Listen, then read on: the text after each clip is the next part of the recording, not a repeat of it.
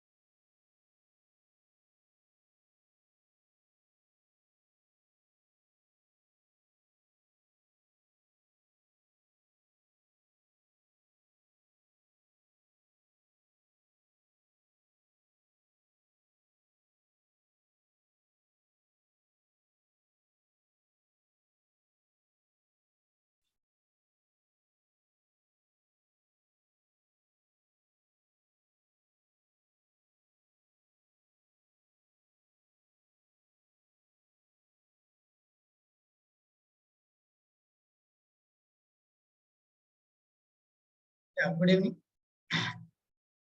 Good evening to Ananda. So please kindly confirm audio, video on screen once. Audio, video on screen. Is it okay? Audible, visible, screen, and video. Yeah, nice. Good, good. See, actually, this power system analysis, of course, it's a part of power systems. So, in the view of the GATE examination or ESE examination, we have divided the total power system syllabus into various parts. Okay. So, one part you can say transmission and distribution, E&D, and next part you can say power system analysis, and then we have power system protection and economic load dispatch, load frequency control, power system protection. Okay. And then we have some special topics for ESC people like HVDC, facts, devices, smart grid, and DG. Okay. So just go through the syllabus. I'm not displaying the syllabus here. Just to go through the syllabus, whatever we have for GATE examination as well as IES examination. And we are going to cover whatever the topics comes under the analysis part here. Right. Yeah. Let us think what are the various topics to be discussed. Topics to be discussed. Observe. First one, representing power system network in the per unit domain. See, we use it to get good advantages of the per unit domain. Good advantages of the per unit domain. So that we are going to study as well as yeah, anonymous identity, just go through the thing whatever I am discussing first. Okay. So order, that's okay. But even though without following the order, we are capable to study the things. Okay. Yeah, just listen. So the advantages of per unit quantities we are going to study and how to convert a given power system network into per unit domain, particularly the per phase form. That's the concentration of the chapter number 1. Chapter number 2, symmetrical components analysis. Chapter number 3, sequence networks construction. 4, symmetrical and asymmetrical fault analysis. 5th one is power system stability analysis. 6th one, power system matrices. And 7th one will be power flow analysis or load flow analysis. See, actually, if you look at all these topics what we have, mainly I can say we are going to study 3 types of analysis here. We are going to study 3 types of analysis. One, it's a fault analysis. First one is fault analysis. Second one, it's a stability analysis. Third one is a power flow or load flow analysis. These are the 3 analyses we are going to conduct on the power system network. Okay, yeah. Let us see what is the weightage of these topics, particularly with respect to our examination. You see, in the GATE examination, we used to get around 5 to 6 marks. In the power system analysis itself, I am saying, as a whole power system, if you want to ask me, I can say total power system network, power system syllabus, total PS will have a weightage around 10 to 12 marks in the exam. Around 60% of weightage in the GATE examination, particularly from power systems part, will be taken care by power system analysis. And in ESC prelims examination, we used to get 6 to 10 questions. Okay, yeah. So this is regarding weightage. And particularly if you think about your local examinations, maybe your generation corporation or transmission or distribution corporation, if you are writing exams for these states, that state electricity boards, you used to get majority of the questions from power systems and machines only. Okay, yeah. Next, what are the things we have to practice to score maximum in any examination? Maybe it's a GATE or ESC or any exam what you write. Okay, see, these are some suggestions. Most of the people might be giving to you. Most of the people might be giving to you.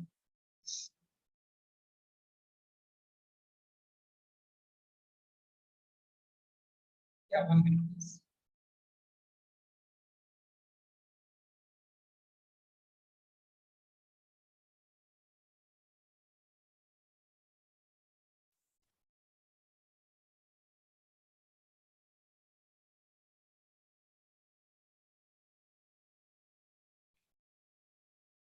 Just check now. Is it audible now?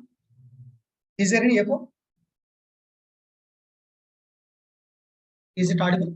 Is there any echo?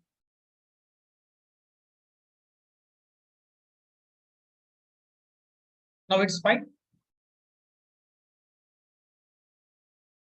Yeah, good. Okay, let me get. See, these are some suggestions. Many of the people whoever is teaching here might be suggested. Practice the previous gate papers, practice ESC prelims or objective examination papers, and civil services exam prelims electrical engineering papers. Okay, fine. And PSC examination papers, if anything you have. Huh? And previous ISRO, ISRO examination papers, and your state examination papers, anything, any state, whatever it is, just collect the paper and try to practice it. Okay, yeah. So thoroughly, according to the way how you are studying, in the sense, in the revision times and all, we have to complete all these papers, whatever we have. Yeah. Next, some references I'm going to give here. Some references here. Yeah. In ISRO, you have questions. You can find questions just to go through that anonymous identity ones. Reference textbooks I have given here. Just go through it. First one, it is a power system analysis and design. Power system analysis and design. This is by Duncan Glover, sir. Duncan Glover, sir. And next one is electrical power systems by Professor Havare, sir. Havare, sir. IEEE Press. IEEE Press. And next one, power system engineering. It's our Indian author textbook. That is by D.P. Kothari, sir, and I.J. Nagarath, sir. Kothari, sir, and Nagarath, sir. And we have one more textbook, Power System Analysis. This is by John J. Granger, sir, and William D. Stevenson, sir. Okay, Stevenson, sir. So these are four textbooks, what I used to refer. Other than these four, you can find some other textbooks like maybe C.L. Wadhwa, sir, Electrical Power Systems textbook, or J.B. Gupta, sir, Power Electrical Power book, right? So like that you can find. You can find. Yeah, I definitely I will be sharing all those things to you. I will be sharing all those things to you. Okay. Yeah, if you want PDF of these things, I will send in Telegram. Anyhow, I am giving my details here. So these are my contact details. This is my name, Ravi B, and this is my email ID, ravigateiasc@gmail.com. Just you can note it down. And this is my Telegram or WhatsApp contact number 9618461918. So if you have if you want any help or any doubt, right? So I will be definitely clearing you on this number. Okay. Yeah. Next, let's start with the first chapter. Let's start with the first chapter. So ME means it's Master of Engineering. ME means it is Master of Engineering. Yeah. See, so I'm taking up the first chapter now, that is representing the power system network in the per unit form. Let us see.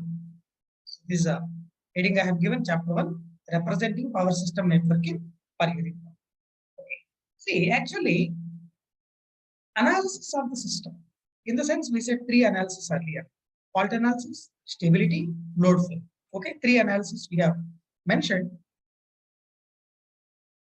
fault analysis, stability analysis,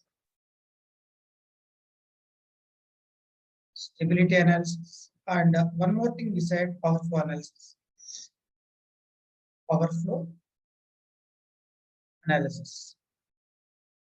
See, I said earlier, any analysis you are doing, doesn't matter, whatever it is, either it is a fault analysis or stability or load flow, whatever it is, either you can do that analysis in the per unit domain, or you can do that analysis in the absolute form. Any form you can do. Okay, that's your wish. So analysis can be done in any form,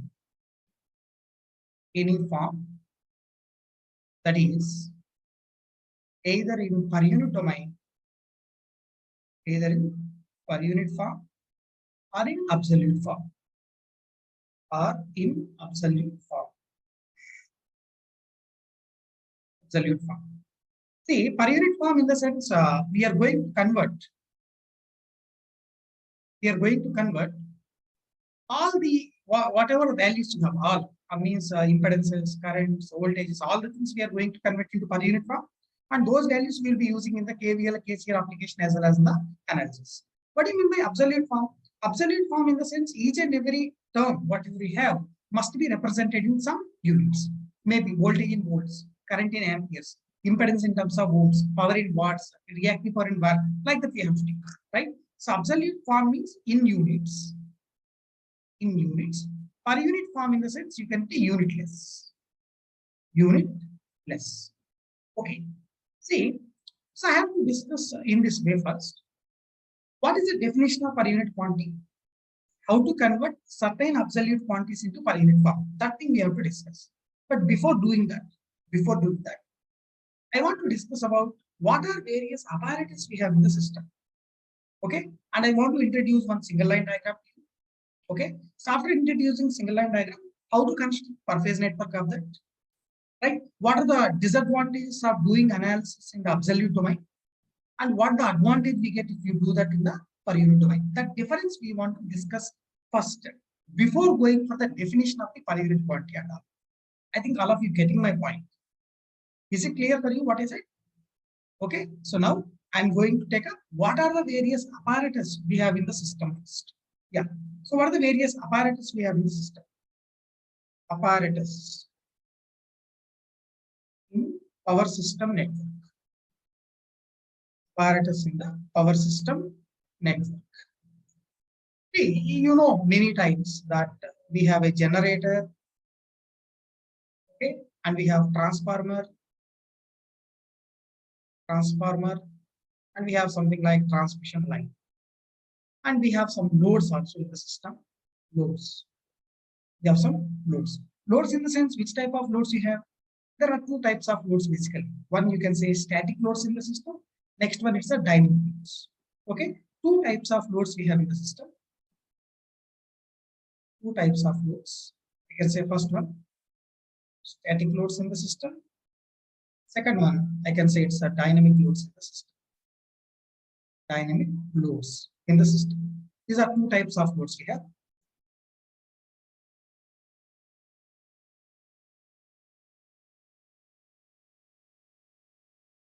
Okay.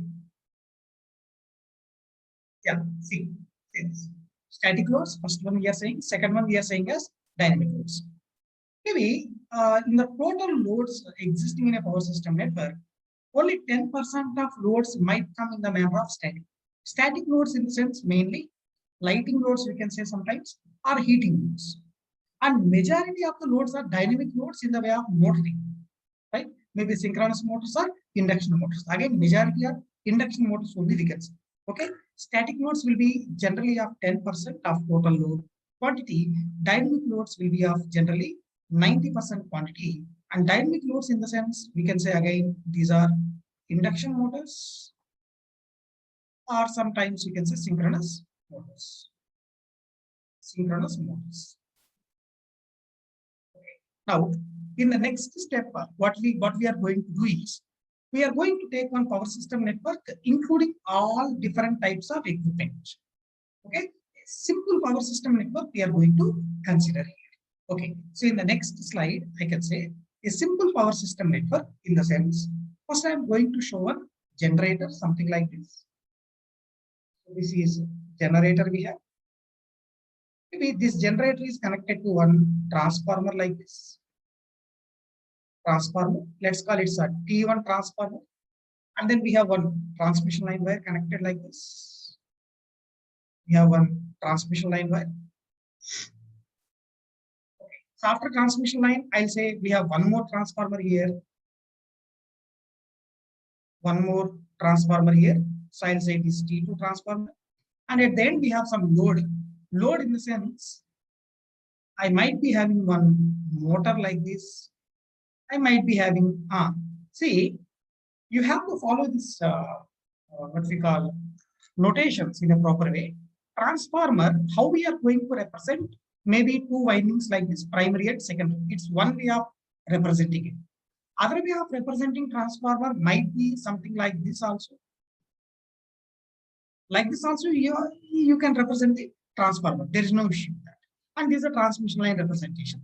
Generator, we use it to show some symbol as a hash. That symbol hash indicates mechanical. That symbol hash indicates mechanical.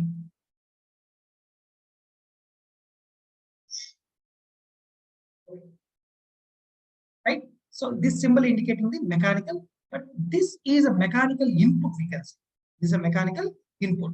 Whereas in case of motor, I'm showing again mechanical, that may be mechanical output you can call. This is a mechanical output and this was mechanical input. Not only that, this motor indicates a synchronous motor symbol. And if you show simply something like this, you can call that as a load, or you can say sometimes as induction motor also. Okay, induction motor is going to be represented simply in this manner in the single line diagram. Okay, so this is going to be called as single line diagram of the three-phase power system network. Single line diagram, or you can say one line diagram also, SLD, of the power system network. And what do you mean by this single line diagram? What do you mean by this single line diagram? Static load is nothing but lighting load, or you can say heating load, lighting load or heating load. No rotating body. That's the meaning of static. Yeah, listen here. Vertical line, what we have written here, what we have drawn here is representing the bus. You can call this a bus number 1, bus number 2, bus number 3, bus number 4. Okay, next. Listen here. Listen. See, actually, if it's a three-phase system, particularly if you see transmission line, three-phase transmission line is what? 3 wires we have. Phase A, phase B, phase C. But rather than drawing the 3 wires, I'm showing only 1 wire here. Only 1 wire I'm showing here. Again, transformer. 3-phase transformer. Primary, it will have 3 windings. Secondary, again, it will have 3 windings. Primary 3 windings, secondary 3 windings. Rather than showing 3 windings in the primary, I'm showing only 1 winding. Rather than showing 3 windings in the secondary, I'm showing only 1 winding here. Following all of you. So that's the meaning of single line diagram. Whatever we see physically three elements, phase A, phase B, phase C, is going to be taken as only one phase element in the single line diagram model. Similarly, generator also. Okay, fine. So how to represent each and every equipment what we have given here into its equivalent circuit model, particularly per phase model that we are going to see. Before moving to that, let us assume that this generator is a star connected one. See, generally, if it's a 3-phase equipment, maybe transformer or generator, either we have a connection of star or we have a connection of delta. Okay, either we have a connection of star or we have a connection of delta. Yeah. Okay. But while we are drawing that in the per phase manner, we are going to take only one phase network. Only one phase network. I want to discuss little about it. Okay, just look here. For example, I have one star winding. I have one star winding, something like this. Maybe a generator winding or transformer winding, whatever it is, doesn't matter. Simply we have one star winding like this. Just observe.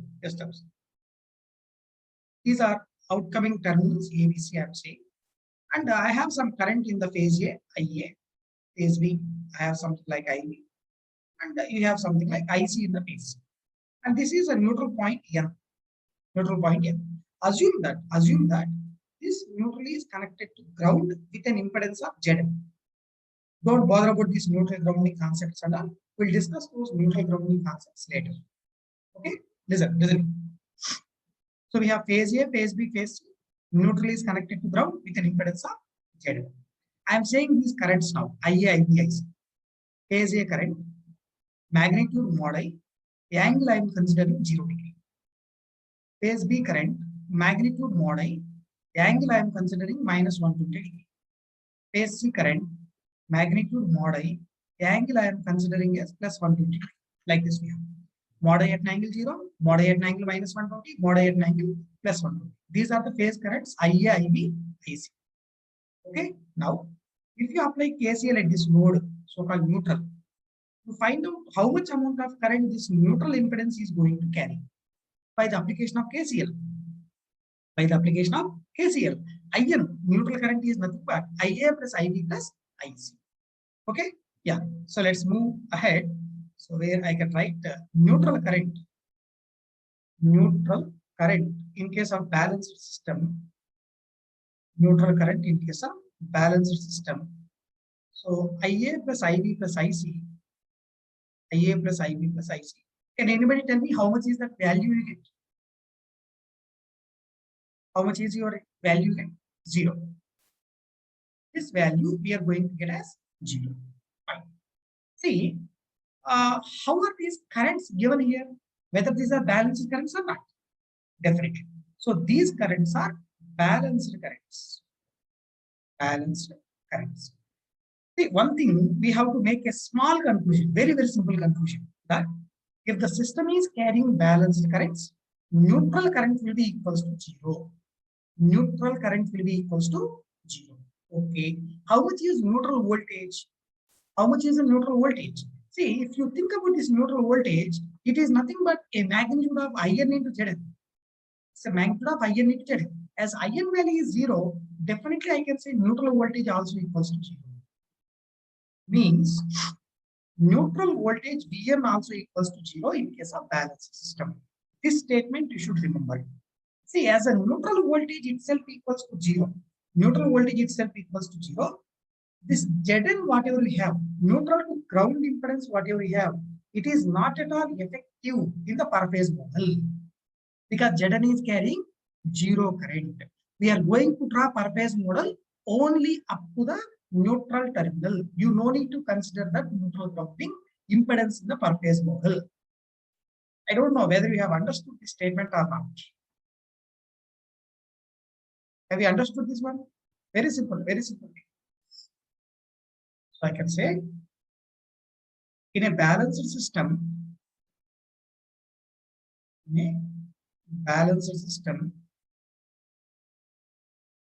neutral voltage and currents, neutral voltage and neutral current are 0. Neutral currents are 0. Neutral voltage and neutral currents are 0. So a per phase network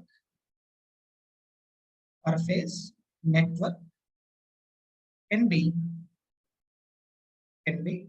drawn up to neutral terminal. Per phase network can be drawn up to neutral terminal, and it is not required to consider the value of Zn into per phase network. No need to take Zn, neutral impedance, into per phase network.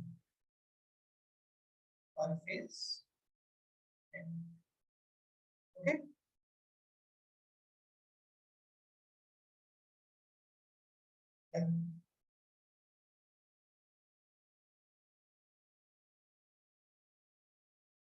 Yeah, just copy it quickly. I will be uploading these notes in the student portal anyhow. Anyhow, if you put a request to me in the Telegram, I will be sending these notes personally also. Okay. Write quickly.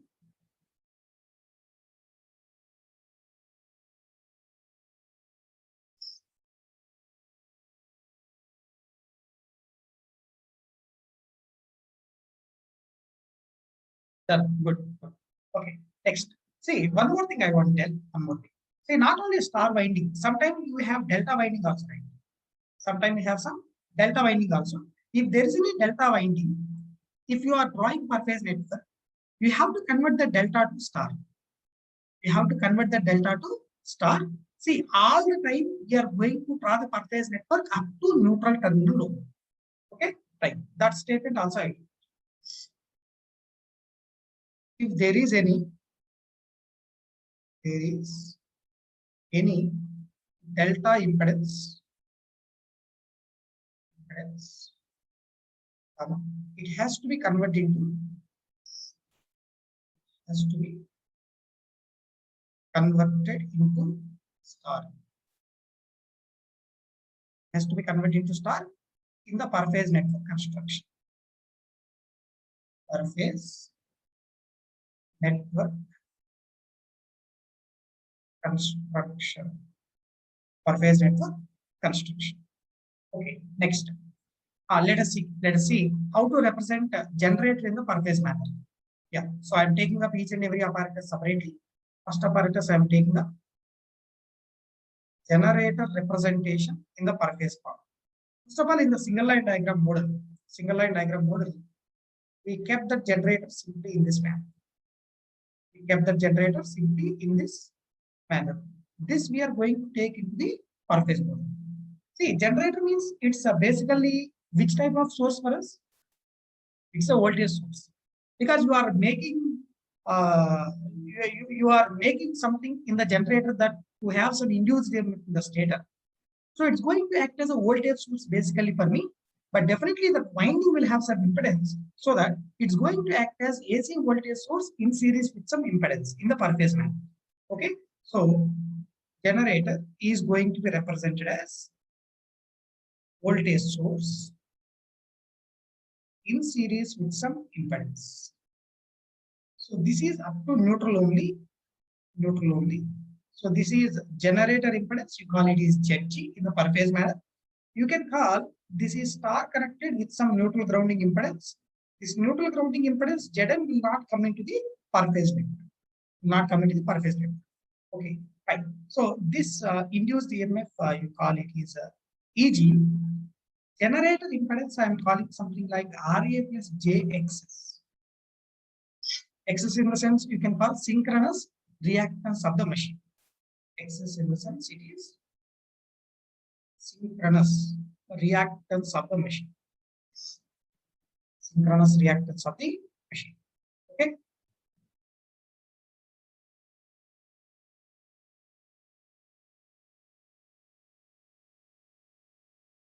Yeah, AC will have plus and minus. Who said AC won't have plus and minus? Then how you can apply KVL? How you can apply KVL without having the plus and minus? Yes or no? Right. Fine. Next. See, you have to show that current direction in this generator. Always, current is coming out. Current is coming out from the generator. Next thing. Let's take next equipment, that is a transformer. Next equipment, that is transformer. How you are going to represent it? So this is a main element we are going to discuss now. Transformer. See, in the single line diagram manner, you can keep the transformer with two windings, something like this, or you can say two circles, primary circle coupled with the secondary circle. Meaning is primary winding is coupled with the secondary winding. Like that you can represent. See, listen. This transformer is going to be represented in various ways. You can say sometimes total impedance referred to primary side. Okay, that's one type of representation. And total impedance of the transformer referred to secondary side is one type of representation. In other type of representation, I can say primary winding impedance on the primary side, secondary winding impedance on the secondary side. Like that you can represent. Okay, let us say, first of all, transformer primary winding will have an impedance of Z1. Okay. And it's an ideal winding I am showing now. This is an ideal winding. And the secondary ideal winding I am showing here. Secondary ideal winding. And the secondary winding will have an impedance of Z. Secondary winding will have an impedance of Z2. See, this is neutral of primary. This is neutral of secondary. Kindly observe my words. This is neutral of primary and this is neutral of secondary. Okay. What are these Z1, Z2? Anybody tell me? What are these Z1, Z2? These are primary, secondary leakage impedances of the transformer. These are primary and secondary leakage impedances of the transformer. So I'm writing that word here. Z1, Z2 are leakage impedances of primary and secondary windings. primary and secondary windings. Okay. Next thing. Next thing. See, actually, this primary neutral voltage will be 0 in the balanced operating condition. Secondary neutral voltage also 0 in the balanced operating condition. As both neutrals are of 0 potential, simply I can join these two terminals together. That's what we call sometimes as virtual short circuit. Virtual short circuit. What do you mean by that virtual short circuit? Simply, in a network, if 2 points are having equal potential, you can join them together on the paper while you're drawing the electrical circuit. Okay, that we are going to call as virtual short circuit. This we are going to name as virtual short circuit. Virtual short circuit. But this terminal might have a potential of V1, this terminal might have a potential of V2, and this V1, V2 may not be equal. V1, V2 may not be equal. So I can't short these two terminals together. So this coupled circuit will exist in the equivalent circuit.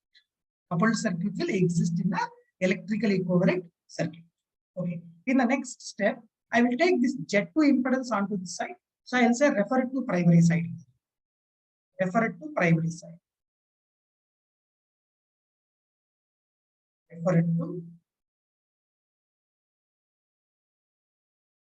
primary side means total impedance of the transformer referred to primary side is Z01.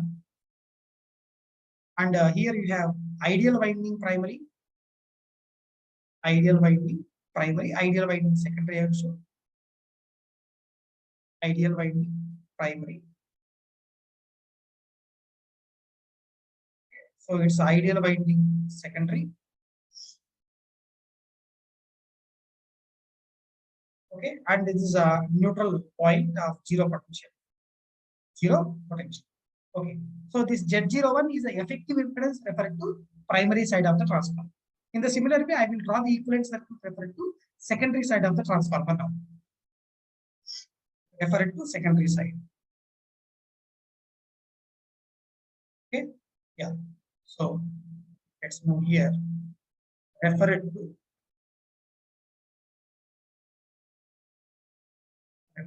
secondary side of transformer. Equivalent circuit, per phase equivalent circuit, refer it to secondary side of transformer. So first I will show primary ideal winding. This is the primary ideal winding. So I will show the secondary ideal winding also. Secondary ideal winding also. And then we have here total impedance referred to secondary side, that is Z02. And this is a common neutral operating at 0 potential, neutral operating at 0 potential. Right. So Z01 is effective impedance referred to primary, Z02 is effective impedance referred to secondary side. So what is the relationship between these two numbers? Z01 and Z02 relationship we have to know. First of all, I want to introduce one term which you might be knowing in transformers. That is transformation ratio of the transformer. Okay, transformation ratio. Transformation ratio of the transformer. We call it is K. Transformation ratio of transformer, I'm calling it is K. Sir, is it a three-phase network? Yeah, actually, three-phase network we are converting into per-phase manner. Three-phase network we are converting into per-phase manner. So we are drawing only per-phase equivalent circuits now. Yeah, look here. Transformation ratio, it is actually ratio between secondary number of turns to primary number of turns. This is one way of writing it. One way. And other way of writing it is secondary rated voltage to actually induced EMFs. Secondary induced EMF to primary induced EMF ratio. And one more way of writing it is I1 by I2. See, I think many of you might have observed this. Generally, if you think about the transformer equivalent circuit, You can find one shunt branch, right? You can find one shunt branch. Maybe something like this. You can find one shunt branch. But the shunt branch we are going to neglect. In the complete study, we are going to neglect the shunt branch. Means we are not going to consider the no load current of the transformer. Yeah. So I am writing that statement also. Transformer shunt branch was neglected. The complete analysis, we are neglecting the transformer shunt branch. Okay, next thing. So how to write this Z01 value and Z02 value? Z01 is the effective impedance referred to primary side. Na? Z01 is the effective impedance referred to primary side. This equation will be Z1 plus Z2 by K square. Z01 equals to Z1 plus Z2 by K square. Z1, Z2 already we have mentioned. Similarly, what is the impedance referred to secondary side of transformer? Z02. This is K square into Z1 plus Z. This will be K square into Z1 plus Z. Okay, all of you getting this one? These relations you might have studied in transformers, as I said. What is the relationship between Z01 and Z02 now? What is the relationship between Z01 and Z02? Virtual short circuit we will use for the easiness in the calculation. Simple network analysis technique it is. What's the need of virtual short circuit? Means we can join those two and we can feel that, for example, if you take one network, and you find that 2 points are having equal potential. By joining those 2 points, we are going to get some sort of advantage in the analysis. Network analysis advantage we are going to get. Okay. Network analysis advantage we are going to get. Now, okay, let's continue. What's the relationship between Z01 and Z02? Anybody? These two relations. Simple, very simple. Z02 is equals to K square into Z01. Just observe here. I multiply this Z01 with K square. What do you get now? Z01 I am multiplying with K square. So K square Z01 equals to K square Z1 plus K square cancel, you get Z. That value is nothing but Z02, right? Means Z02 value is nothing but K square into Z01 in terms of ohms. Ohmic value. Okay. Z02 equals to K square into Z01, you can see. Yeah. Right. Next. Let's look at the next equipment what we have in our system. That is transmission line. After transformer, you can find one transmission line. How to represent the transmission line in the per phase model that we are going to discuss. Transmission line.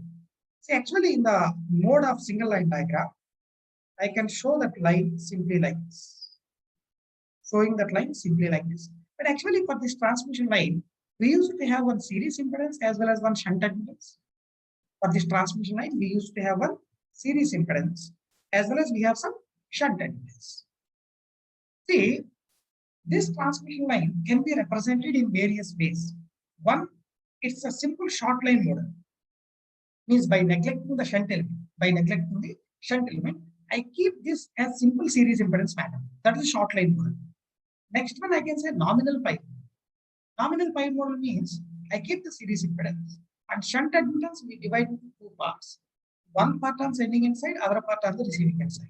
We have one more model that is equivalent pi model. Okay, according to the data, how they have mentioned, we can pick up any one of these 3 models.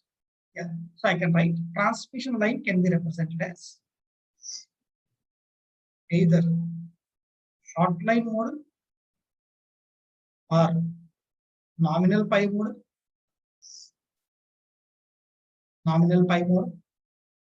or you can say equivalent pi model.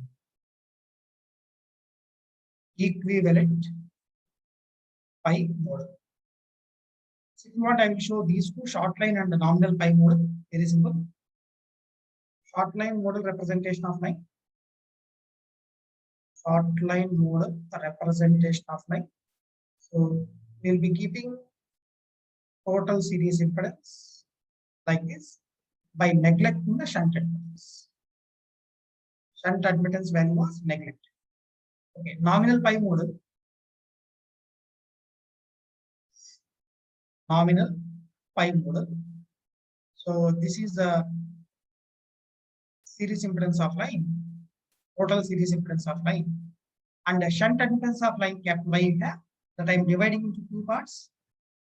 First part of that Y means Y by 2 will keep at sending end side.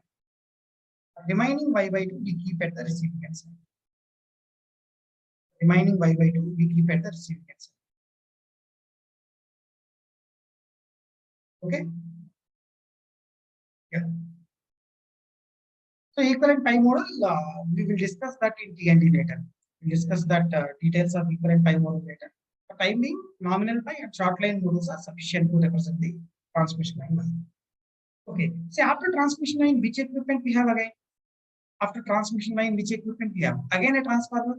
It can be represented either referring to primary or referring to secondary. That's our wish. And synchronous motor we have. Synchronous motor. How we represent that synchronous motor in the equivalent circuit? See, it will be similar to generator. Synchronous motor representation will be similar to generator. Means it's a voltage source in series with the impedance. Let me show that. Let me show that. Synchronous motor as a next equipment. Synchronous motor, next equipment we have. So this is a synchronous motor, single line diagram representation. So this motor is going to be represented in this manner. Okay, so this is internal EMF of motor EM. Synchronous motor impedance is ZM. The equivalent circuit of generator and motor looking as same, but what's the difference here? What's the difference means direction of current. We should show the difference in the direction of current. If it's a synchronous motor, you have to show it will be taking the current, taking the power, taking the power. Whereas in case of generator, you should show that current is going out. Current is going out.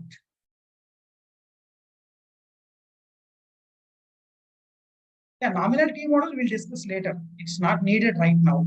Right? Nominal T model we'll discuss later. What is series and shunt admittance? Series impedance. Actually, transmission line will have some series impedance in the form of resistance and reactance, and it will have some effect of shunt capacitance also. Okay, that we are representing in the form of admittance. Hence, transmission line will have some series impedance as well as some shunt admittance. Okay. Yeah, so this is a synchronous motor representation, and we have to discuss about induction motor now. How to represent induction motor in the per phase equivalent circuit. Induction motor representation in the per phase equivalent circuit. Let me write. Induction motor representation in the per phase equivalent circuit. Yeah, just have a look here. This is a single line diagram representation. Yeah, listen. Actually, this induction motor, why admittance is neglected? The short line model. By neglecting admittance only, it's going to be called a short line model. Monica, according to the length of line, is it required to consider the shunt element or not? That we will decide later. Timing, what I am saying is, if the shunt element is very, very less, that can be removed from the circuit. And we are taking that only as a series impedance representation most of the times. Yeah, okay. Let's continue. Induction motor. How we will represent this induction motor in the equivalent circuit? How we will represent this induction motor in the equivalent circuit? See, it will be similar to transformer actually. Primary circuit we have something. Secondary circuit we have, but you know, in case of induction motor, that secondary, so-called the rotor winding, it's a short circuited one. So you can call sometimes as induction motor as rotating transformer with short circuited secondary. Rotating transformer with short circuited secondary.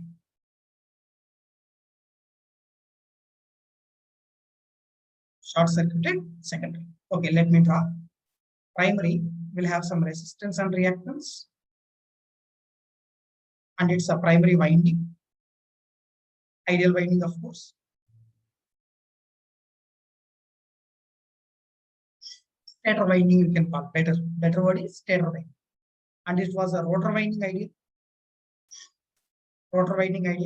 and it will have some resistance and reactance. Okay, and it's a common neutral terminal. You can short this one, zero potential.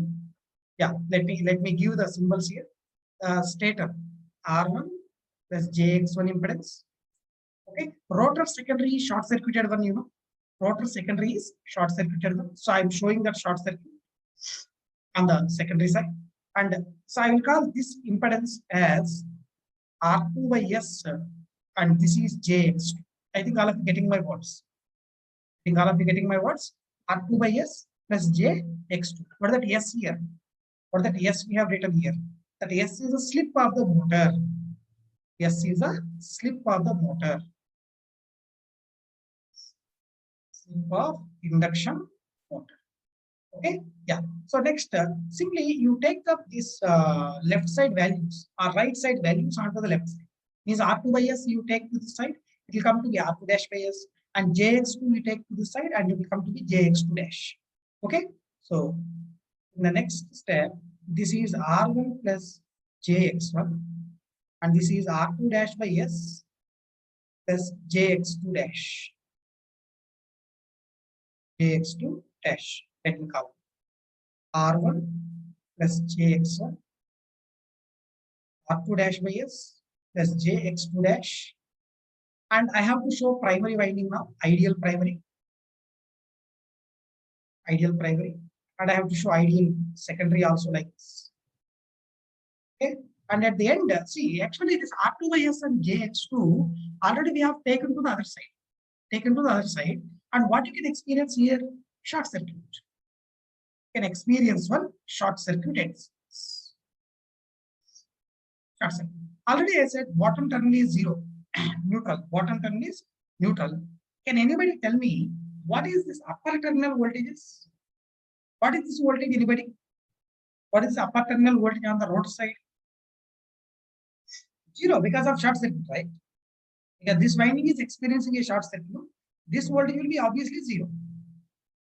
That voltage will be obviously zero. Okay. And what is this voltage? What is this voltage? See, if it's a transformer, you feel it's a transformer. Secondary winding voltage is zero. Secondary winding induced EMF is zero. What will happen to primary winding induced EMF? That will be automatically zero. So this voltage also turns down to zero. That voltage also comes to be zero. See, whenever these two voltages are zero, I can short these two simply like this, according to the principle of virtual short circuit. So after shorting these two, just this coupled circuit will not have any preference here. Coupled circuit will not have any preference. It looks simply like an impedance. R1 plus R2 dash by S is a resistance. Reactance is JX1 plus X2 dash. That's it. Okay. So this we are going to redraw. This induction motor, we are going to redraw as some variable resistance and some fixed reactance. R1 plus R2 dash by S, J X1 plus X2 dash. This is the representation of the induction motor in the electrical equivalent circuit per phase.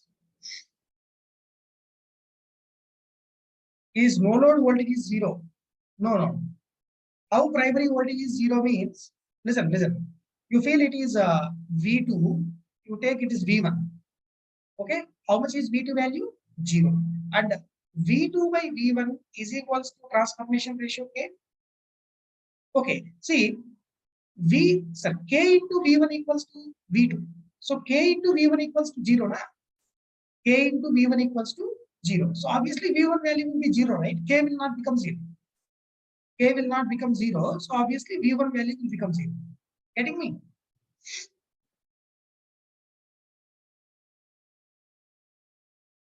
Why secondary short circuited means, you know already, Analysis it is 0 or really 0. Analysis only we are doing, right? Can you transfer the secondary impedance onto the primary side physically? Physically, is it possible to transfer the secondary winding impedance onto primary side? Not possible. So these are simple theoretical studies what we are doing, not physical analysis. Yeah, correct. Okay, so let's take up the single line diagram again. This is a single line diagram we said. So now what I am going to do is this single line diagram I will repeat, and I will try to replace each and every apparatus with its electrical equivalent circuit. Okay, so I'm copying the single line diagram. So I think you no need to redraw this actually. No need to redraw. Just look at the thing where you have drawn in your notes. So per phase network of single line diagram. Per phase network of single line diagram. Per phase network of single line diagram. Yeah. So observe here. So it's a bus number 4. So see, first it's a bus 1. Let me call bus 1. How we will represent generator? Just now we said it's going to be represented as a series impedance along with some voltage source. So it's a neutral. It's a neutral, and this is a generator impedance ZG, and this is a generator voltage source. I am showing it is a EG. Generator voltage source, it is EG. Okay, that's the generator representation. Generator representation. Next, bus 1 to bus 2. Bus number 1 to bus number 2, we have a transformer. Transformer means we have various ways of representation. Let's refer it to primary side.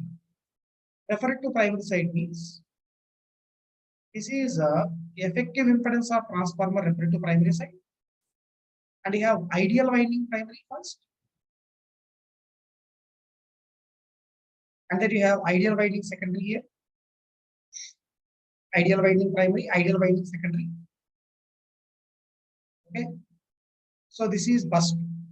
Bus 2 and it is a neutral sorted together. Neutral. Okay. Next, bus 2 to bus 3 we have a line. Line means we are going to represent that as a series impedance.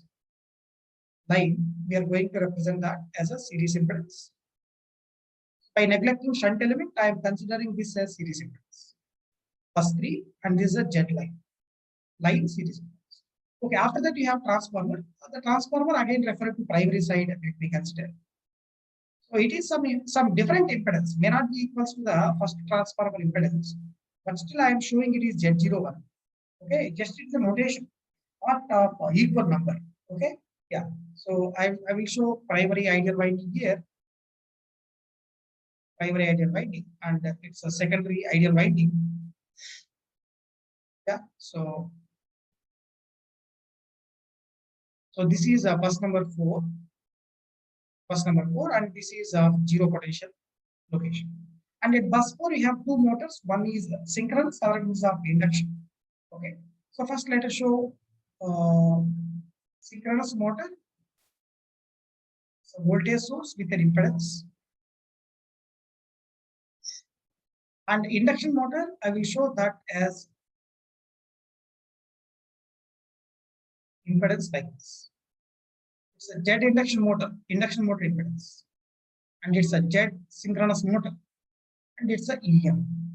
Voltage source is EM. Okay, let me denote the apparatus name also here along with the single line diagram. This is a generator representation. Bus 1 to bus 2. T1 transformer. Bus 2 to bus 3. We have transmission line 1. Bus 3 to bus 4. We have second transformer T2. And then here we have synchronous motor, and here it is induction, like this. This is per phase electrical equivalent circuit, provided that the system is balanced. Means the system is operating at balanced voltages as well as carrying balanced currents. Then only it is possible to do per phase analysis, and we can use this network for this further analysis. Okay. So this per phase equivalent circuit,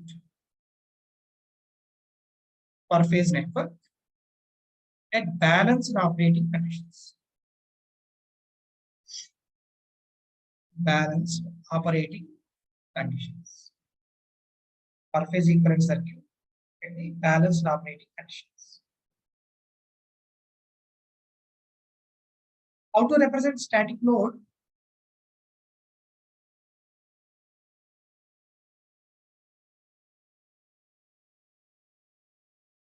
So the induction motor secondary side, we should keep load.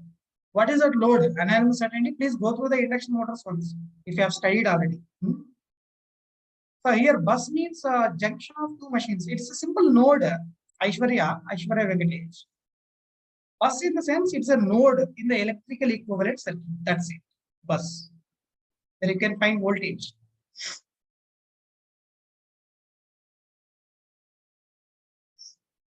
Yeah, please complete it.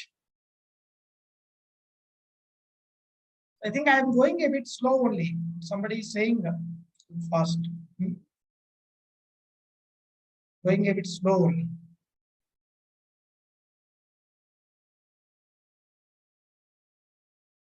Yeah. See, actually, what is the necessity of this per phase network in the sense, as we said earlier, analysis?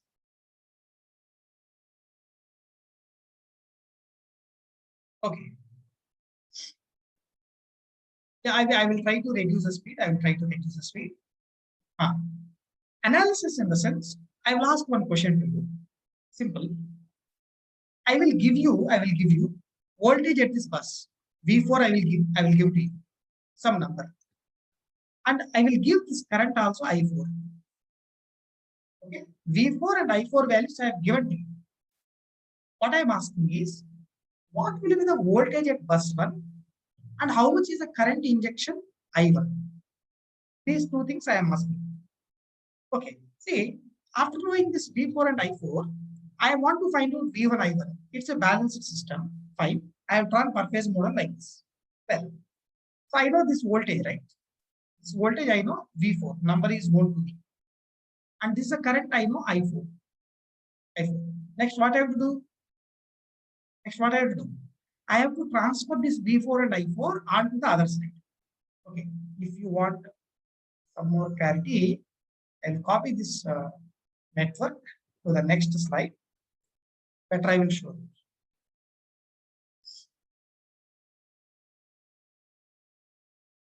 Yeah.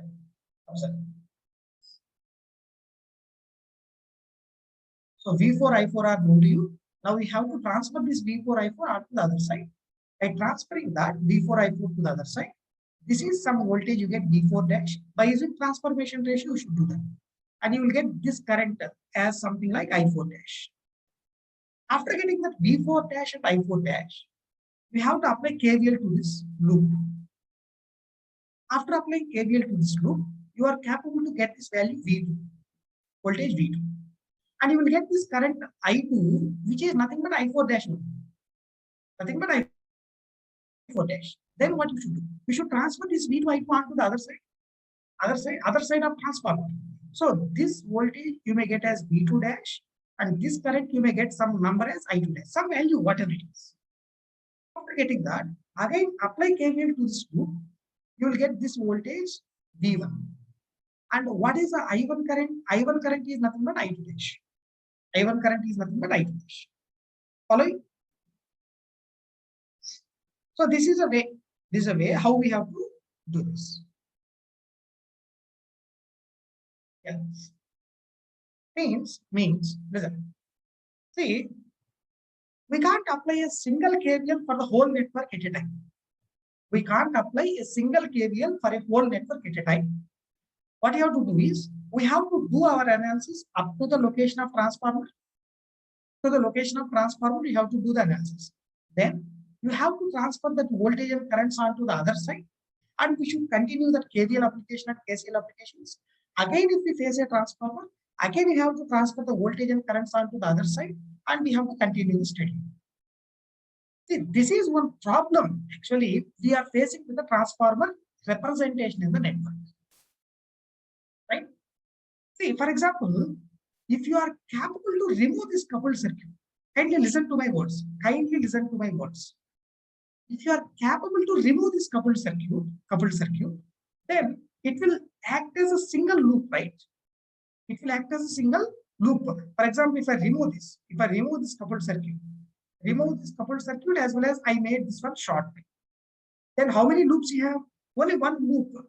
One KVL application itself is sufficient to find out the value of V1. See, the main problem what we are facing in the analysis is because of the transformer coupled circuit. Because of the transformer coupled circuit, the application of KVL and KCL is not continuous. So we have a discontinuity in the network analysis in the absolute domain. Till now, I have not introduced the per unit quantities to you. We are doing all these things in the absolute manner. Okay, if you want, I will write that statement also for your clarity. Okay, per phase network. So it's an absolute analysis what we are. Okay, let me write that statements what I said. Statements in the absolute analysis, absolute form of analysis.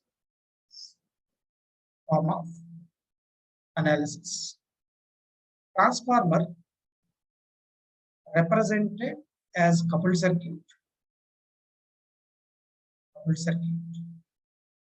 Okay, because of this,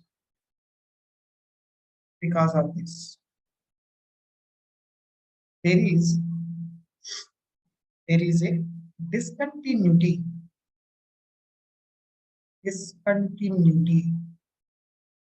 in the network analysis. Network analysis means either KVL application or KCL application. See, because of this discontinuity, due to this, obviously analysis will be laborious. Else you can say number of KVL and KCL equations required will be more. Due to this, the number of KVL and KCL equations required will be more. And analysis is difficult. Analysis is difficult. And analysis is difficult.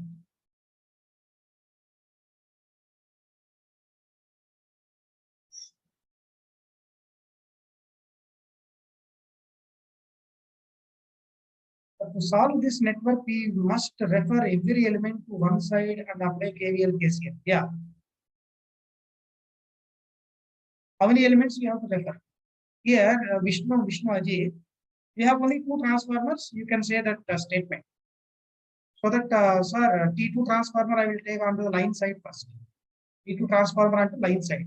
And line side, whatever the whole network we have, that we will refer to the T1 primary side. That's okay if you have only two transformers. But if you have 100 transformers, how will you do that? If you have 100 number of transformers, how will you do that? And not only that, calculating bus voltages. That's also a problem if you are doing that type of thing. Okay. So one of the easiest solution what we have to make, a suggestion, in fact, suggestion. What we have to make here is we have to remove that coupled circuit. That coupled circuit removal can be done with the help of the per unit domain of analysis. Okay, right. So yeah, I'm not going to discuss right now how that coupled circuit is going to be removed. But as a statement, directly I'm going to tell that what. Later on, we will see how to remove the coupled circuit. Okay, so let's move ahead to the next slide where I will say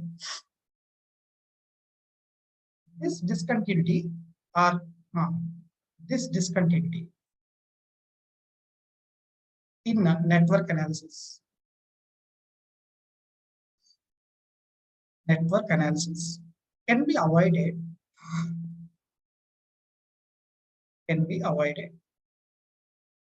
By converting the network by removing coupled circuit of transformer. By removing coupled circuit of transformer. By removing the coupled circuit of transformer. Okay, right. This coupled circuit of transformer can be removed with the help of per unit quantities. The help of per unit quantities. Okay, with the help of per unit quantities, we are capable to remove the coupled circuit. So in the next slide, directly I will show per unit per phase equivalent circuit. Per unit per phase equivalent circuit. I will show that the coupled circuit removal.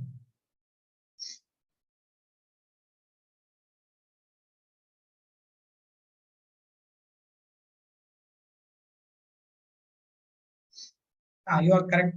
You are correct, Jadhav.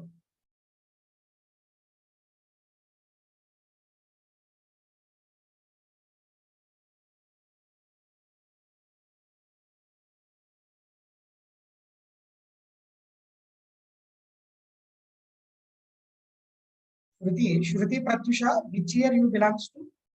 Which year have you completed this subject in your college?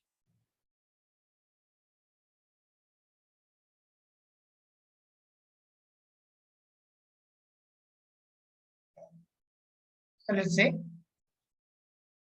per phase equivalent circuit in the per unit domain. Per phase equivalent circuit in per unit domain. So same circuit I am repeating. Same circuit I am repeating, but I will be removing those coupled circuits. Coupled circuits can be disconnected, as I said you earlier. Okay, so this can be shorted. Don't keep 0, it may confuse you. Right? You can short like this. And all whatever the values you have, voltages and currents.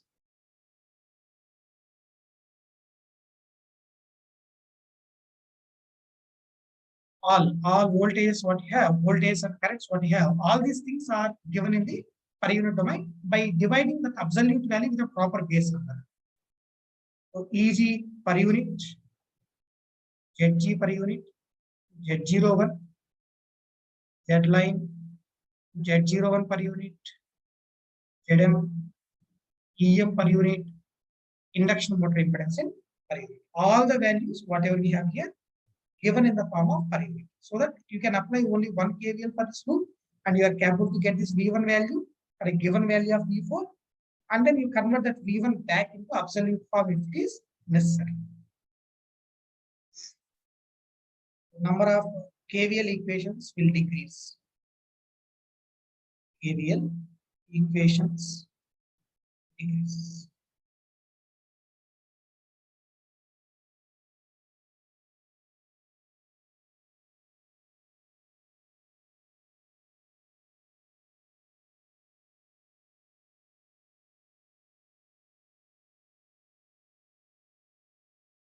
Yeah. So next, let me take up the next heading as definition of per unit quantity. Definition of per unit quantity.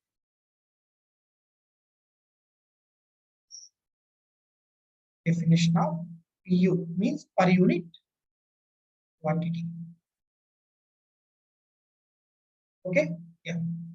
Since per unit value or quantity, whatever it is.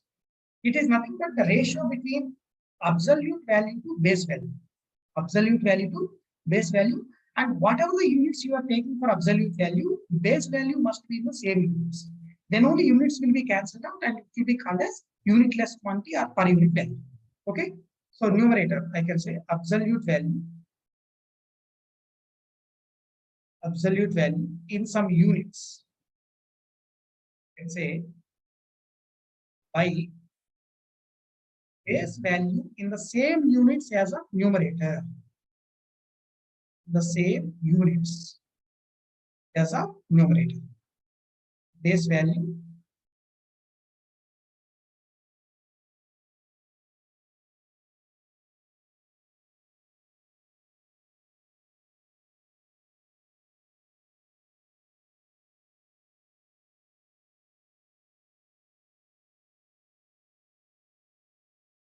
Yeah, I'm showing previous slide. If anybody is still drawing, please complete. It's a simple one.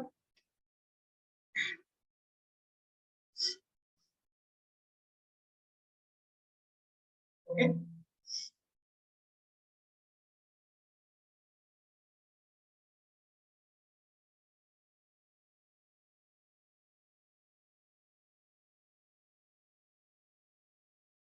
Yeah. So absolute value in some units by base value in the same units. That's the per unit value. Sometimes percentage value we are going to define. Percentage value we can define as simple per unit value multiplied with 100%. Multiplied with 100%. Per unit value multiplied with 100%. Okay. So I'm going to take up one small example here. Small example. I have one resistor. Okay. So this is some voltage applied across the resistor as V. Carrying some current as I.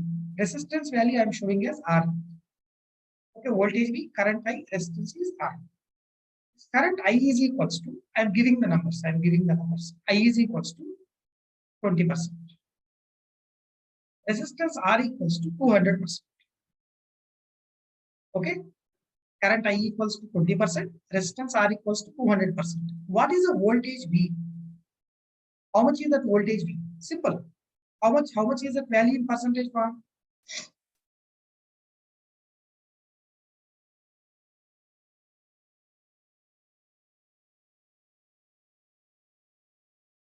Yeah, we'll come to know Sai Pradeep as we move ahead. Absolute value and base value. I'll tell you.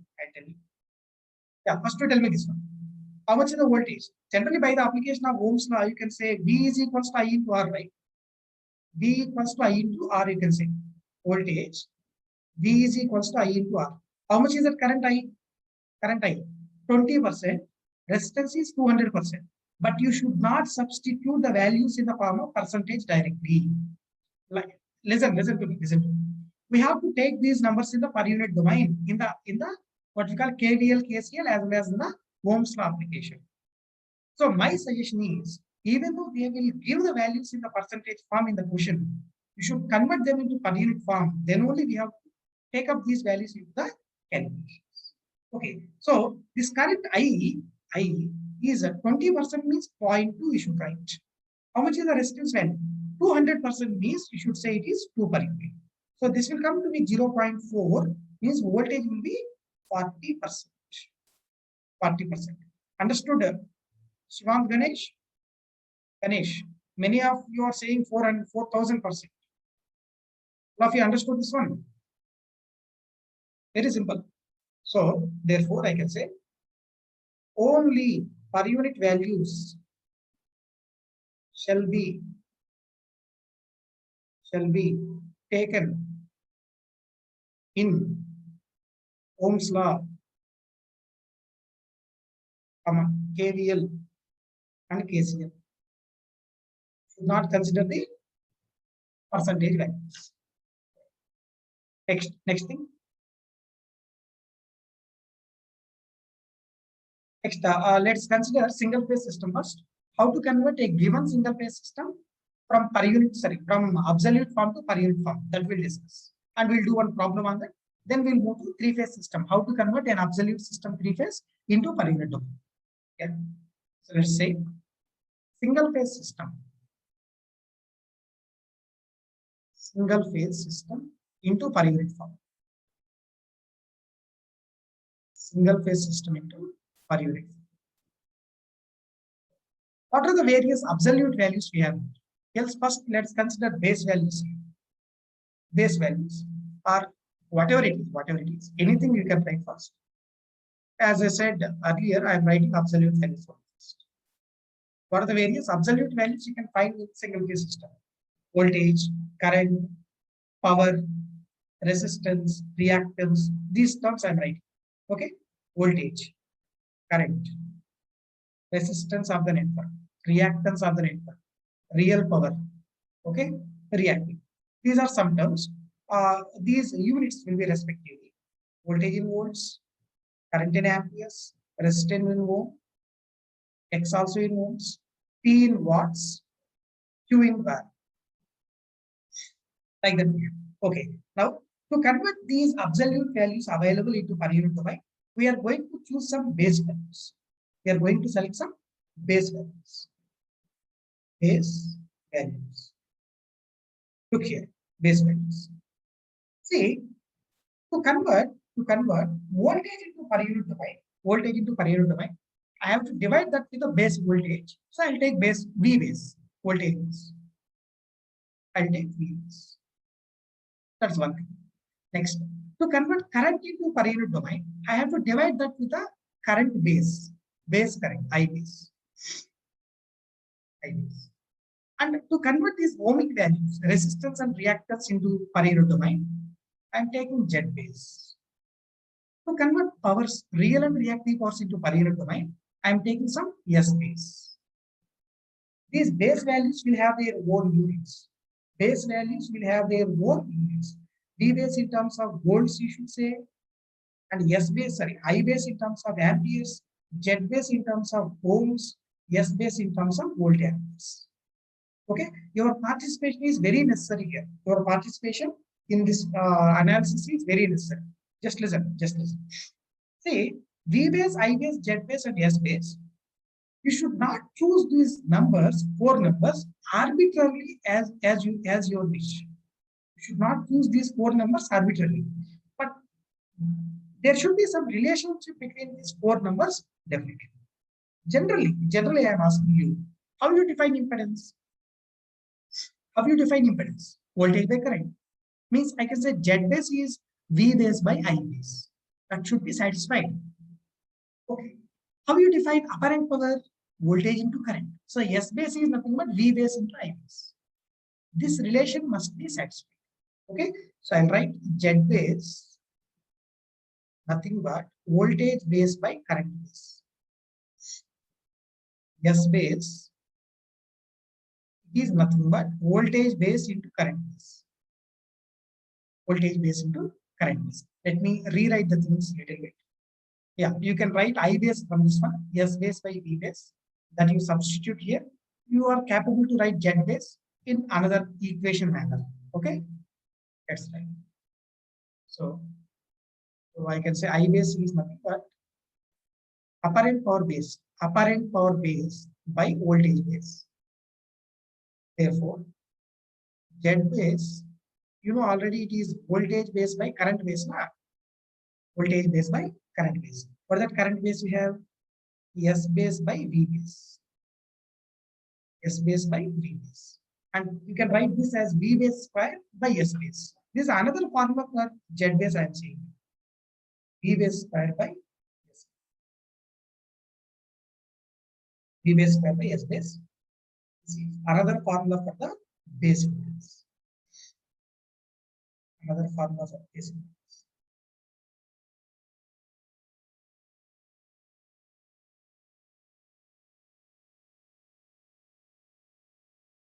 Yeah, I will come to your doubt, Bakshi.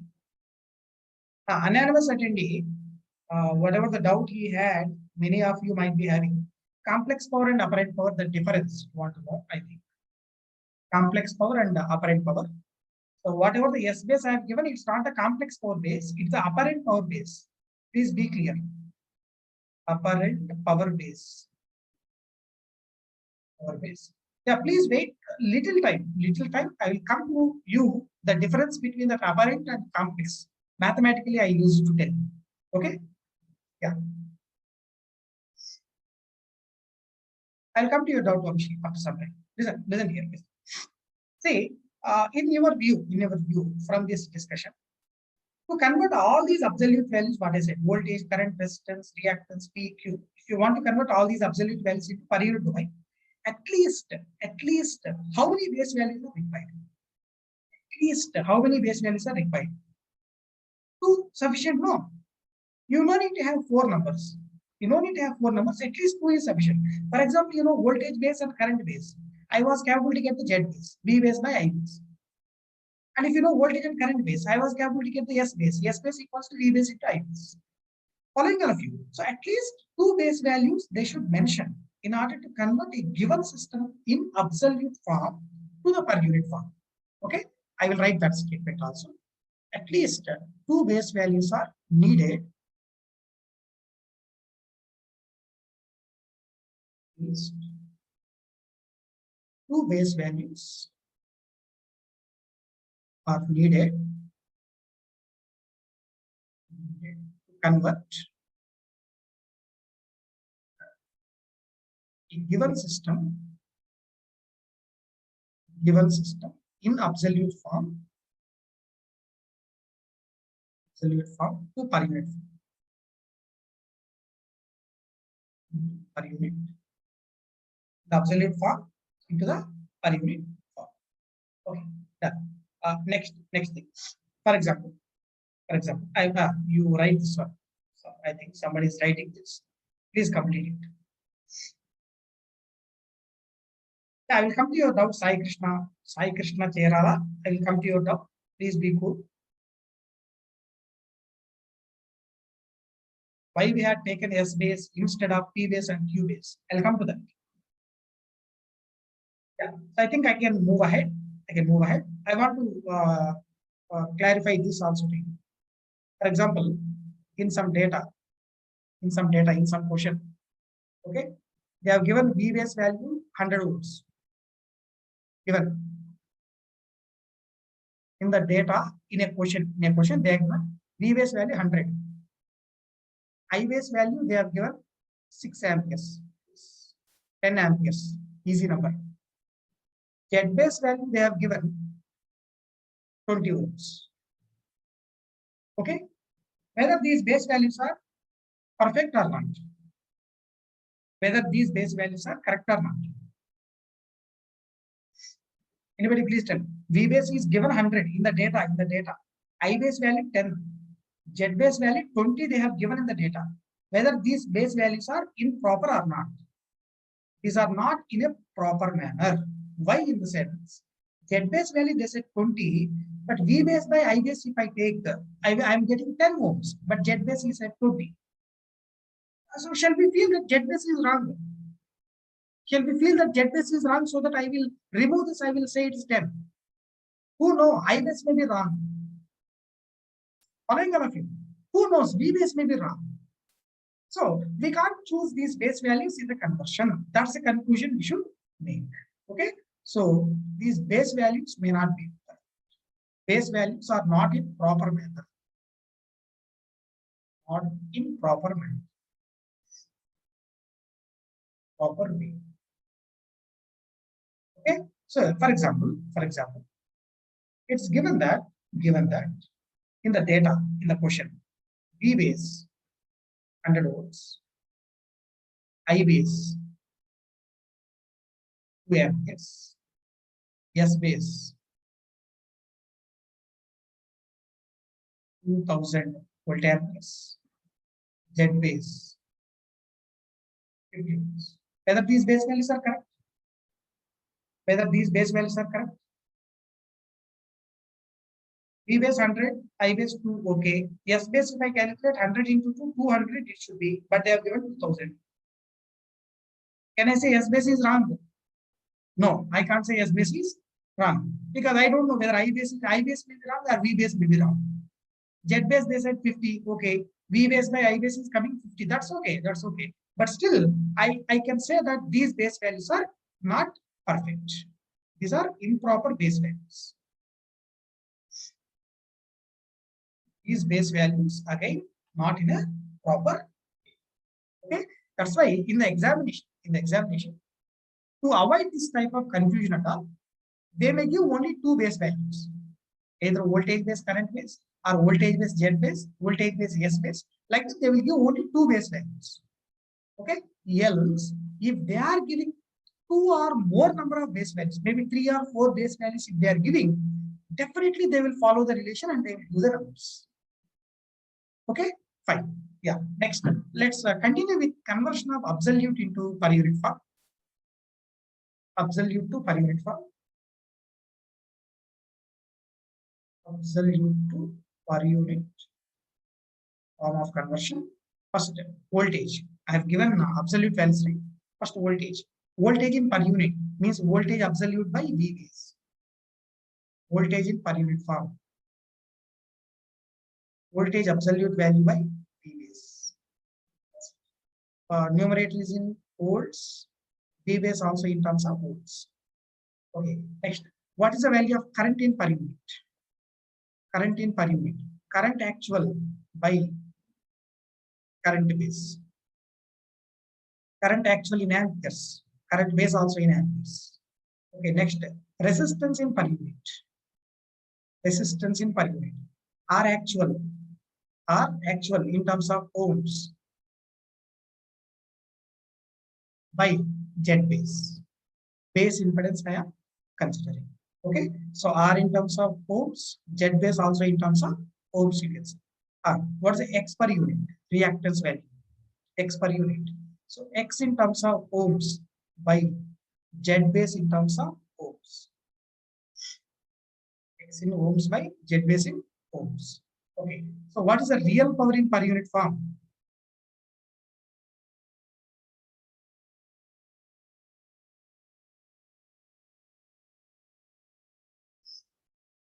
What is the real power in per unit form? Real power P in per unit.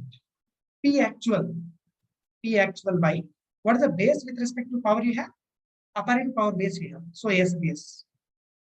S base. See, but this power is in watts, real power, watts. S base is in volt ampere. That discrimination we should follow. Next, Q per unit. Q per unit. Q in terms of var by S base in terms of volt amperes. Q in terms of var S base in terms of volt amperes. Like this we can go. Okay. So this is a way how to convert the absolute values into per unit value. So this is the doubt what the people will have many times. You said that in the definition of per unit quantity, absolute value by base value, but both should have same units. Absolute and base must have the same units. But here you have taken numerator in watts, real power watts. Denominator is in volt amperes. And here Q is in volt ampere reactive VAR, and denominator you said in terms of volt amperes. Okay, can't we have real power base separately and reactive power base separately? Why you are choosing only S base for both? That's the question. Okay, can anybody tell me? Can anybody tell me, please? Why you are considering only S base? Why can't we have real power base and reactive power base? Why can't we have real power base and reactive power base?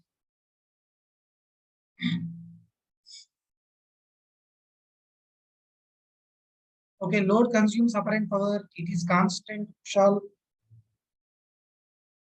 depends on power factor. S base is constant. Both are calculated on volt ampere rating. No cost term, sir. See, actually, because S is equal to real and one thing. I will ask you one very basic question. Basic question. Just tell me, what you want to convert into per unit form? Listen here. What you want to convert into per unit form? Is it real power, reactive power, complex power? What you want to convert into per unit form? Is it real power, reactive power, or complex power? Yeah. Complex power, right? You want to convert a complex power into per unit form. That will be the combination of obviously real and reactive. See, for example, if I say complex power, S is equals to P plus JQ. S equals to P plus JQ. S in terms of volt ampere, you say P, what are the units of P? What's the units of P? Watts. Who said it's watts? It's a part of what we call complex power only, right? Who said it is watts? To honor that person, we have given that units as what? But else I should call that as a real part of complex power. That's the better name. And what is this Q units? Where volt ampere reactive, means the reactive part of the volt amperes. Okay, now if you want to convert this complex power into per unit form, with what base you have to divide it? S base. Units are what? Volt amperes only, na? So complex power S in per unit form is nothing but S by S. Means you can write this in P watts plus J Q in terms of volt amperes reactive by S base. Means you can get this like P in watts by S base in volt amperes plus J Q in volt amperes reactive by S base. See, the P in watts by S base is nothing but real power per unit, and J Q in var by S base is nothing but reactive power per unit. Okay, so this is the way how you got the real power per unit and reactive power per units. Sir, he is in R absolute, but why Z base? The same reason what I am saying now.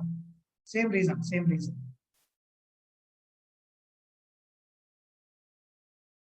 Are you getting this one? What I have written on the board? Are you getting this one? Absolute value of complex power P plus JQ. Per unit value of complex power is P per unit plus JQ per unit, where P per unit equals to P by S base, Q per unit equals to Q by S base. Okay. There is one common thing you have to observe. What is the common thing in the absolute complex power and per unit complex power? Any common thing you observe? Common thing. Any common thing? Simple. Common thing between absolute and per unit. Not J actually. Yeah. Magnitude will be different. Definitely, but you consider the angle. What's the angle of this one? Phi, you say it is tan inverse of Q by P, right? Tan inverse of Q by P is an angle. Yes or no? Tan inverse of Q by P. Q absolute, P absolute. What is the angle of this one? Phi tan inverse of Q per unit by P per unit. Q per unit by P per unit. What is Q per unit? Q by S base. What is the P per unit? P by S base. S base will be cancelled out. So you get this one tan inverse of Q by P. Q by P. Getting?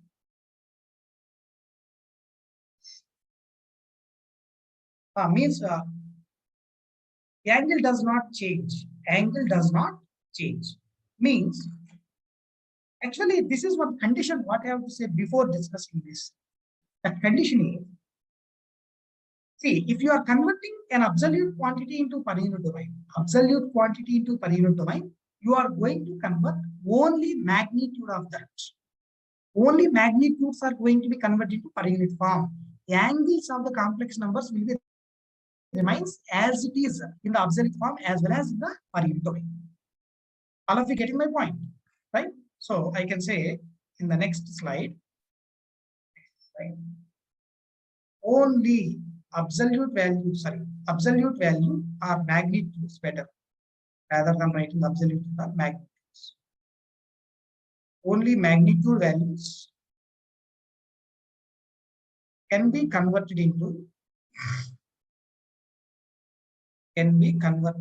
into per unit form. Angles of complex numbers will be remains same.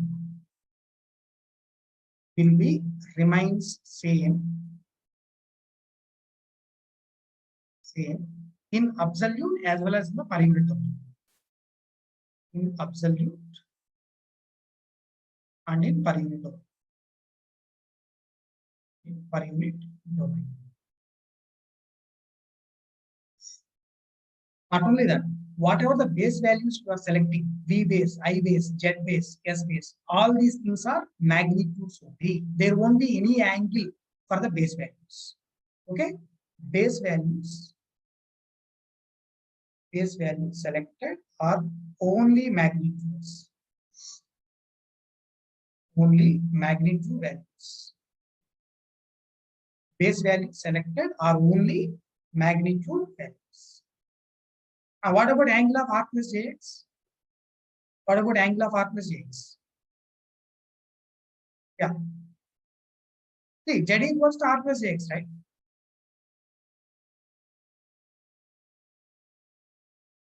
Why S only taken in the problems? That's what I am explaining to Pati Bhavani. Yeah. See, Z equals to R plus Jx. That in terms of ohms equals to R plus Jx in ohms, right? R plus Jx in ohms. What do you mean by Z in per unit form? Z ohm by Z base, right? Z ohm by Z base. Means what you get now? R by Z base, one number, plus J X by Z base. That's it. And this will result into R per unit plus J X per unit. R per unit plus J X per unit. And again, angle will be same. R plus Jx angle, tan inverse of X by R. And Z per unit angle, tan inverse of X by R. Both will be same. Okay.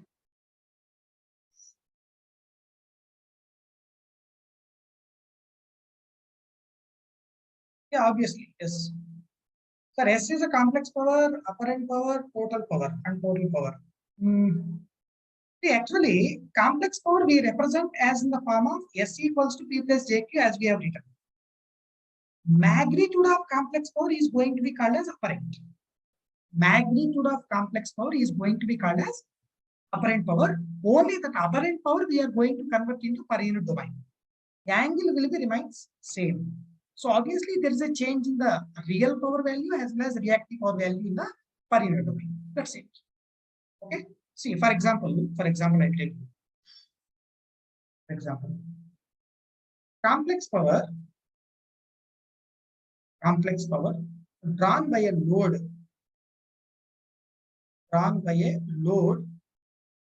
S equals to 100 at an angle of 30 degree in volt amperes. 100 at an angle of 30 degree in volt amperes. Apparent power base value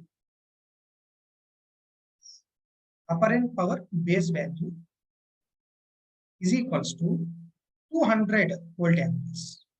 Apparent power base value was 200 volt amperes. Okay, very simple question. What is real and reactive powers drawn by the load in per unit form? Real and reactive powers drawn by load in per unit form. Drawn by the load in per unit form. Anybody please tell me this one? What will be the real and reactive powers drawn by the load in the per unit form? Very simple, no?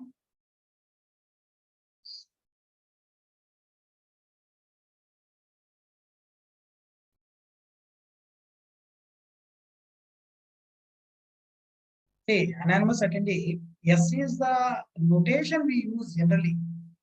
Complex power sometimes, apparent power sometimes. Okay, anybody please tell me what's the real power in per unit? See, already you know complex power 100 at angle 30 degree, apparent power base is 200. So what's the value of S in per unit? S actual complex power by apparent power base getting cancelled. Volt ampere getting cancelled. 100 by 200, 0.5 at an angle of 30 degree in per unit form. The per unit form. You expand it, you get some real part as well as some imaginary part. Right? So 0.5 into cos 30 degrees plus J 0.5 sin 30 degrees. Okay, so you please get these numbers out. Real power and reactive power. Real power 0.433 0.433 per unit is the real power. Imaginary part is 0.25. So reactive power is 0.25 in the per unit domain. That's it. So real power consumed by the load in per unit form 0.433.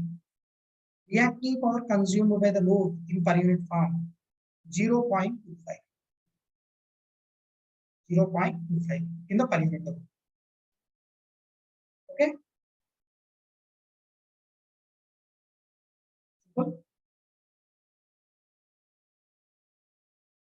So I think all of you understanding what I am saying. What is the power factor in the absolute form? What is the power factor in the absolute form? And what is the power factor in the per unit form here? Anybody? Power factor in the absolute form. In the absolute form, power factor is nothing but cosine of complex power angle. Cosine of complex power angle. What's the angle of complex power in the absolute form? 30 degrees. So I can say it is cos 30. Okay. So what is that cos 30? 0.866. 0.866. Okay. What is the power factor in the per unit form? Per unit form. What is the power factor? So cosine of complex power angle in the per unit domain. Cosine of complex power angle in the per unit domain. What's the complex power angle in the per unit domain? 30 degrees only. So this is again 30 cos 30. So it will be again 0.866. It will be in lagging. It will be in lagging because load is absorbing real power as well as reactive power. Load is absorbing reactive power. So I have written this in the nature of lagging. Same. Okay, both are same. That's what I said. The angle is not going to be changed. So power factor of system will be remain same in the absolute form as well as in the per unit domain. The absolute form as well as in the per unit domain, power factor of system will be remains same. Remains. Okay, let's take up one simple problem on this single phase system. So I'm taking up one problem.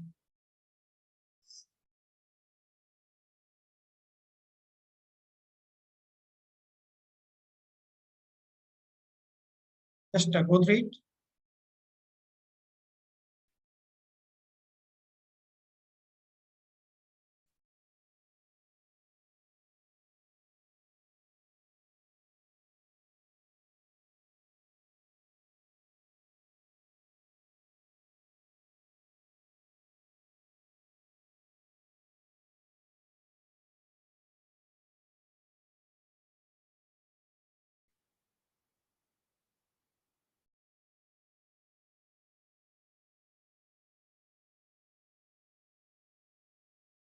Please go through this question.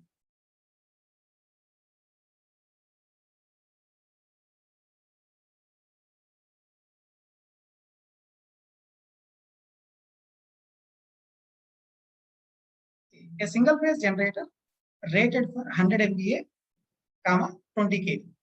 These are ratings of generator. Voltage rating and apparent power rating of the generator. Okay, next.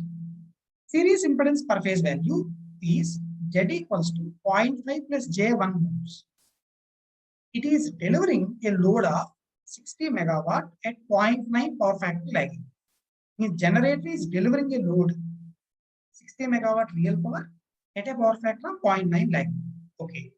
Choose generator ratings as base values. Whatever the generator ratings we have, that itself you choose as a base value. Okay. Find A. What is the series reactance of generator per unit? Series reactance of generator per unit you have to calculate. B. Reactive power delivered by the generator in the per unit form. Q. Reactive power delivered by generator per unit form. These two things we have to calculate. Very simple question, straightforward. Straightforward. Okay. Let's write the data, whatever they have given in a detailed way.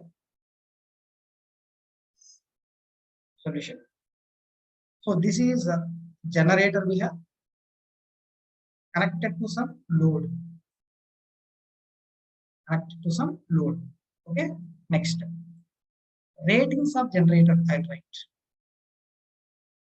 ratings of generator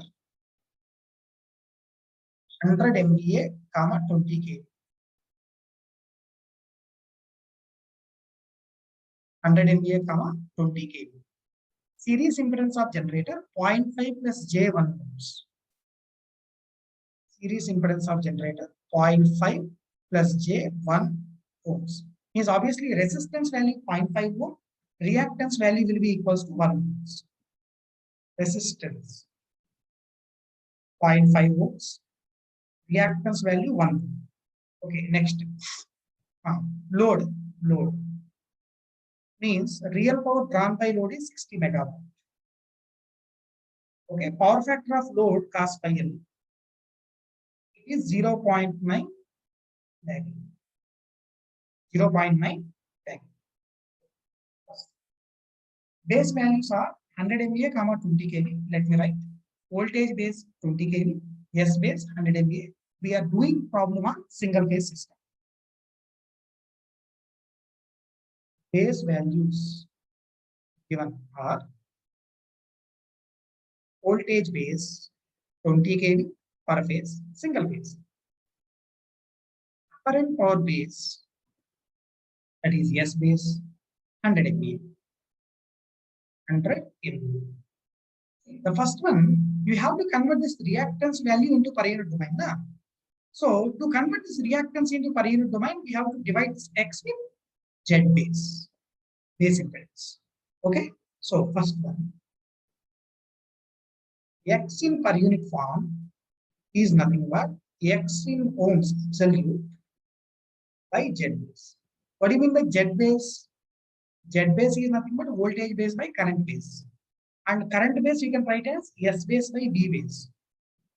You can call where base impedance is equals to voltage base square by S base. Already I have written this formula, that's why I have taken directly. Voltage base square by S base. What is the voltage base? 20 kilo square by S base 100 mega. 100 mega. So kilo square is 10 power 6. Mega also 10 power 6. Getting cancelled out. So 20 square is 400. 100 in the denominator. It will come to be 4 ohms. 4 ohms. So X value in the per unit domain. X actual 1 ohm. Z base is 4. So this number will result as 0.25 per unit. That number will come to be 0.25 per unit. 0.25 per unit. Now we have to calculate Q in per unit form. Q, reactive power in per unit form, we have to calculate. Okay. First of all, what is the value of Q in absolute form? Real power, 60 megawatt absolute, and power factor is 0.9. By using these two, P and cos pi, you try to calculate the value of S load. Means Q load, reactive power absorbed by load, or you can say reactive power delivered by generator also. QG is nothing but Q load only, right? QG is nothing but Q load value. Okay, that Q load value we should calculate in the absolute form. That we have to divide with the S base. That we have to divide with S base. Okay, yeah. So let's take this part B. If anybody is still writing part A, please complete it. So I wait for 5 seconds. Please complete it.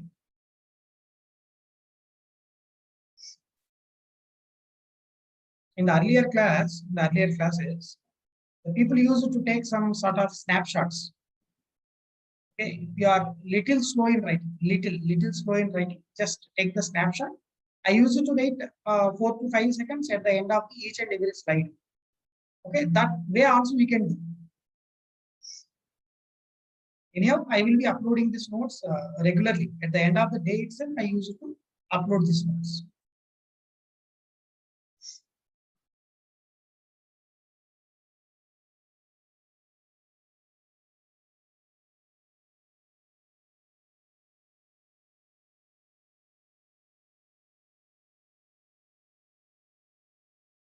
Yeah.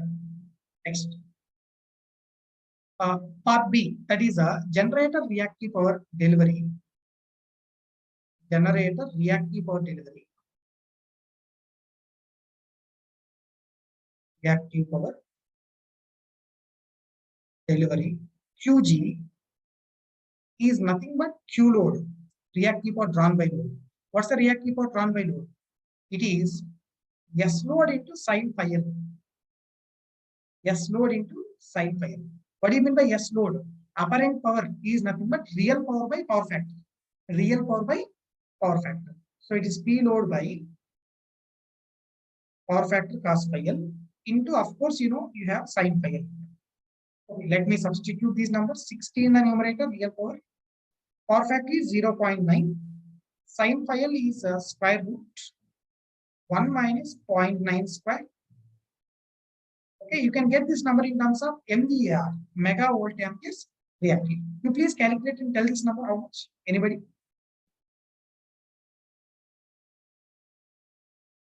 29.06. 29.06 MVAR. MVAR. Okay. Now we have to divide this number with S base in order to get the QG in per unit form. So reactive power QG in per unit form. So QG actual by S base. So it is 29.06 by S base is 100, I think. So it will come to be 0.2906 per unit. 0.2906 per unit. 0.029 or 0.29? 0.29, I think. Both mega will be cancelled. Yeah. Okay, simple. Next step. So just as a homework, I am giving to you as an extension to this problem. Previous problem as data.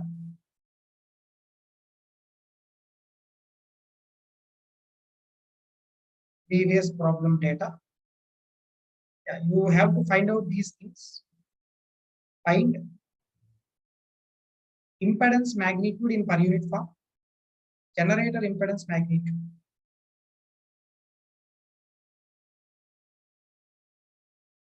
Magnitude in per unit form. These are very simple questions.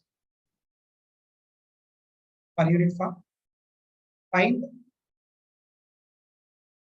apparent power. Apparent power in bracket per unit delivered by generator. Delivered by generator. Okay, I think you can write these things later also. Just solve these two questions. These are simple questions only. Simple questions only.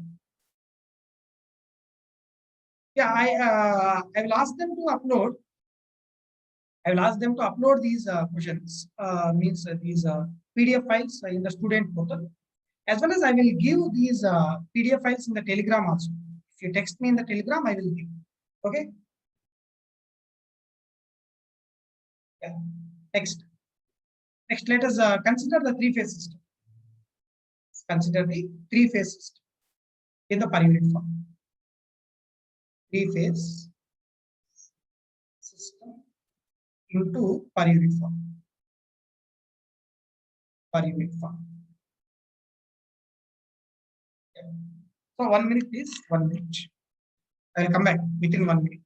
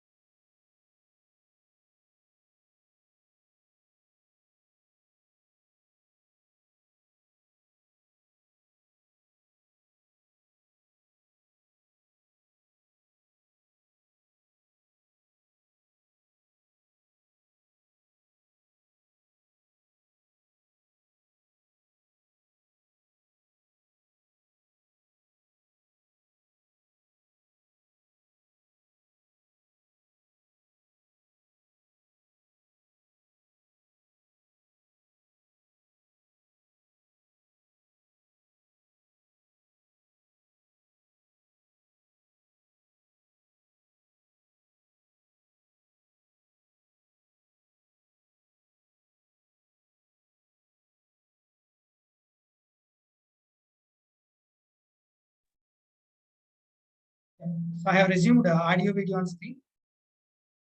I will give break. I will give break. Maybe after some time I will give break. Okay, 10 to 15 minutes break I will give. Yeah, sure. Anonymous attendee. Sure. Yeah. Let's consider this three-phase system into per unit form. Actually, in this three-phase system, again we have to discuss something about base value here. Base in the sense voltage base and S base.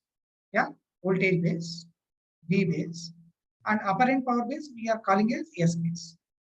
See, this V base I'm going to call in two ways. Two ways here. One is voltage base per phase. Next one is voltage base in the form of line to line. In two ways we are calling voltage base per phase, voltage base line to line. Again, S base we are going to take in two ways. One is S base per phase value and S base three phase value. One way of calling this is S base per phase number. Other way of calling this is S base three phase number. Like this we can say. But a relation should hold between these two base voltages, between these two base powers. Means generally this voltage base line to line will be equals to √3 into voltage base per phase value. Voltage base line to line will be equals to √3 into voltage base per phase value generally. Maybe if it's a star connected network, or you can say if it's a transmission line wire, for these things, √3 into V base per phase you can write. And S base three phase is always equals to 3 into S base per phase. That will be always S 3 into S base per phase.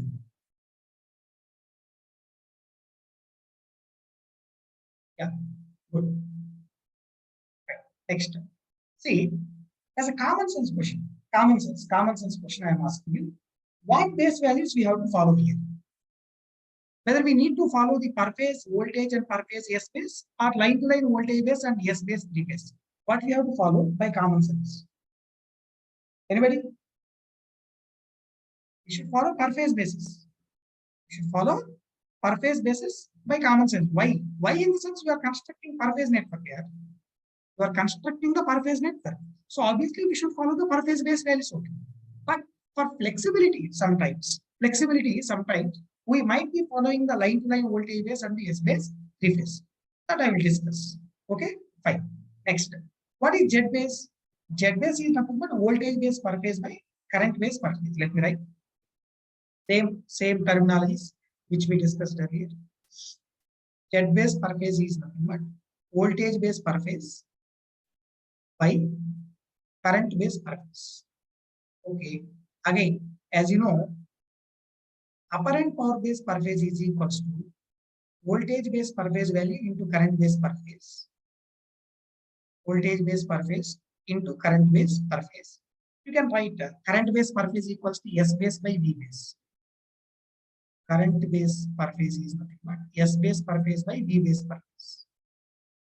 S base per phase by V base per phase. It's simple. You substitute this into the above equation, so you can modify the Z base per phase. So you can say Z base per phase nothing but V base per phase value by I base per phase will be S base per phase by V base per phase. Nah? Same equation we have written earlier also. So from this, you can get this Z base per phase. I will write in the next slide. Write that equation in the next slide. Else I will try to adjust it. Z base per phase you can get as base voltage per phase square by S base per phase. By S base. Okay. So this is the Z base per phase, which is valid in all cases. Which is valid in all cases. Anywhere you get a confusion, what equation to be used for Z base calculation, you have to use this equation. Okay. Z base per phase, valid in all cases. Valid in all cases. Valid in all cases. Good. But now, particularly for star networks and transmission lines, may not be for delta, may not be for delta. I am saying for star networks and transmission lines. I can replace this V base per phase as V base line to line by root 3. V base line to line by root 3. S base per phase as S base 3 phase value by 3. That 1 by root 3 square, 1 by 3 will be cancelled out. We get a simple modified one. Okay, right. So I'll write in the next slide. Yeah, please complete it if you are right.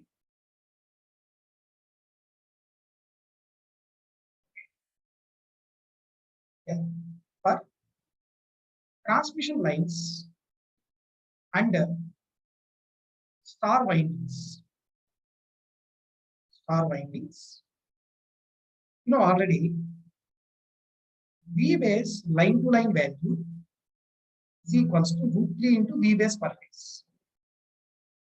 Root 3 into V base per phase. Therefore, Z base per phase equation, what we have written earlier, Z base per phase equation, what we have written earlier, can be modified as V base per phase. I replace with V base line to line by root 3 whole square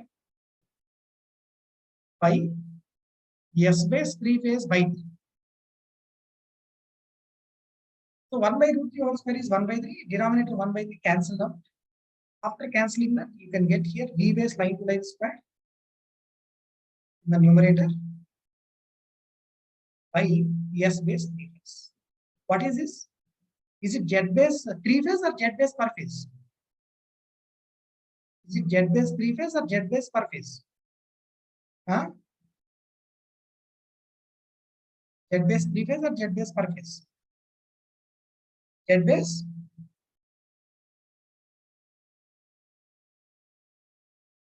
per phase. Z base per phase. There is no meaning for 3 phase. Shashipritam, there is no meaning for Z base 3 phase. Please be reminded.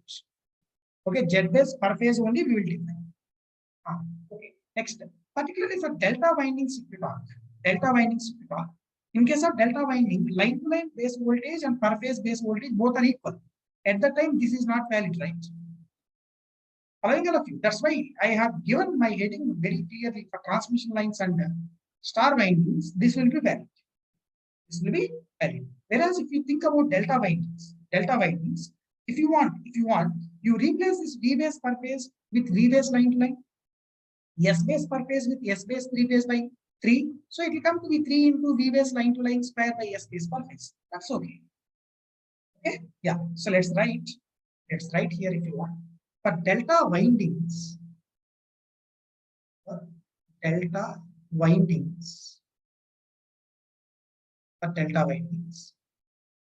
base per phase, you write this statement first. V base line to line value is equals to V base per phase. Of course, S base relation will be valid in all cases. S base 3 phase, in this case as well as the previous case also, it will be 3 into S base per phase. There is no issue with this at all. Okay. Now, Z base per phase you can write here.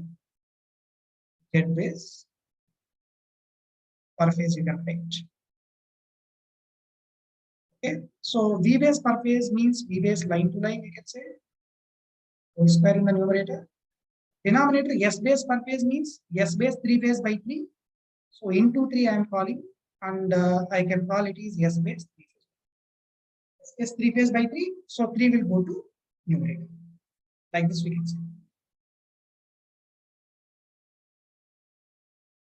You should not write like that. Sai Kumar, just make a common sense question yourself. Just make a common sense question. Is there any meaning to say Z base 3 phase? Very simple common sense question. Is there any meaning to say Z base 3 phase? No, we are constructing per phase network, right? Then what is the meaning of Z base 3 phase? Okay. Yeah. So let's do one problem on this one, and I will give you further more clarity regarding this base values. Yeah. Yeah. Moving to next slide to take up one small question. Kindly go through it.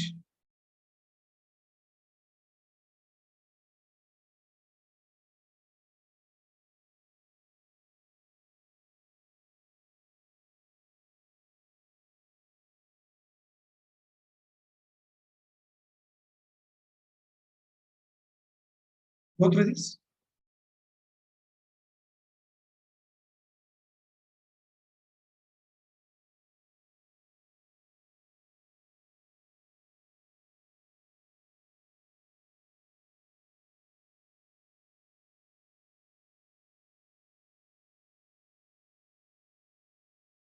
So go through this question on the three-phase system.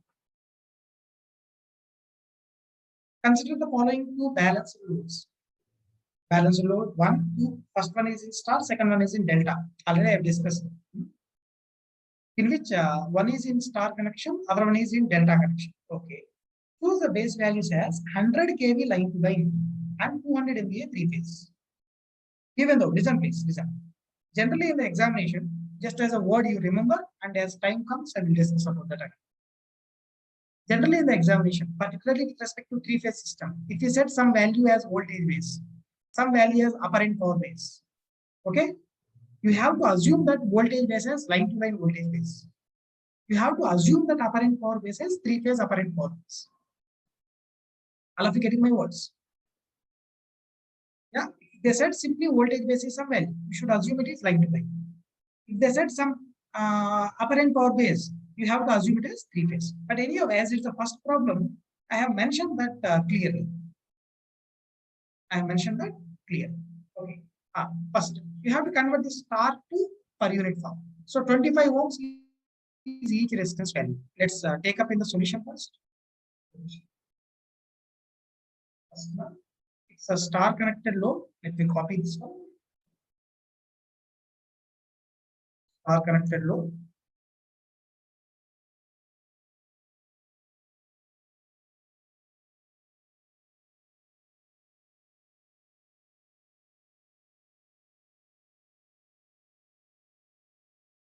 Okay. See, if you want to convert these 25 ohms into per unit form, first, as he has given in the data, V base line to line, 100 kV. S base three phase, 200 MVA. 200 MVA. Okay. You take V base per phase better. It's a star, no? Star means V base per phase will be 100 by root 3 kilo. 100 by root 3 kilovolts. And what's the S base per phase here? 200 by 3. S base per phase will be 200 by 3 megawatt. And you calculate Z base per phase, which is nothing but V base per phase whole square by S base per phase. Z base per phase, nothing but V base per phase whole square. I am writing directly numbers. 100 by root 3 kilo whole square in the numerator. By denominator 200 by 3 mega. So kilo square mega will be cancelled out anyhow. 1 by root 3 whole square, 1 by 3 also getting cancelled out. So Z base per phase will result into 100 square by 200. 100 square by 200. So how much is that value? 100 square by 200? 50 ohms.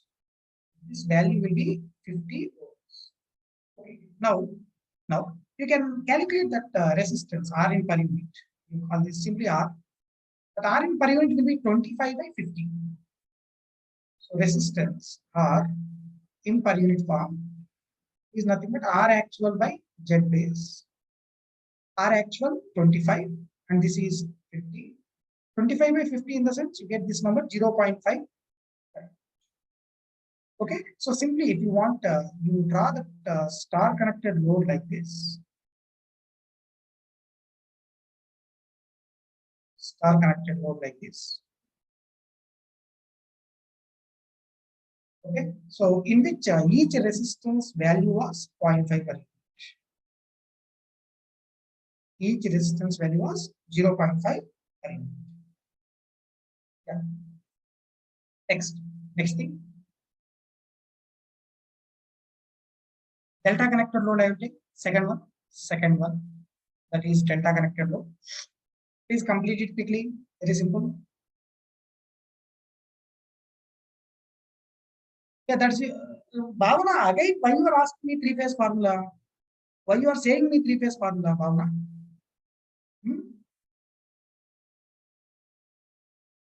Hmm.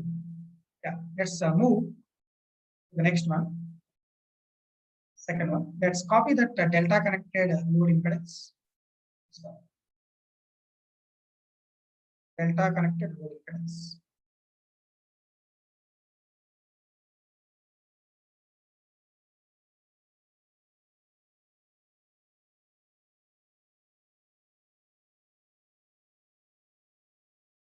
Okay.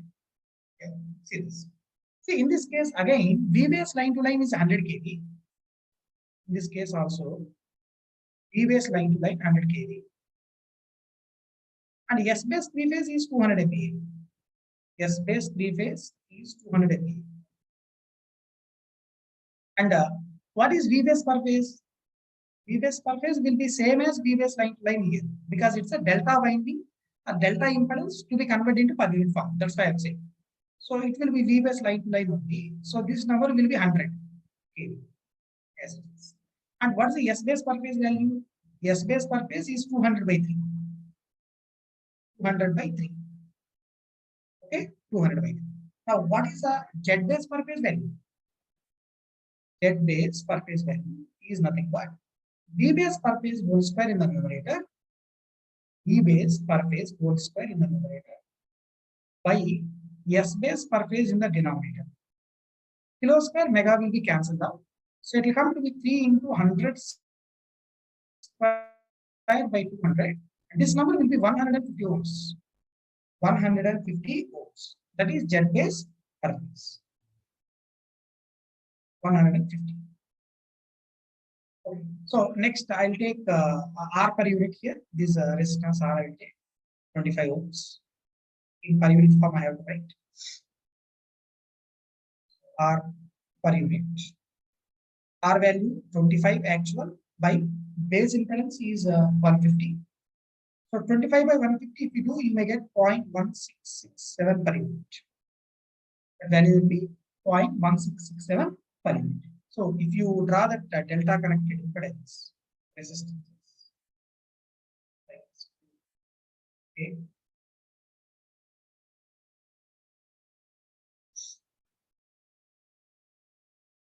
So each resistance value was 0.1667 per unit.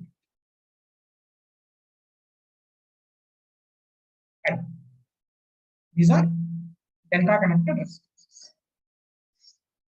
Simple. Next, let's look at the next part of the problem, what he is asking. It's a part A. We have done till now answer for part B of the problem. What's the part B of the problem? Part B. Connect the two loads in parallel and find the effective impedance per phase in per unit form. You have to connect these two loads in parallel. Star load and delta load, you have to connect in parallel. And you have to find out effective impedance in per phase, per unit form. Okay. So let's take in that part B.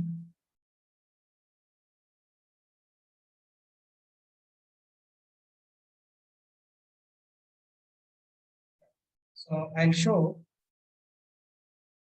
part B. Yeah, okay, have a break. Have a break for 10 minutes. Then start that part B. Have a break for 10 minutes. 10 minutes. Okay.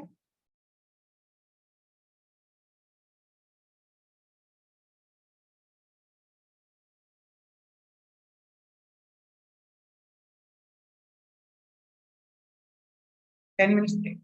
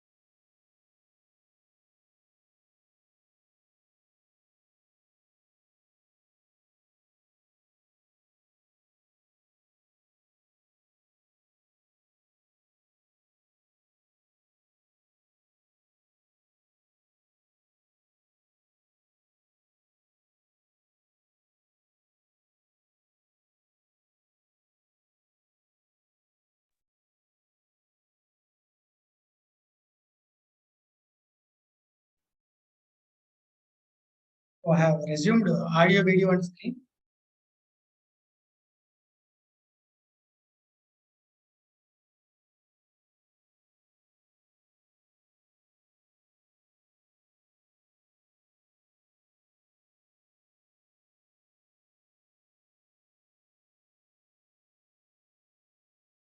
So let's proceed with the part B. So we are saying that we have to connect the two loads in parallel. One is a star connected load in per unit form, other one is delta connected load in per unit form. Let's draw. So this is a star connected load in per unit form. So this is a phase A, B and C.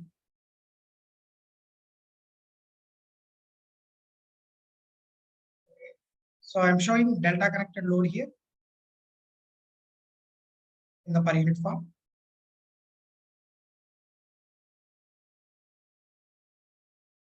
So these are again ABC terminals.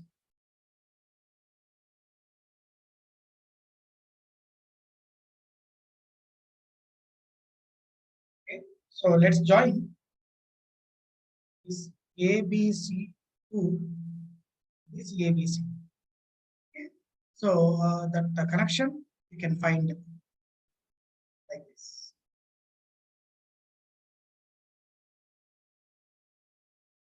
Like this, you can say. And the resistances in star, resistance in star, R1 you say, R1, okay. So this R1 value 0.5 per unit. R1 value 0.5 per unit, all are equal. And this resistance you call R2 in the delta. R2 value, you know, it is 0.1667 per unit. 0.1667 per unit. Already I said you, whenever you are you want to know per phase impedance, or if you are doing per phase analysis, if any delta you have, that delta you have to convert into star. Delta you have to convert into star, and then you have to take the per phase model. Okay. See, for example, if you are attempting to convert this delta to star, what will be that equivalent impedance value in the delta, sorry, in that star? How will be the impedance in per unit? Yeah. First, as a simplified way, first one is star, na? So I'm showing simply like this. Star resistance, and this is a resistance R1 0.5 per unit. Terminals ABC like this, and I will show this delta converted to star here. Delta converted to star. This is that equivalent star.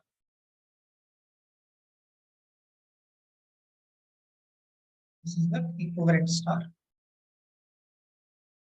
Okay. So how will be each resistance value here? How will be each resistance value R2 in that equivalent star? Tell me anybody. How is it each resistance value? Delta connection resistance is at 0.1667 per unit. How much is the star connection resistance? How much is that star connection resistance? Is it 0.1667 or 0.1667 by 3? It will be remain same. It's not going to become 1 by 3. It is not going to become 1 by 3.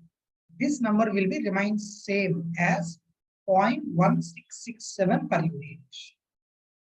Following all of you. So in the per unit domain, if you are converting a balanced delta impedance into star, or a balanced star impedance into delta, we don't get any change in the per unit number. I will explain you how it is. First, you write this statement. Okay? Yeah. So I'm writing in the next slide. I'll say in balanced condition R, right? A three-phase balanced delta impedance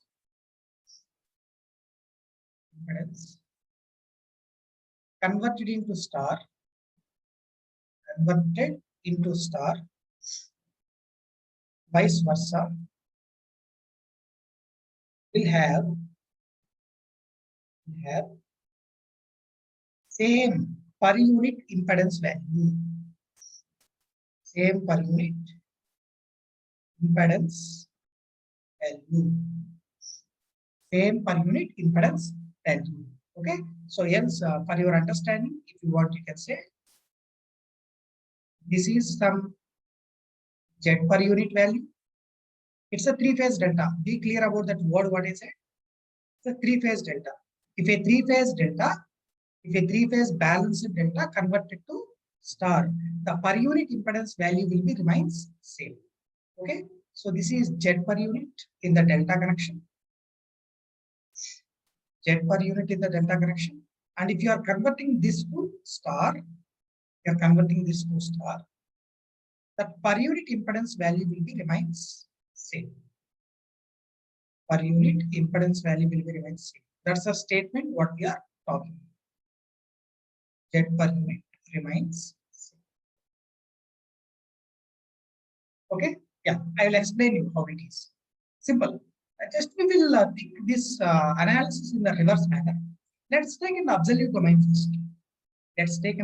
Absolute domain, as usual, from your network theory, if you are converting delta impedance to star, definitely absolute impedance value will become by 3. Okay. Yeah. Let's see this. This is delta. This is delta in absolute form, right? Absolute form. Yeah. So this is one delta. Three phase. That term should be very clear. We are discussing about three-phase delta here. The per phase analysis or per phase network also you will find one delta, right? That's a different one. It's a three-phase delta we are talking. Three-phase delta. So this value Z in ohms.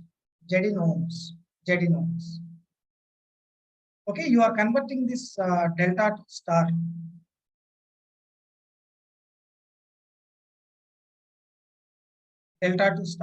So Z in ohms by 3. Z in ohms by 3. Like this you get. Z in ohms by 3. Okay. Anybody please tell me, how is the value of Z base here? Z base. It will be 3 into V base line to line whole square by S base 3 base. Is this a formula? Z base here. Z base in case of delta. Z base in case of delta. Okay. What is Z base in case of star? This is nothing but V base line to line square by S base 3 base. Yes or no? V base line to line square by S base 3 base. Yeah, very simple. What is the Z per unit in the delta? Z per unit in the delta is Z ohms by this number. Okay, you will get some value. What is Z per unit here? Z ohms by 3 by this number. It will come equal, right? Following all of you. So Z base Y is nothing but Z base delta by 3. Z base Y is nothing but Z base delta by 3. The thing what you have to observe is actual impedance value became by 3, base value also becoming by 3. Actual impedance is by 3, base value also by 3. So per unit impedance will be remains equal in both cases. I don't know whether you are understanding the statement or not. Following all of you. Please kindly give your response. Yeah, I will explain again. Kindly understand. Absolute value, if you are converting delta to star, that absolute value is becoming by 3. Else, you go with numbers. Better. It's a delta connected resistors, right? 25 ohms. You convert this delta to star. What are the resistance value? 25 by 3. Once after converting this delta to star, your base impedance will not be 150. Your base impedance will be 50, right? Means base impedance value was reduced from 150 to 50. Means base impedance is becoming by 3. The actual impedance also becoming by 3. So the ratio you take actual impedance by base impedance, actual impedance by 3, base impedance by 3, by 3 will be cancelled out. So per unit impedance will be remains same. Per unit impedance will be remains same. All of you understood this? Please tell me. That implies per unit impedance remains same in both. Remains same in both. Yeah. Clear?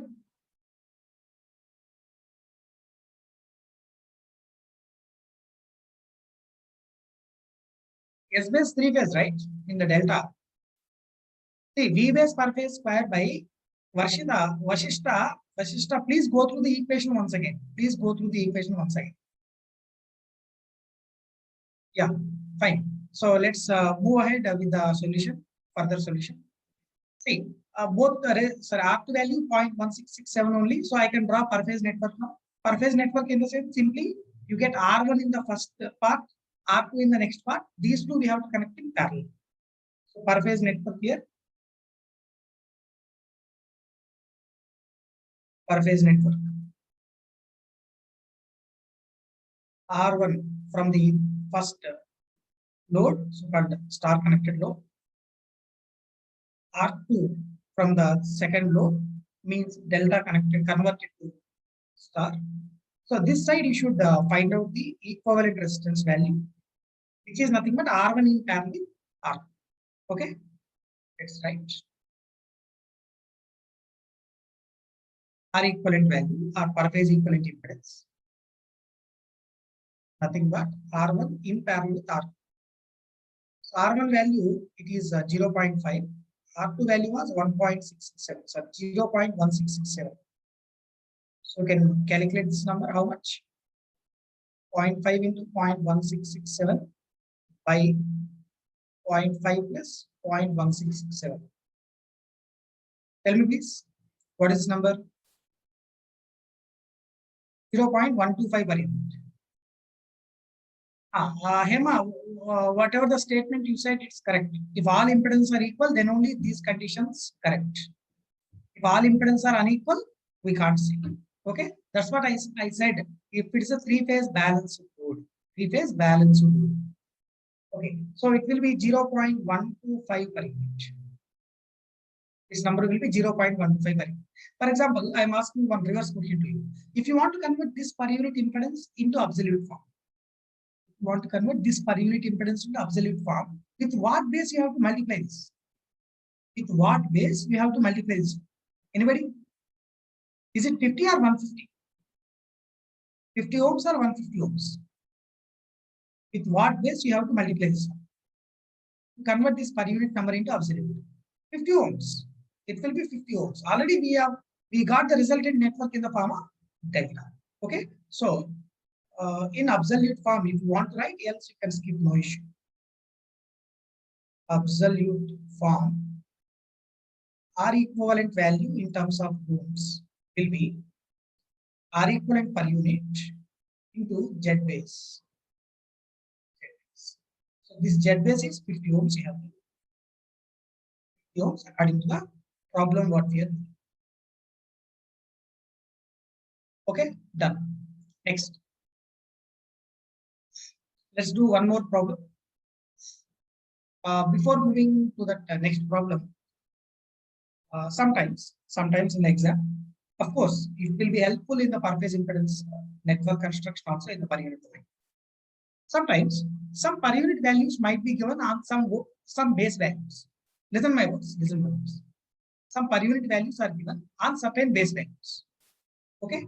Yeah. Before moving to that, I want to tell this also. It may be a bit confusing to you. It may be a bit confusing to you, but still, try to concentrate. Please kindly try to concentrate. One more thing before moving to that next topic, I want to tell one more thing. Please be concentrated. Possibility is there to get a confusion. For example, I have one single line diagram here. Single line diagram, yes, you feel it's a per phase network. Okay, so it's a star delta transformer, star delta transformer. It's a bus 1, bus 2, bus 3. Okay, see, bus 1 to bus 2 we have one line. Bus 1 to bus 3 you have one line. Bus 3 to bus 2 we have one line. Reactance of this first one is 0.2 per unit, 1 to 2 line. 2 to 3 line again 0.2 per unit. 1 to 3 line again 0.2 per unit. Okay, these are reactances, or you feel these are impedances. 0.2 per unit, 0.2 per unit, 0.2 per unit. All the three are of equal numbers. All the three are of equal numbers. Now, if you convert this delta to star, if you convert the delta to star, this is 1, this is 2, this is 3, na? 3. So I am converting the delta to star. Means if you want, you can draw reactances also. Like this you have the star equivalent. What will happen to each reactance value? Anybody? What will happen to each reactance value? Yeah, 1 minute please. I will come back. 1 minute.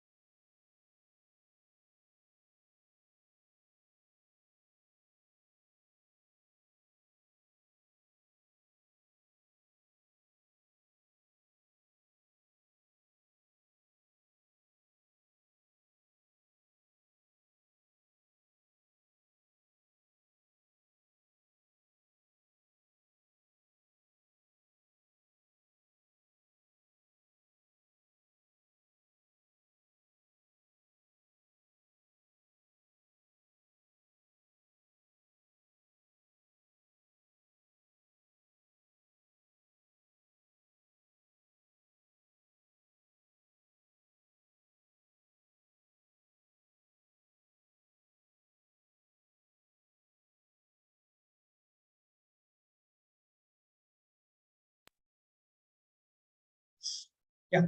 So listen. What will happen to each resistance value, each reactance value here? It will be remain same or by 3. It will be remain same or by 3. Here it will become by 3. Here it will become by 3. 0.2 by 3. 0.2 by 3. This is where you get a confusion. This is where you get a confusion. Please kindly understand. See, you have one delta in this, right? In the transformer, you have one delta. So means this is phase A, this is phase B, this is phase C. It's a 3-phase delta. Following all of you. In the transformer, you have delta. So you have phase A, phase B, phase C. It's a 3-phase delta. 3-phase delta. What is this delta? What is this delta of 0.2, 0.2, 0.2? Is it 3-phase delta or per phase delta? Is it phase A, 1, phase B, 2, phase C, 3? Or all the three are phase A only? Tell me anybody. All the three are phase A only, right? So, okay. So even more clarity, I will give you with one more diagram. It's a star connected transformer, na? Star connected transformer winding primary. Okay. And star connected transformer winding secondary. Star connected transformer winding secondary I want to show. Sorry, delta connected winding of transformer secondary. Okay, just listen my words, This is A, okay, this B, and this is C. A, B, C. and it's a bus 1. See, at bus 1, you have 3 terminals, right? Phase A terminal, phase B terminal, phase C terminal. Bus 2, again you have 3. Phase A, bus, phase B, bus, phase C, bus. And you have bus 3. Again you have phase A bus, phase B bus, phase C bus. Okay, following. Now, bus 1 to bus 2, we have one line in the sense we have 3 wires. Phase A wire, phase B wire, phase C wire. Similarly, 2 to 3. Similarly, 3 to 1 also. Okay, let me show. This is phase A line from bus 1 to bus 2. Similarly, bus 2 to bus 3, phase A line. Bus 3 to bus 1, phase A line. Is it a delta? I don't know whether you are understanding this diagram or not. This is where you use to get a clarity regarding 3-phase system and single phase system. Is it a delta?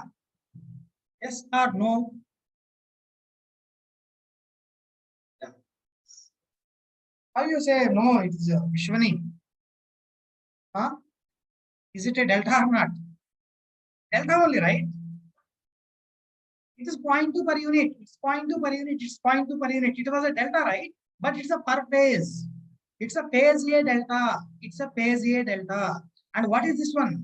It's a 3-phase delta. That's the difference you have to observe. Okay. Getting? Please tell me. It's a delta in the single phase.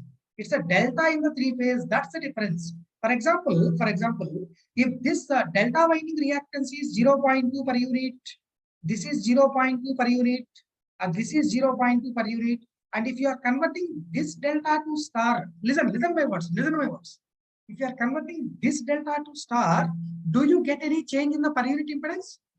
No, because it is a 3-phase delta converted to star, you don't get any change in the per unit impedance. Okay, but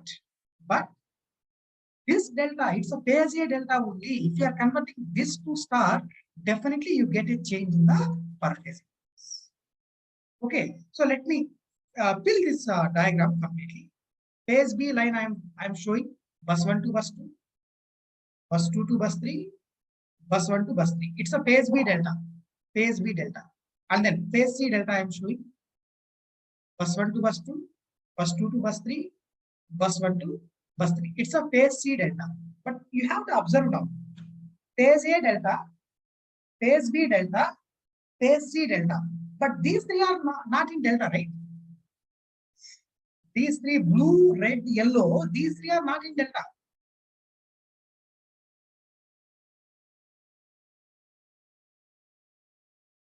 Yeah. Good. Yeah, good.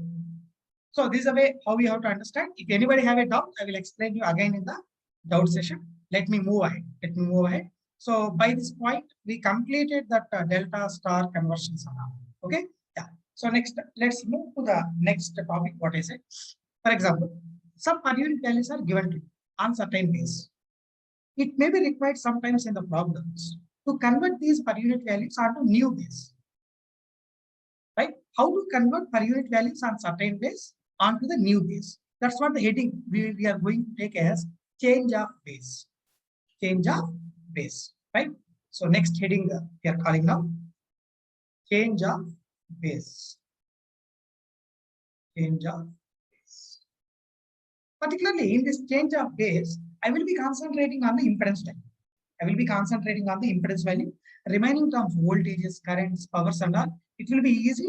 We will take care of those things in the problems itself directly. Okay, impedance value only we are going to concentrate.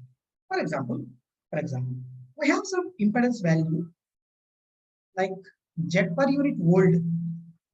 Impedance value Z per unit volt on certain voltage base as well as S base volt values. On V base volt, comma, S base volt. On these volt base values, we have some Z per unit number.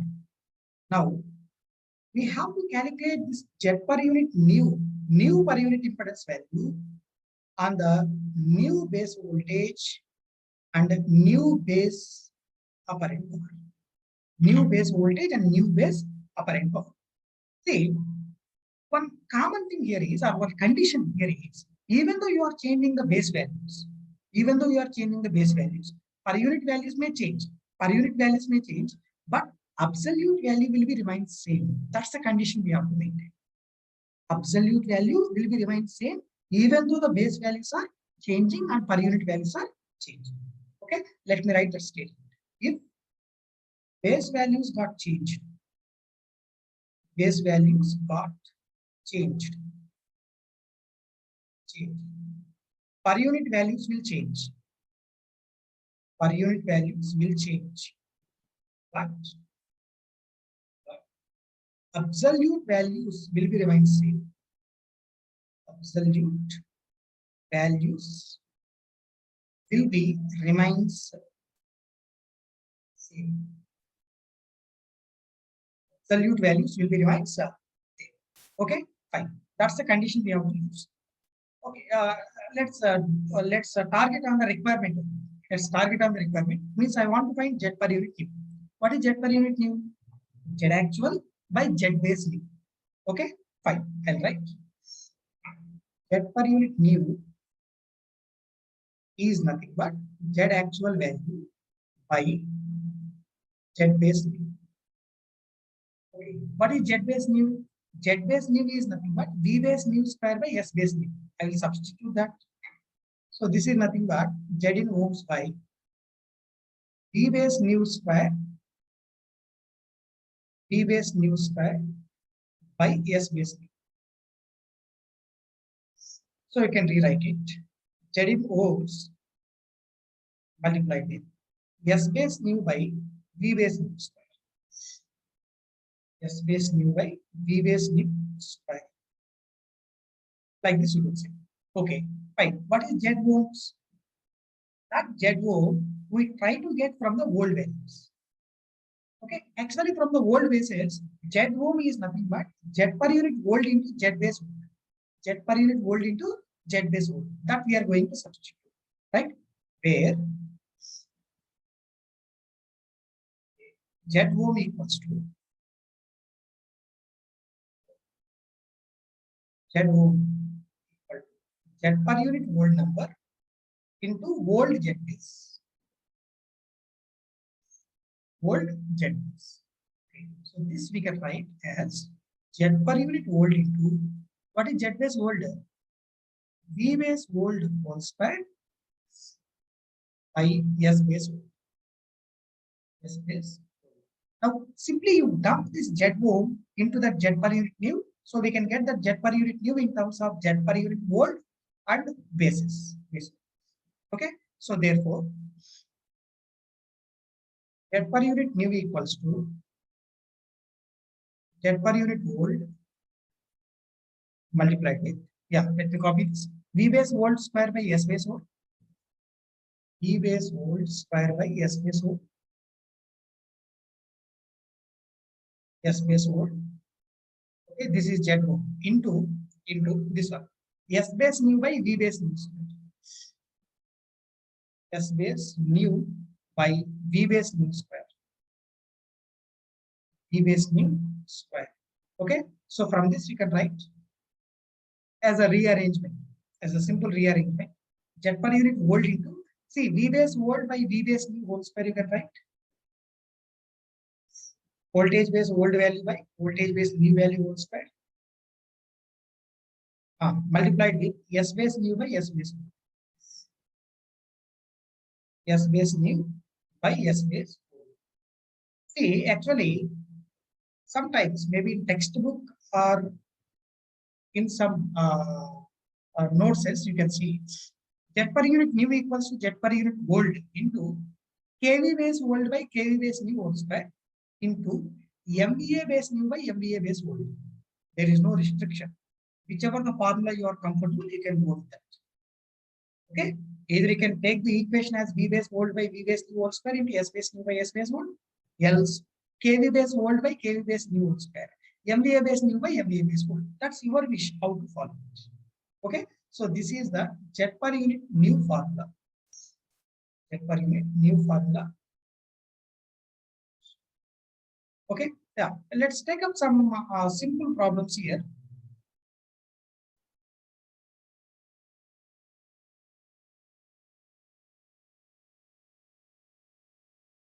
Okay.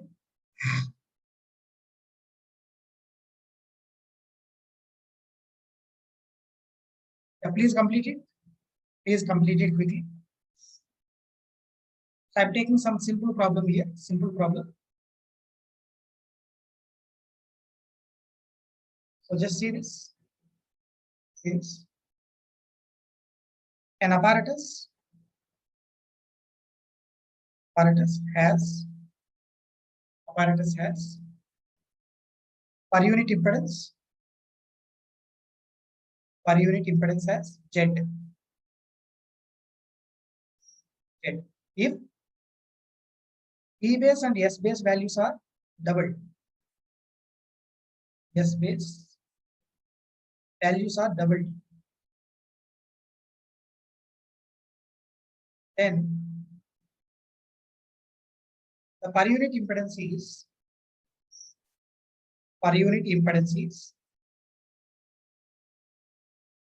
K into Z,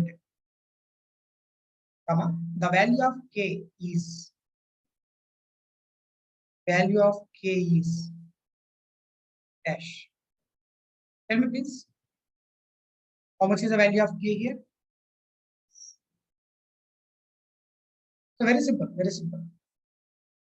So Z per unit new value we have to calculate, and what he said is V base and S base values are doubled now.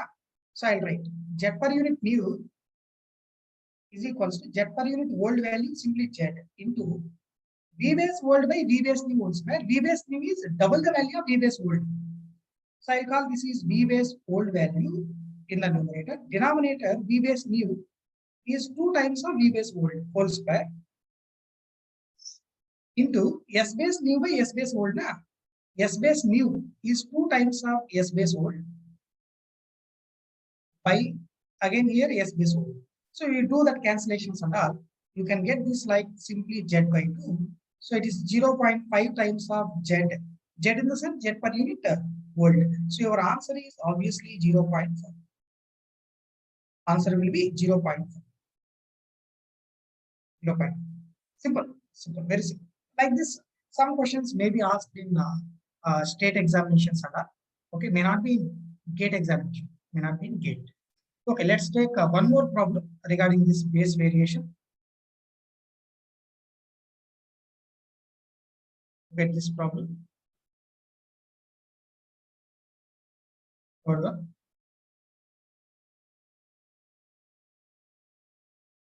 So go through this question once.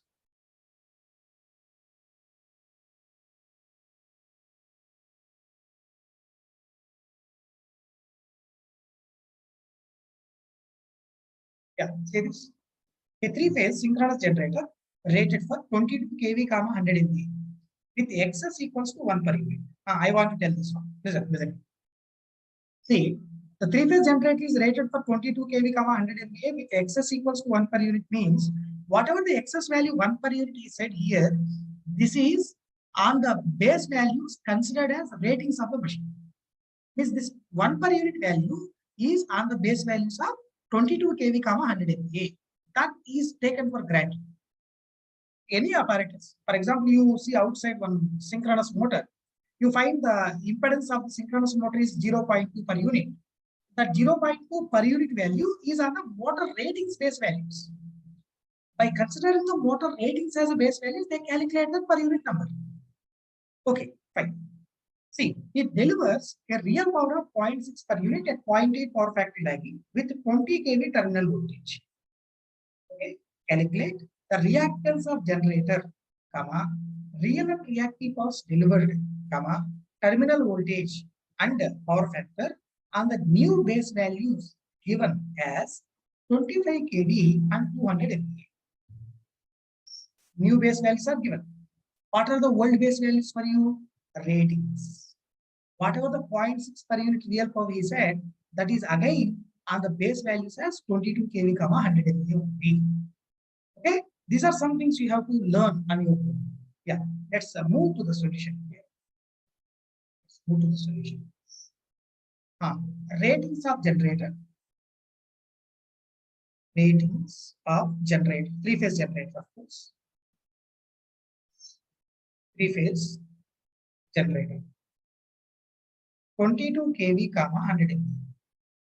So of course, that 22 kV is a line-to-line voltage base, and 100 MVA is a three-phase apparent power base. And you write here itself, these are old base values. These are nothing but old base values. These are nothing but old base values. And excess value is at 1 per unit. Let's take excess equals to 1 per unit. Of course, it's on old base. Old base. And generator is delivering a real power of 0.6 per unit. Real power PG 0.6 per unit on the old base value, and power factor of generator is 0.8 lag. 0.8 lag is our old. Okay, done. New base values given. New base values given. New base values given. So what are the new base values given? 25 kV, 200 MVA. 25 kV, 200 MVA. See, this 25 kV is automatically line-to-line voltage base, and 200 MVA is automatically three-phase MVA base. This also we have to remember. Please kindly listen. Please kindly listen. If it is a three-phase power apparatus, if we said simply some voltage base value, we should assume that as line-to-line voltage base value would be in the data. If we said simply some apparent power base value, we should assume that as three-phase apparent power base. Okay? Fine. With respect to this new base values, what the first value is asking? Calculate the reactance of generator. Excess per unit new value we have to calculate. Okay, let me do the next slide. First part of the problem. Excess per unit new. I think I don't need to write the formula. Excess per unit old value. Excess per unit old value into voltage base old by voltage base new. For the voltage base old 22. New value 25. So it is 22 by 25 whole square into S base new by S base old. What's the S base new? 200. S base old is 100. So it is 200 by 100. So excess per unit old value, which is that 1. Okay, 1. 1 into 22 by 25 whole square into 2. Get this number, please. How much? 1.548. 1.5488 or 549. Like this, we'll get the reactance value per unit form. New. Okay, second number. What's the second number is asking the question? Second number, what is asking? Real power delivered in per unit new. See, actually, PG per unit old value 0.6. PG per unit old value 0.6. What is it? PG per unit new number? PG per unit new number. How much? PG per unit new number. Real power. See, very simple to write. Very simple to write. Don't confuse. Don't confuse. See, whenever you want to calculate per unit value, we have to take absolute value by base. Absolute value by base means PG actual by S base. S base in the sense S base new. That's PG actual value by S base new. What do you mean by PG actual? What do you mean by PG actual? PG per unit old value into S base old. PG per unit old value into S base old. By you get in the denominator S base. Okay, PG actual value is nothing but PG per unit old number into S base old. I'm converting what we call per unit value into absolute form. This only right. By S base new. Simple. Okay. What is PG per unit old? 0.6. S base old 100. S base new 200. So this number will be 0.3 per unit. This number is 0.3 per unit. All of you getting this one? 0.3 per unit. That's the real power. What's the reactive volume per unit? See, already you know, even though the base values are getting changed, power factor will be remain same. Means power factor remains same at 0.8 lakh. Power factor will be remain same at 0.8 lakh. So power factor will be remain same at 0.8 lakh only. See, with respect to this new PG per unit value, you calculate the QG per unit Q. Okay, with the help of power factor. So QG per unit new number, QG per unit new number, nothing but PG per unit new number by cos pi multiplied with sin pi. Already I have written this formula. I have written this formula already. Okay, what is the PG per unit new number? 0.3.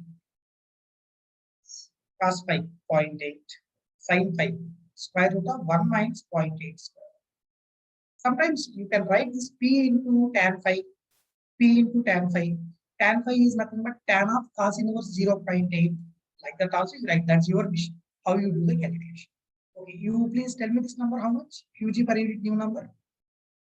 0.225. Is it? QG per unit number. 0.18. This number may come like 0.18 per unit. Please kindly cross check that number. 2 by 3. 0.2, I think. Check.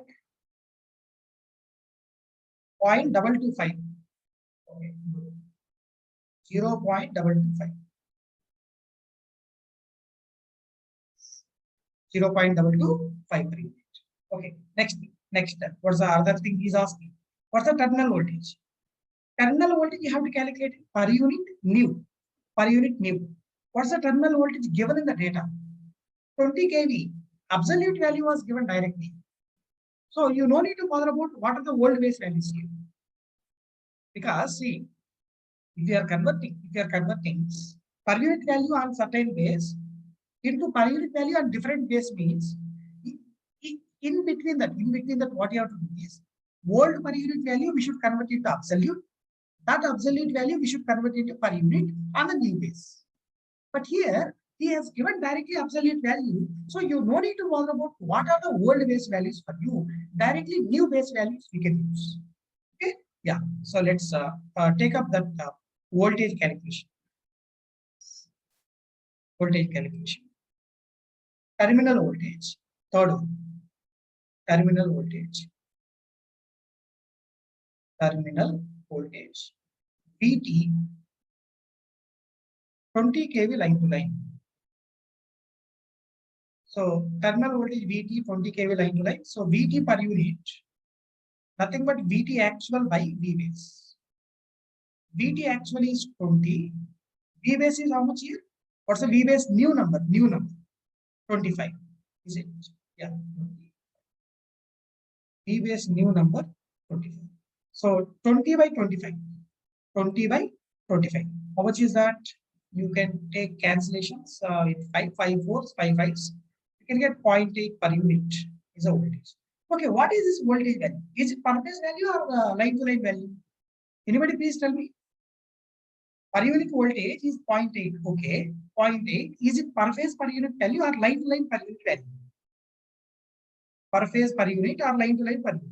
Anybody?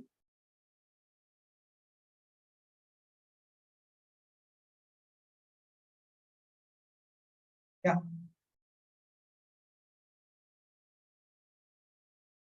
Both. Yes or no? Both.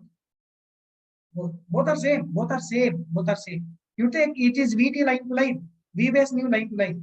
It's 20 VT line to line. And this is 25. Okay, if you want to write per phase. VT per unit per phase. VT per phase by V base per phase. So what is VT per phase? Terminal voltage per phase value 20 by root 3. And V base per phase is 25 by root 3. So root 3 will be cancelled and this number will be remain same at 0.8 only, right? 0.8 per unit. Okay, understood what I said? See, per phase per unit value and line to line per unit value both are same. per phase per unit value and line to line per unit value both are same, provided that the system is balanced. Provided that the system is balanced. Okay. See, for balanced systems, balanced three-phase systems, get right? Vt per phase per unit number, magnitude, not angle, only magnitude, is equals to Vt line to line per unit value in magnitude. But there will be an angle difference. Definitely there will be an angle difference. Vt per phase per unit, Vt line to line per unit. Okay. But absolute values, if you are doing the conversion, we have to multiply with a proper base. With a proper base. Maybe I can write here, this Vt per unit per phase is on V base per phase. Calculated on V base per phase. Okay. Vt line to line per unit value calculated on V base line to line. V base line to line. Okay. Let's continue with that next part of the problem. Power factor is asking. What's the power factor on a new base? That remains same. Already we have written 0.8 lag. Power factor will be remains same. So I think it's a fourth part. Power factor value on new base.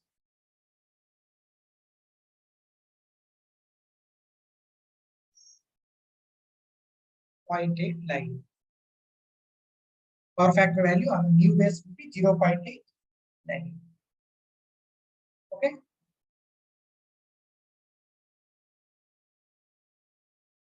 So next we will do one more problem on this base conversion quickly. One more problem we are going to take up on base conversion. Please kindly make it quick.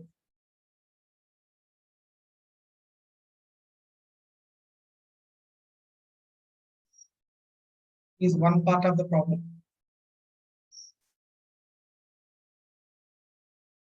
Still you have options. Go through this question. A three-phase 220 kV transmission line was represented in its equivalent circuit per phase as shown in the figure on the base of 200 MVA. On the base of 200 MVA. So obviously the base values will be 220 kV, 200 MVA. 220 kV, 200 MVA base values. On those base values, the pi model of the transmission line representation was given. Right. Remaining part of the question I am taking up.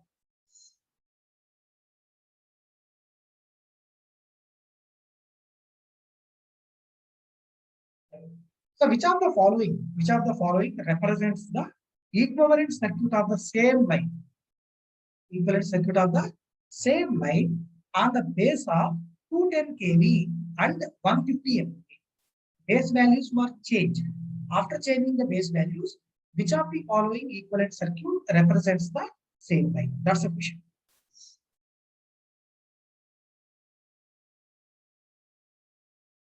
Yeah, so I'm showing the previous slide, question slide.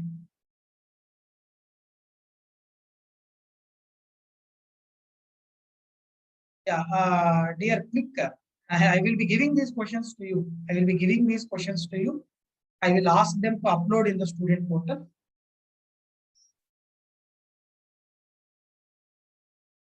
Okay.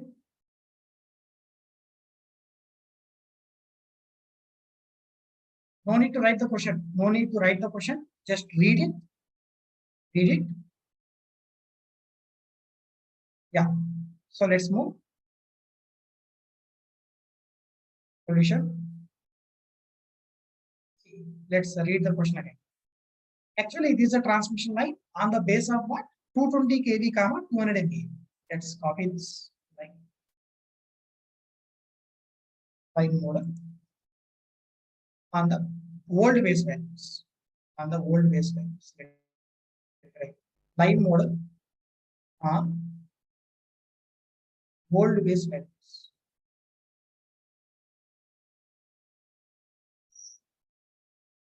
Line model on the old base values. And you can say V base old is 220 kV line, right? V base old 20 kV line, right? S base old is I think 200 MVA, is it? 200 MVA 3 phase. 200 MVA 3 phase. Okay. Next, new base values. New base values given. V base new 210 kV. S base new 150 MVA. S base new value was 150 MVA. Okay, listen, please. Listen. See, to convert these values into per unit form, first we should identify whether these values are given in the form of impedance or admittance. Whether these values are given in the form of impedance or admittance, that we have to identify first. Yeah, kindly observe, kindly observe. See, this impedance, sorry, this reactance they have shown, reactance with plus J symbol. Reactance with plus J symbol, it is in the form of impedance. Okay, see, it's a capacitor, value was given plus J. Generally, capacitor impedance will be minus JXC. Admittance of capacitor, if you take 1 by minus JXC, in the sense it will come to be J1 by XC. As he said, positive J here, the shunt element is in the form of admittance and series element plus J. So series element is in the form of impedance. All of you getting my point? So I will say simply, this is Z per unit volt. This is Y per unit volt. And this again Y per unit volt. Like this. Z per unit volt, Y per unit volt, Y per unit volt. That first identification you should make. How to calculate the Z per unit new value? Already formula is available. How to calculate that Y per unit new value? We have to modify the formula and we have to get the number. Alright? Right. So let's take Z per unit new number. Z per unit new number equals to Z per unit volt value. Z per unit volt value into voltage base volt 220, voltage base new is 210. V base volt by V base new whole square. S base new by S base volt. S base new by S base. And Z per unit new number, you have J 0.286. J 0.286 and it's 220 by 210 whole square and we have 150 by 100. Get this number how much? Anybody please this number? Please tell me this number. Z per unit new. J 0.235. J 0.235. Let's check back to the options. Any option is matching to this? 0.235. Okay, two options are there. Two options are matching to that. So definitely we should calculate the Y value. We have to calculate Y value. Okay, Y per unit new formula just reverse the Z per unit new. So I'll write Y per unit new equals to, see, Y per unit volt value. Y per unit volt value into what you will get here? Y per unit volt into, earlier we have written V base volt by V base new. Now it will come V base new value by V base volt. V base new by V base volt whole square into S base volt by S base new. S base volt by S base new. Like this. What is Y per unit volt value? Y per unit volt. J 0.088. J 0.088. Okay. What is V base new? V base new is 210. V base volt is 220. So 210 by 220. 210 by 220 whole square. Okay. What is S base volt number? S base volt number, that is 200. S base new is 150. So 200 by 150. 200 by 150. Yeah. Please calculate this number. How much? Y per unit new value. J0.107. J0.107. Of course, both Y values are same. J0.107 only. Please go through the options. That is B. Option B is a correct one to be selected. Okay. So correct answer from the options given will be B. Correct option will be B.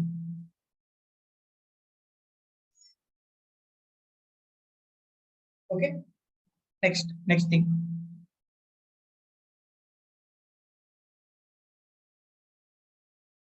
Next thing. See, till now we said that maybe at the beginning, in fact, beginning. The advantage of main advantage of per unit quantities is we are capable to remove the coupled circuit of transformer. We are capable to remove the coupled circuit of transformer. How we can remove that coupled circuit, that we are going to study by taking a heading by representation of transformer in the per unit domain. Representation of transformer in the per unit domain. Let's take this heading. Representing transformer in the per unit domain. Representing transformer in the per unit domain. Okay, this is our next heading. Let's continue. So I'll take single line diagram model of transformer first. Like this, I am showing on transformer. Okay, and the primary side and secondary side ratings I am going to give. E1, V2 voltage ratings, current ratings I1, I2. Apparent power ratings are S1, S2. Turns, number of turns, N1, N2 here. Okay. Primary side leakage impedance is Z1. Primary winding leakage impedance is Z1. Secondary winding leakage impedance is Z2. Primary winding leakage impedance Z1. Secondary winding leakage impedance Z1, Z2. Okay. Next, transformation ratio K. Transformation ratio K. V2 by V1. N2 by N1. I1 by I. You know already apparent power rating of primary winding, apparent power rating of secondary winding, both are equal. V1 I1 equals to V2 I2. Apparent power ratings. These are only ratings, no base value taken. Nothing mentioned regarding the base values. All these things, what I have given in the slide, are ratings, maybe nameplate ratings of the transformer. That's it. Okay. Next.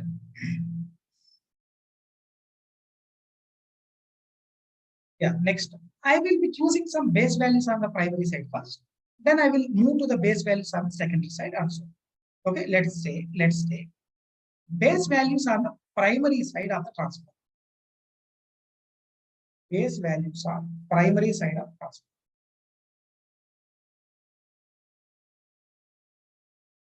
Primary side of the transformer. So I am choosing a voltage base some value, V base volt, I will say some value. Sorry, V base 1 not volt. It's a V1 base or V base V1 base. And base current I1 base. Base impedance is Z1 base. Base apparent power is S1 base. So that S1 base equals to V1 base into I1 base. S1 base is nothing but V1 base into I1 base. S1 base is nothing but V1 base into I1 base. And Z1 base formula also, you know, it's V1 base square by S1 base. Z1 base formula, you know, it is V1 base square by S1 base. V1 base square by S1 base. Fine. Next. Secondary side base values I am going to consider. Secondary side base values I am going to take in a proper way, in comparison with the primary base. Okay. Base values on secondary side.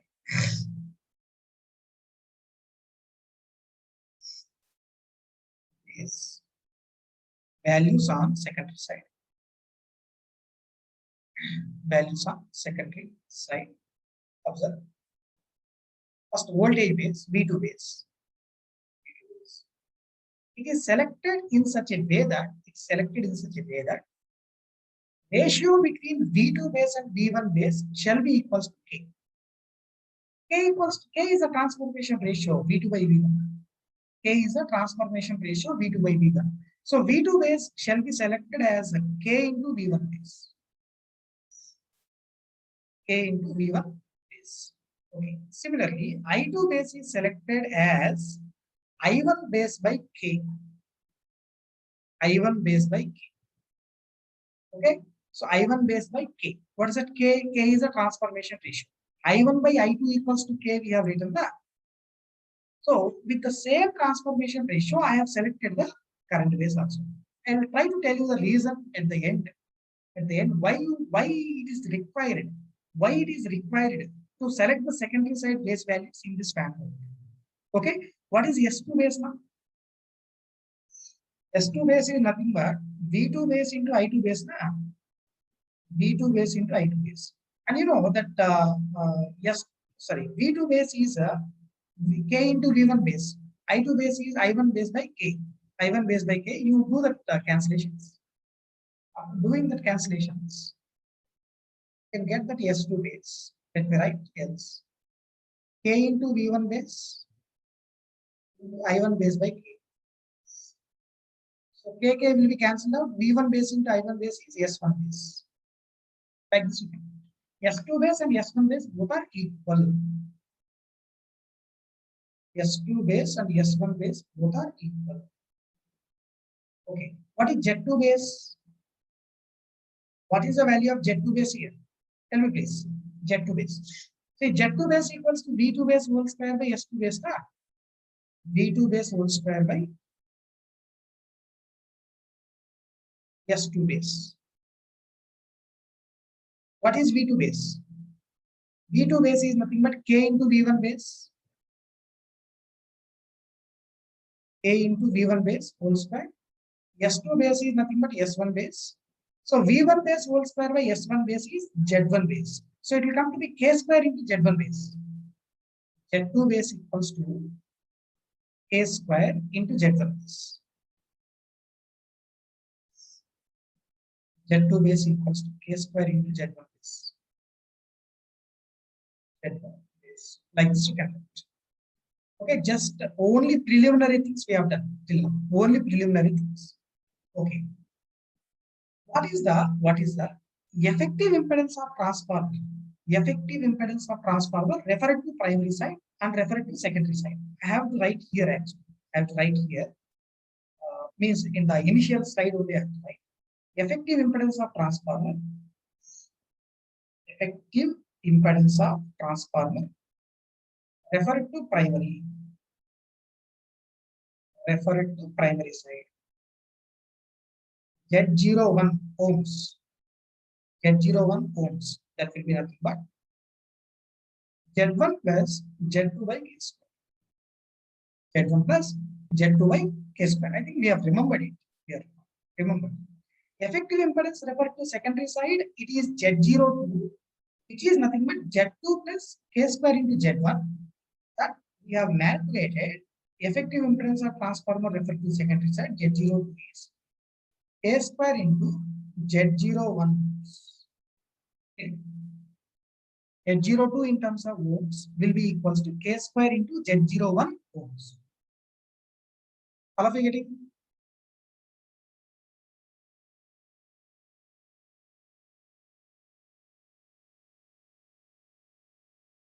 Okay.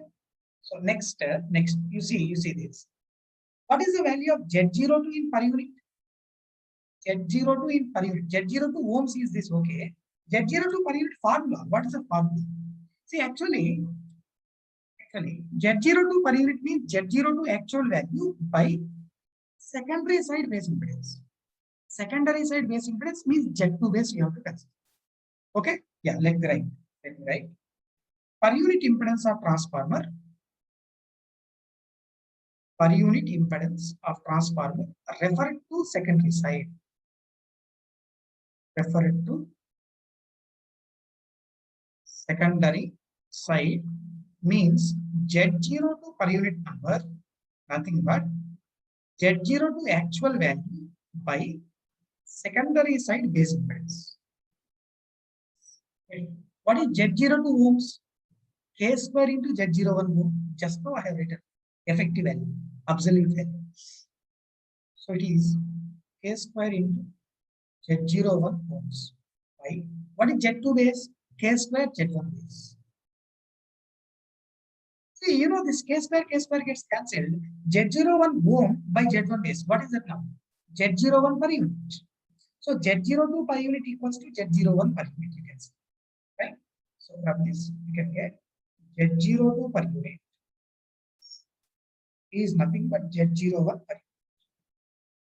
So the effective impedance of transformer, either referred to the primary side or referred to secondary side, both values are exactly equal.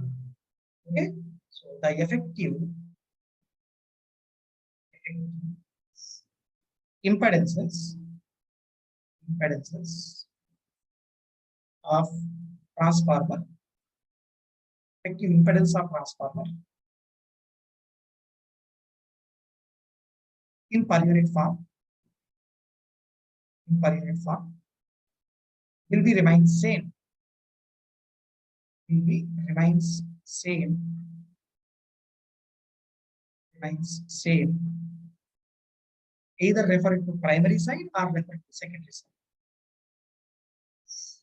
Either referring to primary side or referring to secondary side. Either referring to the primary side or referring to secondary side. Effective impedance of transformer will be remains same. Z02 per unit equals to Z01 per unit. Okay. So is the statement sufficient to say that the coupled circuit is going to be removed? What's the advantage of per unit quantities we have mentioned earlier? Coupled circuit removal that we have discussed now. Okay, see, listen. I will be drawing the equivalent circuit of transformer referred to primary side in the absolute form first.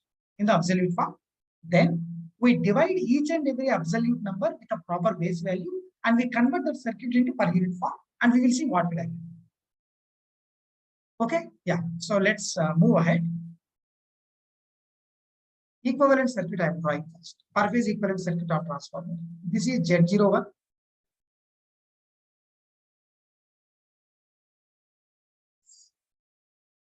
Z01 actual value in terms of ohms, of course.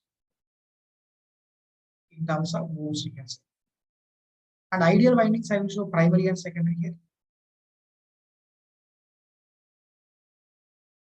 So ideal winding primary. And I will show ideal winding the secondary here.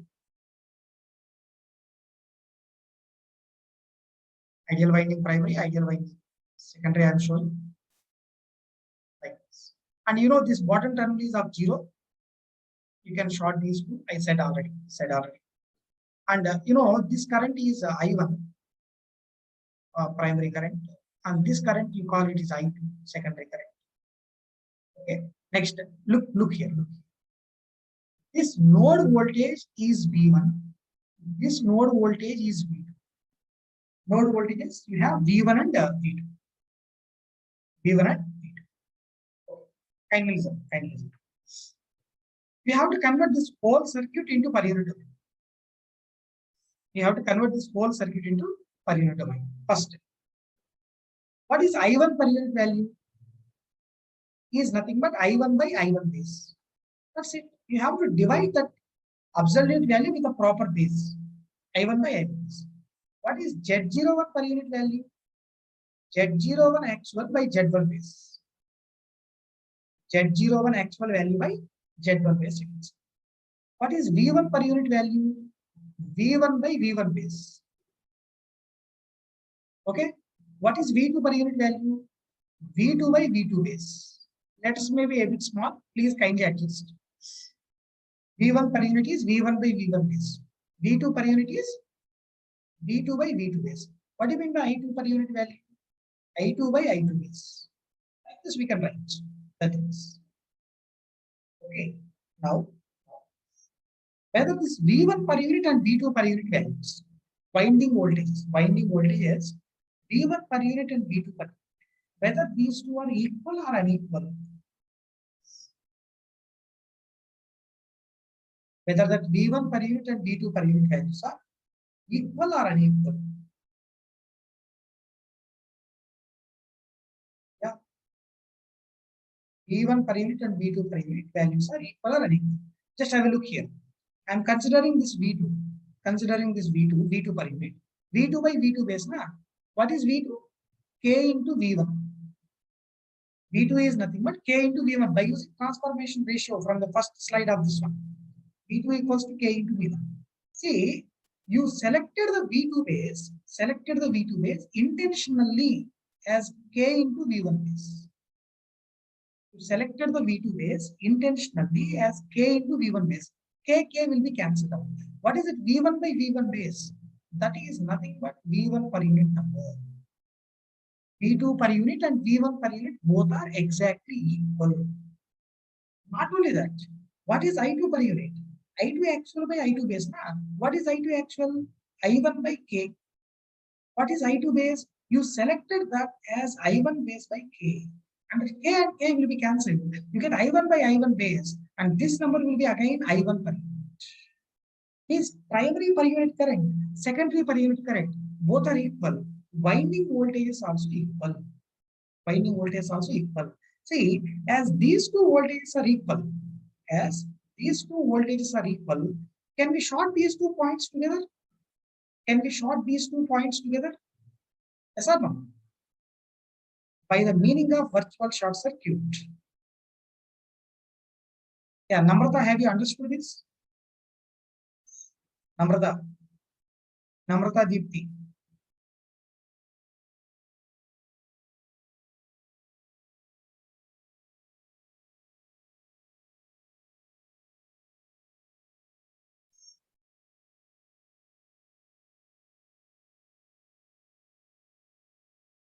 Okay, so this is a virtual short circuit, we can say.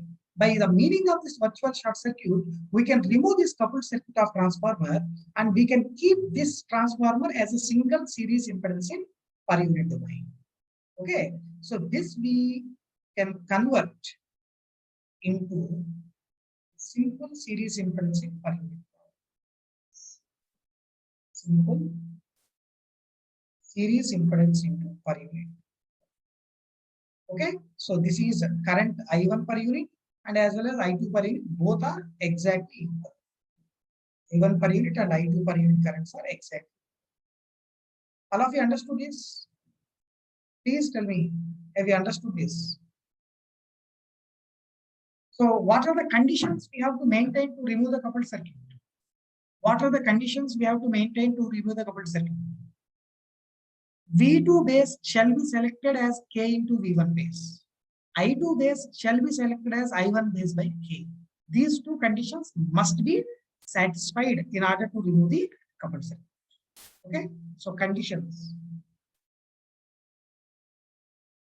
to be followed to remove coupled circuit.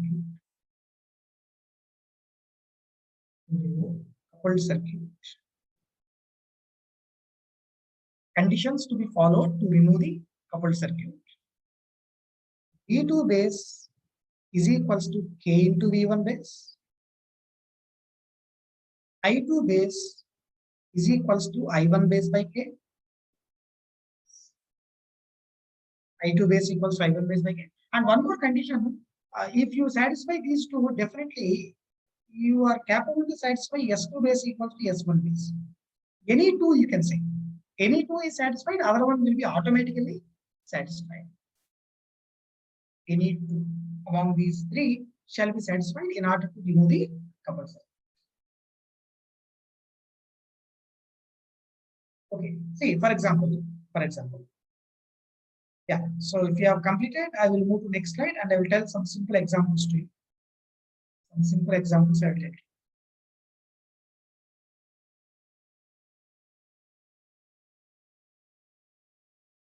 Yeah. Yeah. Please kindly raise your hands. Have you completed this? Base values on secondary selected V1 base. Why so like that? You can ask me. Practically, is it possible? What is that possibility in practical? Huh? What is the practical possibility? Can you please tell me? Whether the transformer knows about base values or not? Whether the transformer knows about per unit values? Yeah. So let's continue. So I am taking up one example here, one simple example. Kindly observe. Example number 1. Just observe. Observe my question, what I am asking. This is one transformer. I am showing ratings and base values. You should observe the difference. Ratings and base values difference. Ratings I am giving on the head of the transformer. 100 MVA,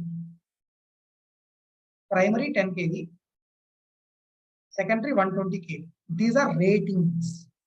These are the ratings. Ratings and base values need not to be equal. Ratings and base values are need not to be equal. Base values we are selecting on our own. Base values we are selecting on our own. Okay, fine. For example, I am giving in the question itself base values on the primary side. Base values on the primary side. 5 kV, 100 MVA. Base value on the secondary side I am giving 50 kV, 100 MVA. 50 kV, 100 MVA. Are you capable to remove the coupled circuit with these base values or not? That's the question. You can select the base values like this, there is no issue. But if you are capable to remove the coupled circuit with those base values, then only you get the advantage of per unit quantities, else you don't get it. Following all of you? Okay, tell me please. By choosing the base values of this way, are you capable to remove the coupled circuit or not?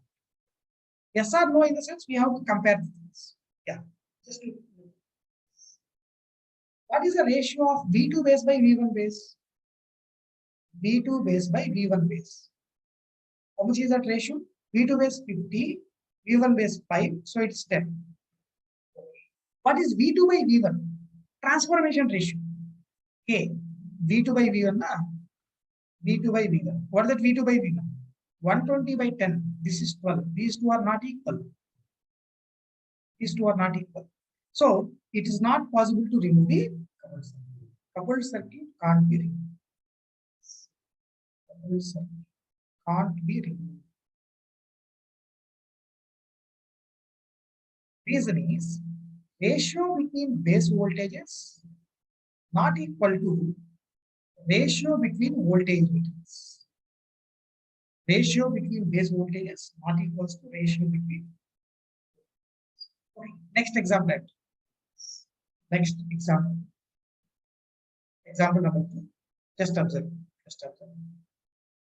One more. Yeah. If you are writing, please complete it.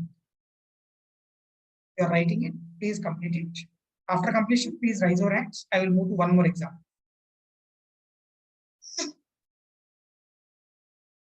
Okay, good.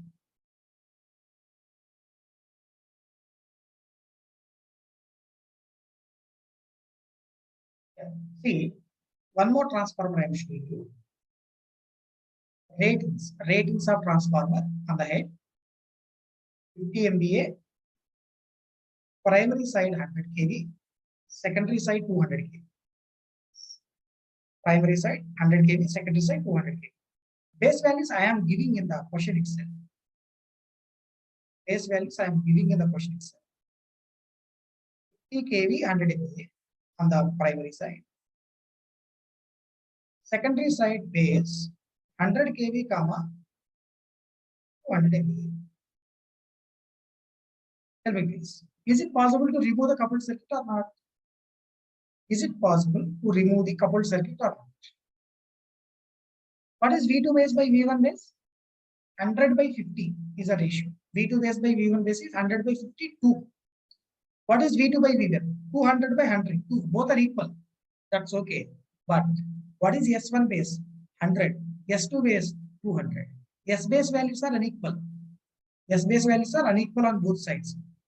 So it is not possible to make I1 per unit equals to I2 per unit. So it is not possible to remove the coupled circuit. Right? So you can write V2 base by V1 base is equal to V2 by V1. That's okay. But S2 base and S1 base are unequal. Not equals to S1 base. That implies coupled circuit can't be removed. Coupled circuit can't be removed. Coupled circuit can't be removed. Okay, so one more last example we take for this day. More last example. Example number 3. Yeah. So it's a transformer with certain ratings I am showing. 150 MVA is a power rating of transformer. 150 MVA power rating is primary winding rated for 150 MVA. Secondary winding also rated for 150 MVA. Like that you have to understand. Okay. Yeah. So voltage ratings I am saying 11 kV on primary side. Secondary side it's up to 20 kV. These are voltage ratings. Voltage ratings. So I'm giving base values on secondary side to you. Base values on the secondary side. 100 MVA, comma 200 kV. 100 MVA, comma 200 kV. What are the base values we should select on the primary side to remove the coupled circuit? Right now, what are the base values required to remove the coupled circuit? What are the base values required to remove the coupled circuit? See, V1 base we need to calculate, right? So I can write V1 base by V2 base value shall be equals to V1 by V2. That condition you should satisfy to remove the coupled circuit. That implies, what is V1 base number? V1 base number. V1 by V2 means 11 by 220. Okay. V2 base is 200 in terms of kilowatts. That's the V1 base you have to select. S2 base and S1 base shall be equal to remove the coupled circuit. So what's the value of S1 base? You should call now. It should be equals to 100 MVA. If you select the base values in this manner, then definitely coupled circuit is going to be. Okay, don't bother about the ratings. Don't bother about the ratings. You should take the ratio of the ratings. Ratio of the ratings in the calculation of the base values. Right? So by selecting base values of this way, coupled circuit can be by choosing base values in this way, the coupled circuit can be removed. Circuit can be removed.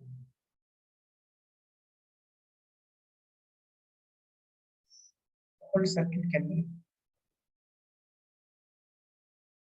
All of you getting this one?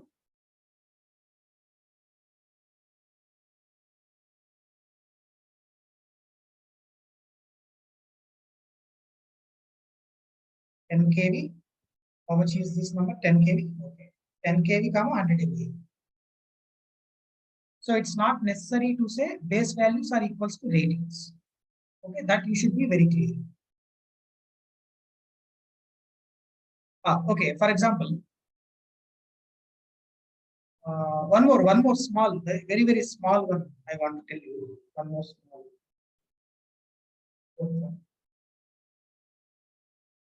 It's a transformer. Ratings I am showing here. Ratings.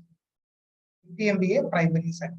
Primary, of course, secondary, both power ratings. Voltage here 13.2 kV by it's 120 kV. Let's say like that.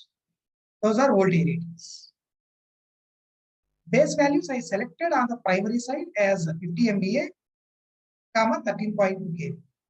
Means we have to observe now ratings of transformer itself I chosen as base values on the primary. Ratings of transformer primary itself are selected as base values on the primary. What will be the base values on secondary side? what will be the base values on the secondary side? MVA base 50 MVA as it is, you should copy. 50 MVA as it is, you should copy. What is V2 base? V2 base by V1 base equals to V2 by V1.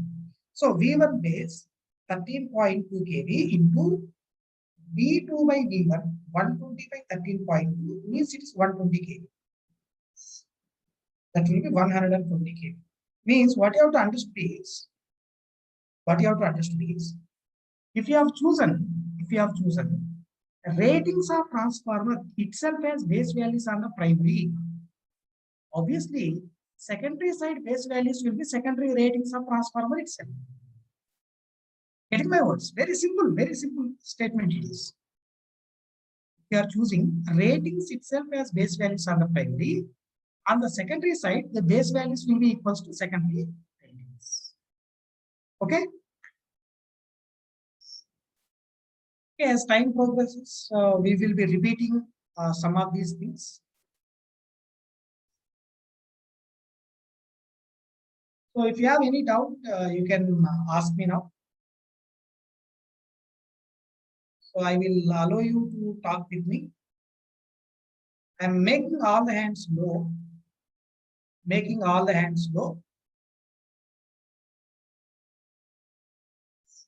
Please kindly raise your hands if you have any doubts. Please kindly raise your hands. Don't ask your doubts in the what we call Q&A session, Q&A column. You ask directly. Okay. Jitendra,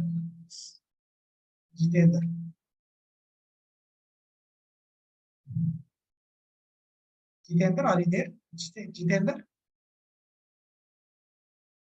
Okay. Pavan Kumar. Good evening, sir. Good evening. Tell me, Pavan. Sir, what exactly this actual power and actual value and base value, sir? Actual value and base value. Yes. See, for example, we have one AC power network like this.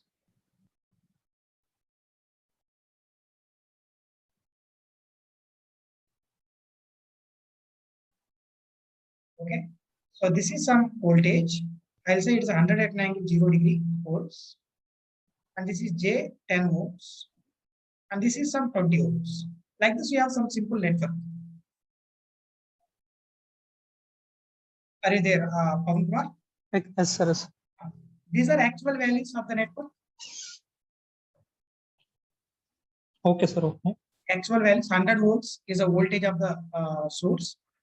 J10 ohms is a reactance of the element.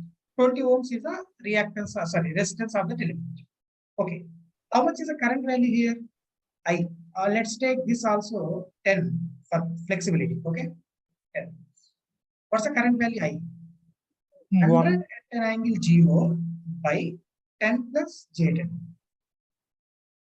Okay, so it will come to be 10 by root 2 angle of minus 45 degree. Is it clear? Okay, sir. 10 by root 2 at an angle of minus 45 degrees is a current. It's the actual current. Actual current.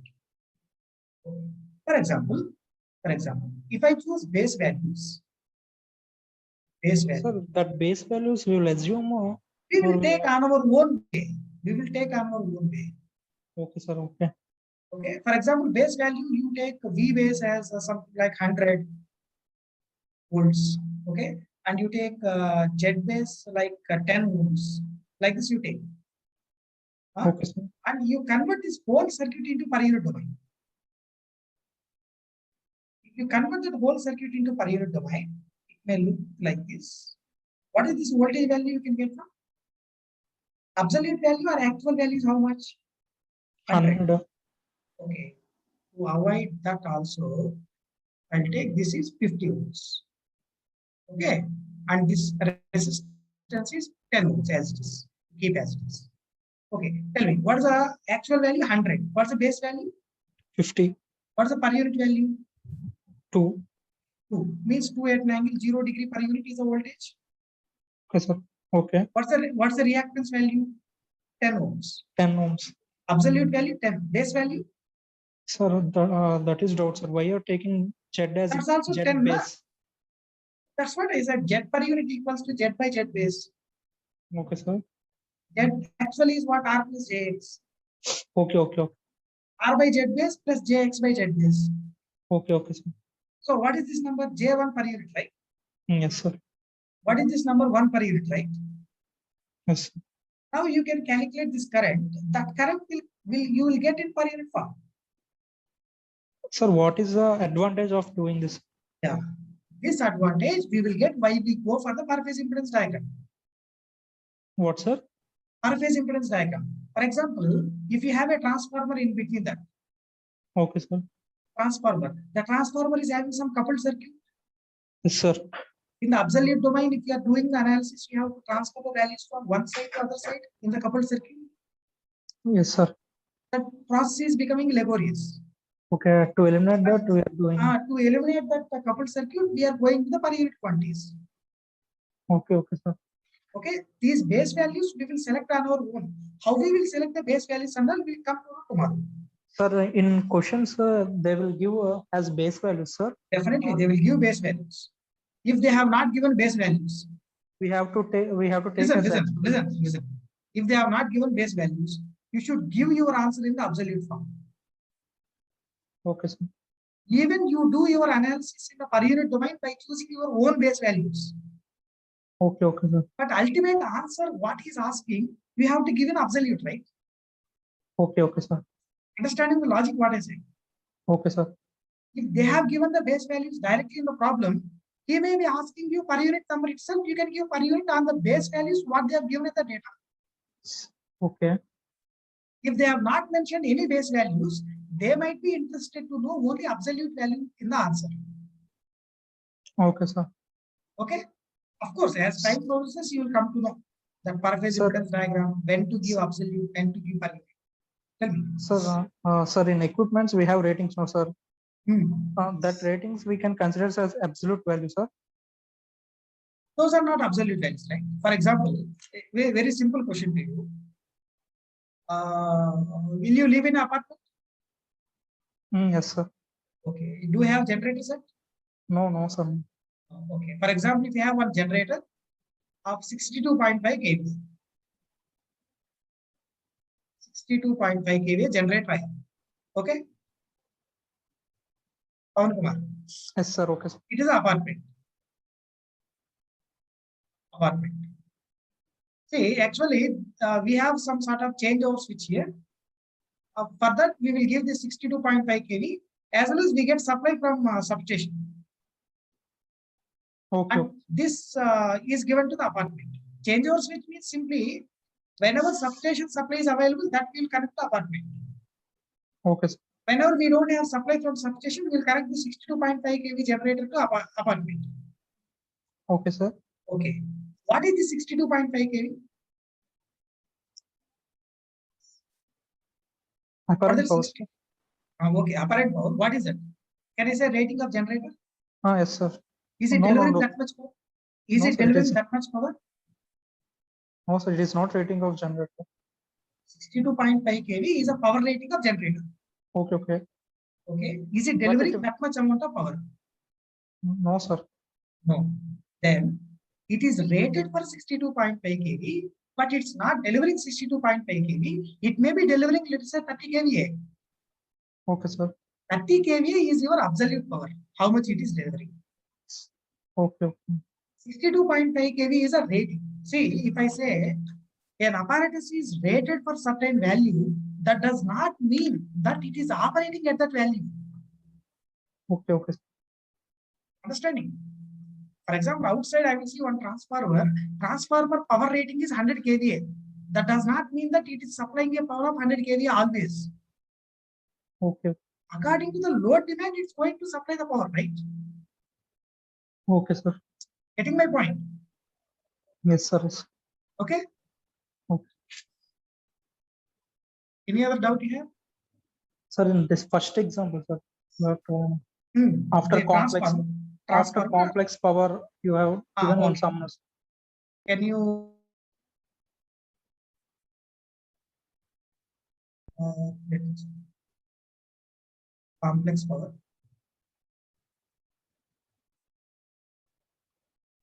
This one? Yes. Tell me. So before you explain, no, sir, S per unit means S by S base, no, sir. That's it. S actual by S base. Such okay, sir. It's not rating, na? Okay, sir.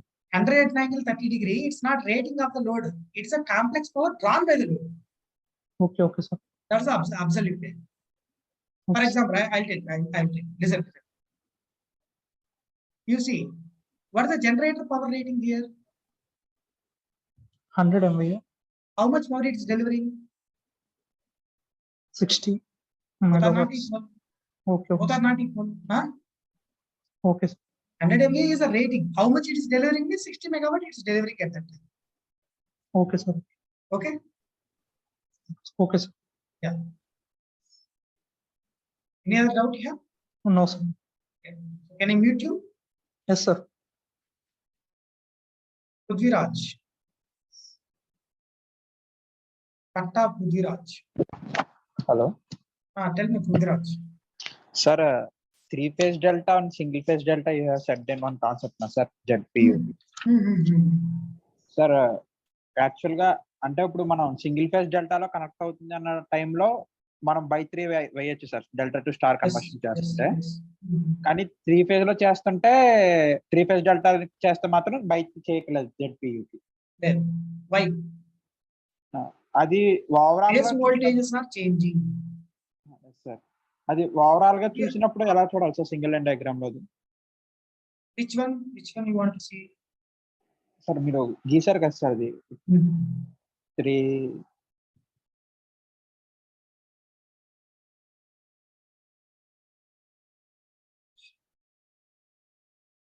Change of face.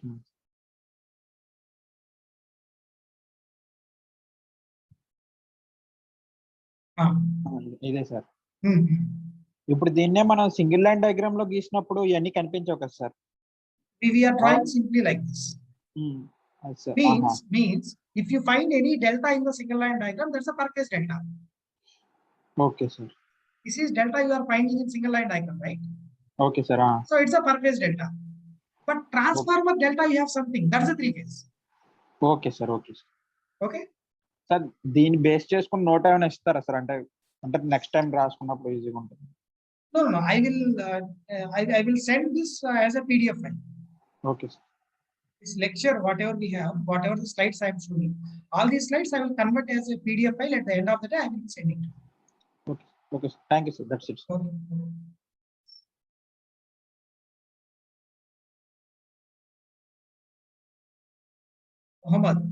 Muhammad Mubin.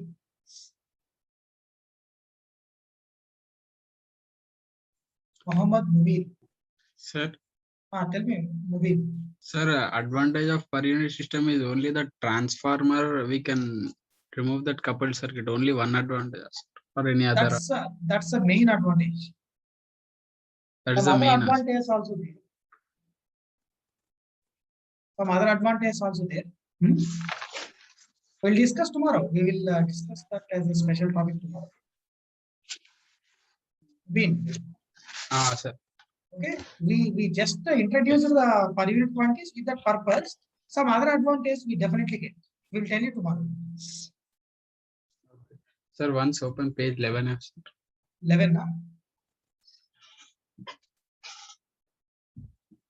Okay. Sir. Any doubt here, or you want to copy? No, sir. Actually, I'm seeing this. This is valid only in balance sir, this system is only. It is valid. Only balance. Okay, sir. Yeah, discussing Done, about sir. only balance system here. Okay, done, sir. Okay.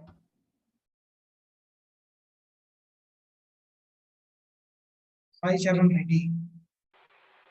Sir, page number. Good evening, sir. Page number 7F, sir. 7, huh? Yes, sir.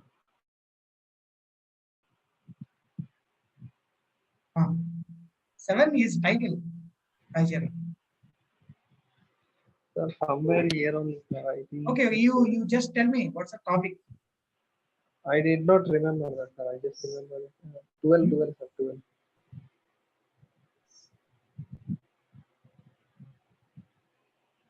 Do you want to copy or you have the doubt? No, sir, here you wrote synchronous reactance. No, X's. Okay. So we are assuming that no capacitance in this line, sir. It's not a line, it's just a generator, right? Okay, this is equivalent circuit of a generator. So, A generator, but generator to ground capacitance will be neglected. Very, very less number. okay, sir. Okay. Sir, in page number 37, sir.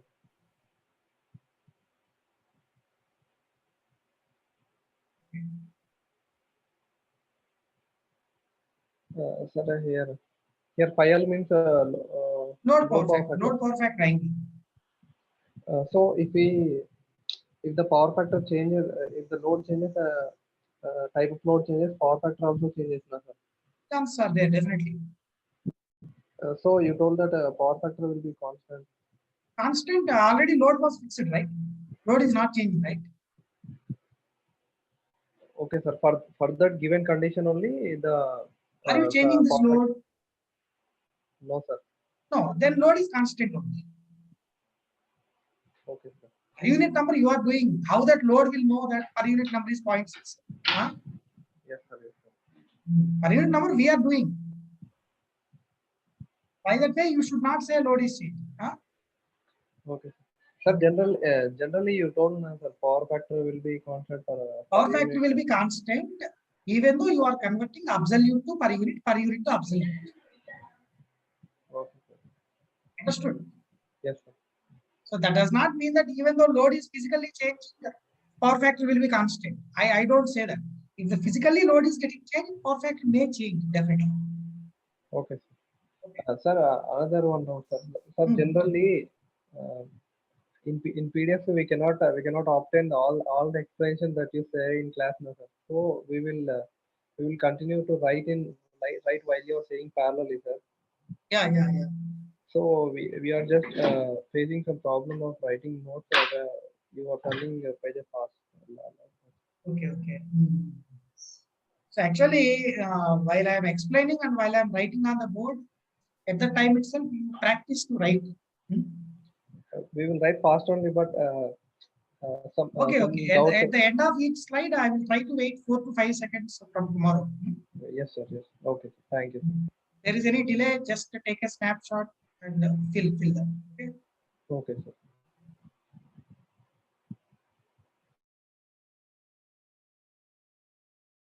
Imtiaz, Pasha. Good evening, sir. Good evening, Imtiaz. Tell me. Sir, I have doubt in the problem of the two star and delta is connected in parallel, sir. Okay.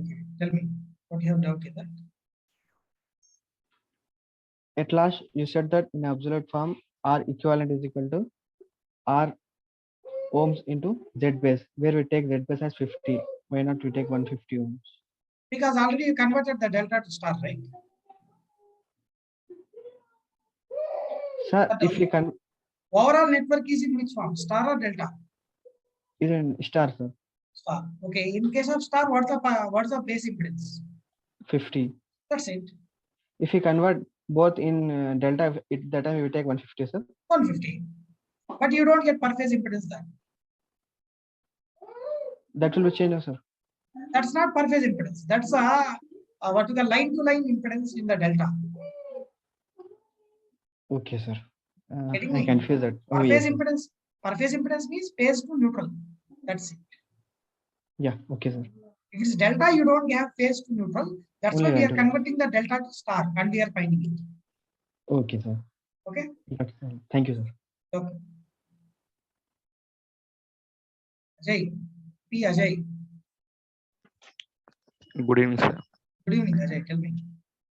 Sir, actually, on formula is there, sir. Z per unit is equal to Z per unit old.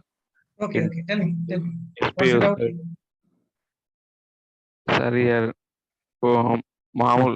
this is not, sir. Normal I is equal to You SP. can talk in Telugu also. No issue. You can talk in Telugu. Sir మనం I అంటే మనం general V/I కూడా రాసుకోవచ్చు కదా. Yes, we can try. అట్లా రాసుకుంటే ఈడ base value old అని అట్లా రాదు కదా సార్, వేరే ఫామ్ లో You వస్తుంది can కదా. get in I base terminology. Okay sir. See, Z per unit nu equals to yes Z ohm by Z base nu na. Z base Yes, nu sir. means V base nu by I base nu. Okay. Okay sir. So it is, what is Z ohm? Z per unit volt into V base volt by I base volt. Yes sir. Okay. So this will come into I base nu by V base nu. Okay sir. Like this also you can write. This will come as another formula. Okay sir. But the first one is famous. That's why we are following it. Okay okay sir. ఇంకొక doubt sir. Sir ఇప్పుడు మనం Z per unit అంటే మనం మామూలు analysis చేసినప్పుడు transformers లా కొన్ని conditions తీసుకుంటామని చెప్పింది కదా సార్. Yes. ఇప్పుడు అంటే ఆల్వేస్ లోడ్ అనేది అంటే ఇప్పుడు వోల్టేజ్ వాల్యూస్ అనేది అది రేషియో అనేది సమ్ టైమ్స్ వేరీ అవుతుంటది కదా సార్, అప్పుడు ప్రాబ్లం ఉండదా sir? What voltage ratio will vary? అంటే ట్రాన్స్ఫర్మేషన్ అంటే 2 వోల్టేజెస్ అనేది రేషియో అనేది సేమ్ ఉండాలన్నారు కదా sir. V2 by V1 is equal to తర్వాత అపరెంట్ పవర్స్ 2 ఈక్వల్ ఉండాలన్న. కానీ Yes, ప్రాక్టికల్ yes. గా 2 అనేది సేమ్ ఉండవు కదా సార్ కొన్ని టైమ్స్ లో. అంత అటువంటి సిచ్యువేషన్ ఎట్లా హ్యాండిల్ చేస్తాం sir? All of you listening is down. All of you listening is down. Please raise your hands. All of you listening is down.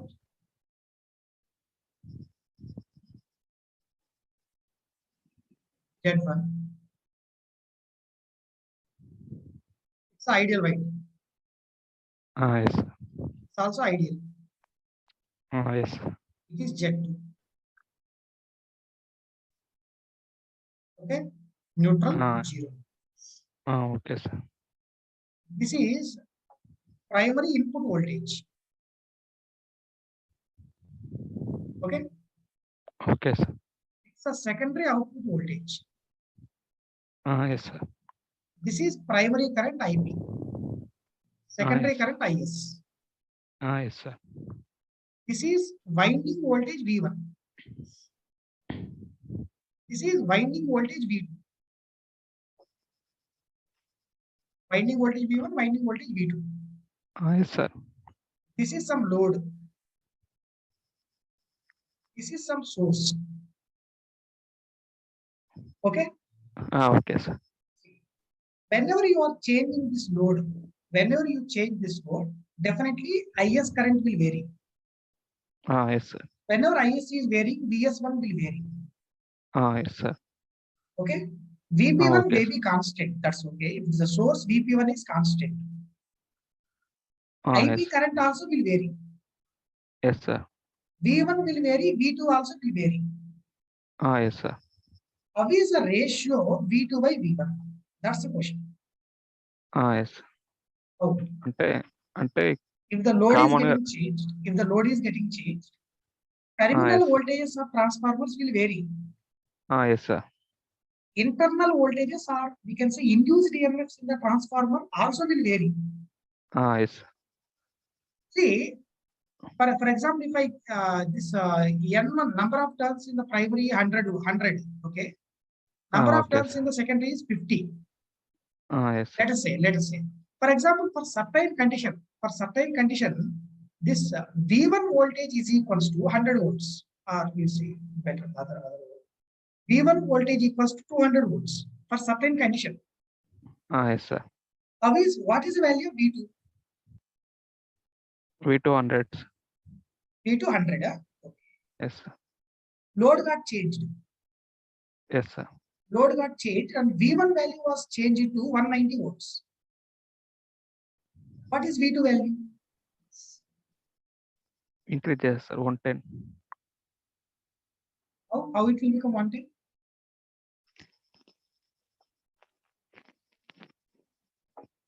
V1 equals to 190. What is V2? 95, right? Yes, sir. Why? Yes. Because this voltage ratio and turns ratios will be equal. Yes, sir. Terminal voltages, you see, VP1 by VS1 will not be constant, right? Yes, sir. Terminal voltage ratios may not be constant with respect to load variations.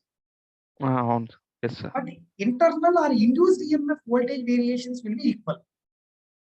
Okay, sir. Understanding me? Okay, sir. That's why in transformer, generally the faculty or people used to say, if the transformer is rated for 11 kV by 130 kV, what they will ask you to take 11 kV as what? Rated voltage or induced EMF? Induced. They will ask you to take this one as induced EMF. 130 Yes, kV sir. also they will ask you to take induced EMF. Actually, Yes, sir. the thing what you have to observe here is they will mention the induced EMF ratio on the nameplate. Yes, sir. Else, even if you think deep, it is not induced EMF ratio, it's a turns ratio they have mentioned on the nameplate. Okay, sir. Not the ratio of the terminal voltages. They have mentioned only induced EMF Induced. ratio from primary Okay, to sir. secondary. Okay, sir. Okay, so I am asking a silly question to you. This is rated for 11 kV by 130 kV. Is it the meaning to say always induced EMF is 11 kV? No, sir. It's very. Always the secondary induced EMF is 130 kV? No, sir. No. Can I say this ratio is constant always? Yes, sir. Constants. Constant, irrespective of load. Okay, sir. Because that's the turns ratio. Yes. Turns will not change, right? Yes, sir. Yes. That's all. Thank you so much, sir. Okay. Proceed.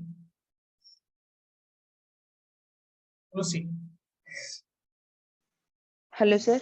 Tell me, Tulsi. Sir, in 50F, sir.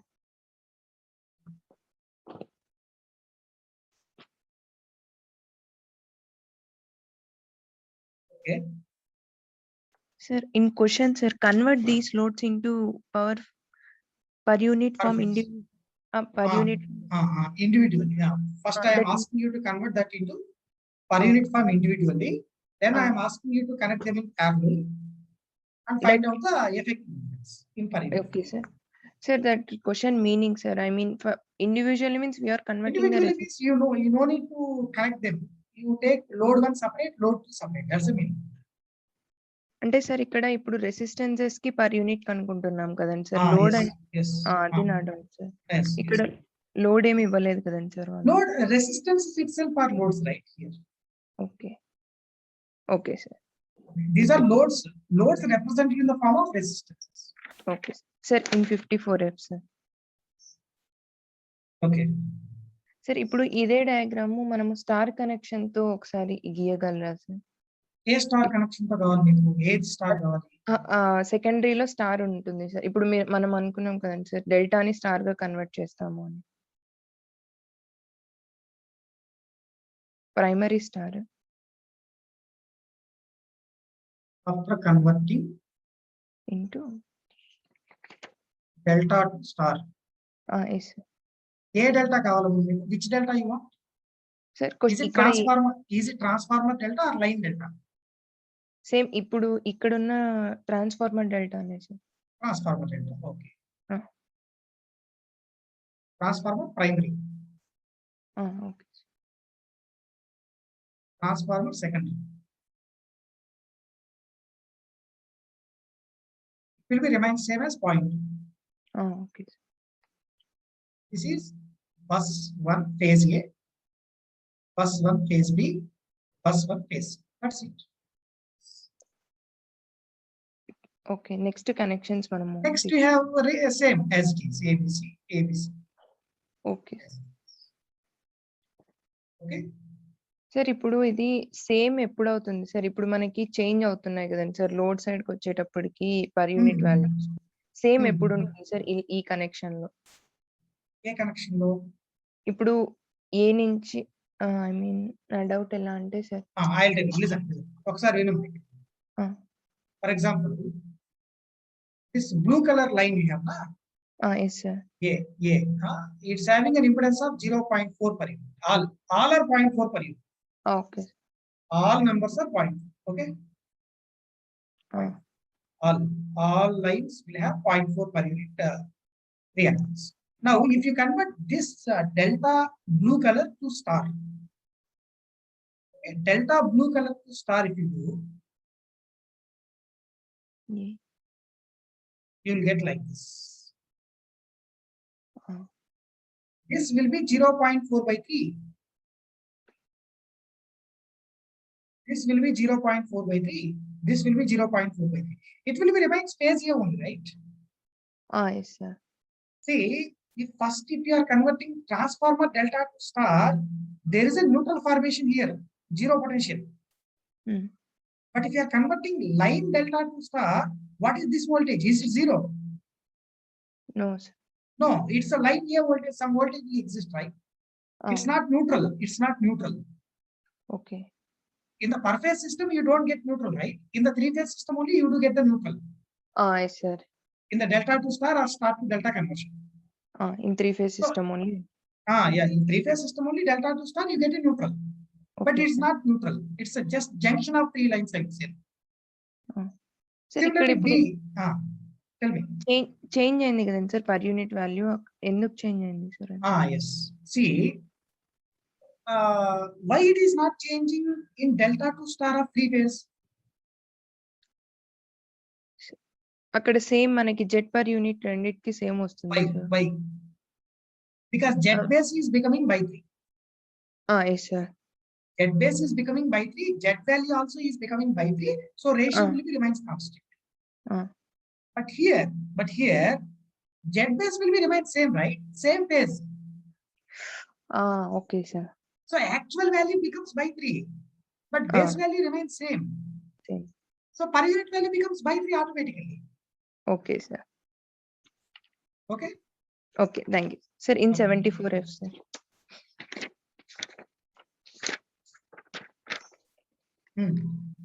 Sir that ఇక్కడ నుంచి అంటే sir పైన short circuit అవుతుంది, అది ఒకసారి explain చేయగలరా sir? V1 per unit and V2 per units are equal. Yes sir. Have you understood this? I understood that. Okay. See, in any electrical circuit, two nodes are having equal potential. If two nodes are having equal potential, we can join them together electrically on the paper. Okay. That we call as virtual short circuit. ఇప్పుడు currents కూడా same ఉన్నాయి కదా sir మనకు? Yes. So obviously, incoming current and outgoing currents both are equal means these windings are not at all drawing any current, right? Okay sir. Not that actually, windings are not drawing current. That's not an issue. But still, you can say input current and output current of transformer are equal. Yes sir. These voltages also equal. So by shorting these 2 points, I can say I1 per unit is directly going into the outcoming terminal as I2 per unit. Okay. Thank you sir. Okay, thank you.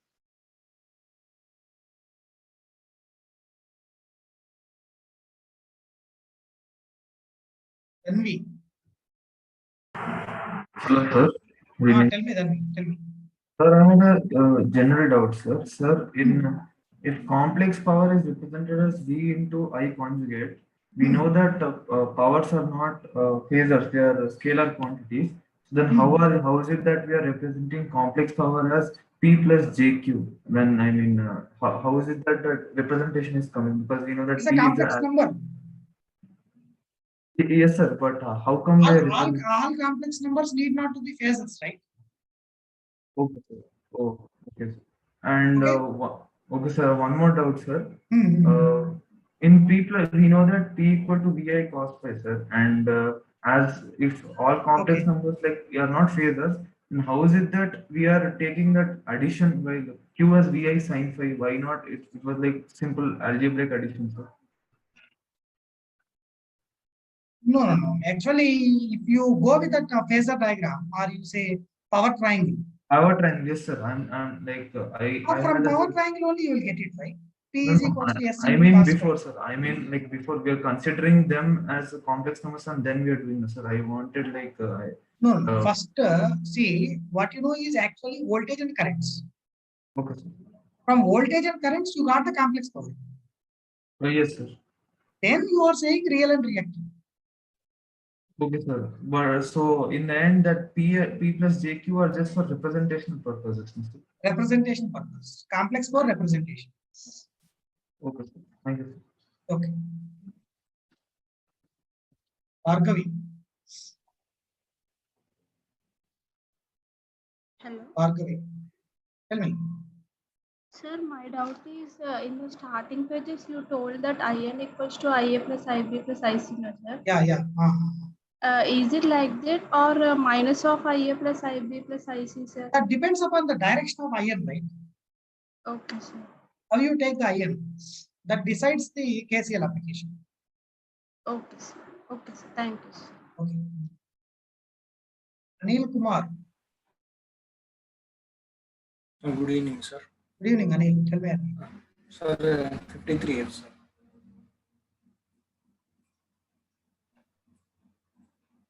Okay. Sir, when we want to take the impedance of star and delta equal and when we want to divide, sir, I did not get that point. First, you have to identify whether the delta is a three-phase delta or per-phase delta. Okay, sir. What is this delta of transformer? So delta of transformer is three-phase, sir. Three-phase. Phase A, phase B, phase C. Phase C. What is bus 1, bus 2, bus 3? Whether all these three are phase A buses or phase A, phase B, phase C buses? Sir, phase A, phase B, phase C, sir. Bus 1 is phase A. Yes, sir. Bus 2? Bus 2 is phase A, sir. Phase A. Bus 3? Phase A. Phase A. Phase A only, right? Yes, sir. So all the three are of phase A. So it's a per-phase delta, right? Okay, sir. So in the single line diagram, if you find any delta between transmission lines, it's a per-phase delta. Okay. Okay, like we have drawn here. It's a three-phase delta. Blue color one is a per-phase delta of phase A. Yes, sir. Red color one is a per-phase delta of phase B. Phase B. Green color one is per-phase delta of phase C. Okay. So, so per-phase delta means we are divided by 3. And in Three-phase transformer delta start. Three-phase Start delta, to you delta don't means- have any change. Okay, sir. Thank you, sir. Okay, fine. Vaishnavi. Hello, sir. Tell me, Sir, Vaishnavi. sir, in 42F, sir. 42, okay. Sir, in this, sir, ఇప్పుడు డెల్టాలో మనము load ని ఒక phase లో పెట్టలేము కదా sir, 2 phases మధ్యనే పెట్టగలుగుతాం అంటే లైన్ మధ్యనే. అప్పుడు ఇక్కడ జెడ్ ఫర్ లైన్ అని తీసుకుంటాం కదా సార్, పర్ ఫేజ్ అంటే ఫేజ్ వైండింగ్. అంటే డెల్టాలో డెల్టాలో మనం సింగిల్ ఫేజ్ లోడ్స్ ని కనెక్ట్ చేయలేం కదా సార్, 3 phase లోడ్స్ ని కనెక్ట్ చేయగలం. That's okay. Listen, in case of delta, whatever the impedance we are connecting between two lines, that's a phase impedance of the delta. Phase impedance of the delta. Okay. Yes, sir. Sir ఒకసారి మళ్ళీ చెప్పరా sir, అంటే clarity రాలి. Delta see this is some impedance, right?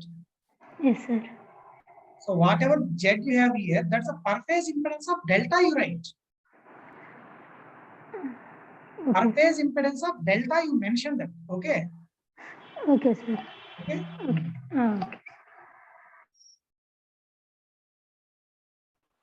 Hello, sir. Tell me, who is that? Sai Charan. Sai Charan Reddy. Tell me.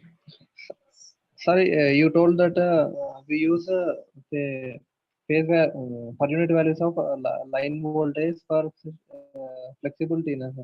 What does that flexibility mean, sir? This one.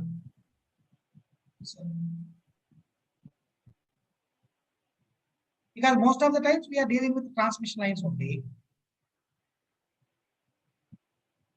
Okay, sir. Sir, you told that V1 and V2 are shorted, no, sir? Before removing that coupled circuit, we will short, or before after Actually, removing, after sir? getting that V1 per unit equals to V2 per unit, I can short them together, right? So after these conditions are Satisfied, then only we can short. okay, sir. After these conditions are satisfied, then only we can short. Okay, sir. Okay. Okay. Okay. Shravya, are you there? Shravya, tell me. Sir, per unit impedance refer to secondary equals to per unit impedance refer to primary only when we take V2 base equals to K times V1 base and I2 base equals to I1 base by K. This condition must be satisfied, must sir. Be satisfied. Must be satisfied. Okay, sir. That's it. Okay. Arun.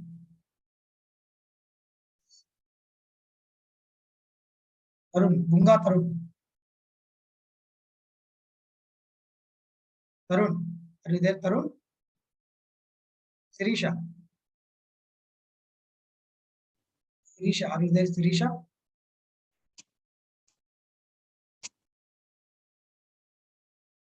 Sirisha, are you there? Any doubt you have?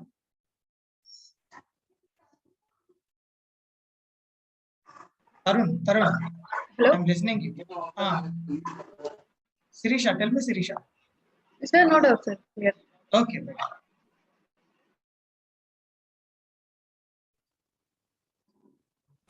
Sir. Tell me, who is this? Shravya, sir. Tell me, Shravya. Generator lo hash symbol తీసుకుంటామని చెప్పారు కదా sir. Mechanical representation. Mechanical representation of single line diagram. Okay, sir. Maybe it's the input or output, whatever. Okay. Abdul Rahman. Abdul Rahman. Are you there, Abdul Rahman?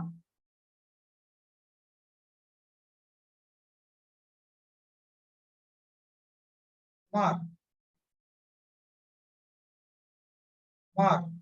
Hello, sir. Tell me, Kumar. Sir, transformer lo shunt branch neglected, sir. Yes. So because of no load current is very small, right? Yeah. But in induction motor, no load current. Okay, we neglected it, but if it is there, we have to consider in induction motor. But in single phase representation, we have not taken. We have not taken in our analysis. Then the results are not in a good manner, sir. See, actually, Kumar, we don't consider that induction motor equivalent circuit anywhere in analysis further. Particularly, we treat that induction motor as a load in the system.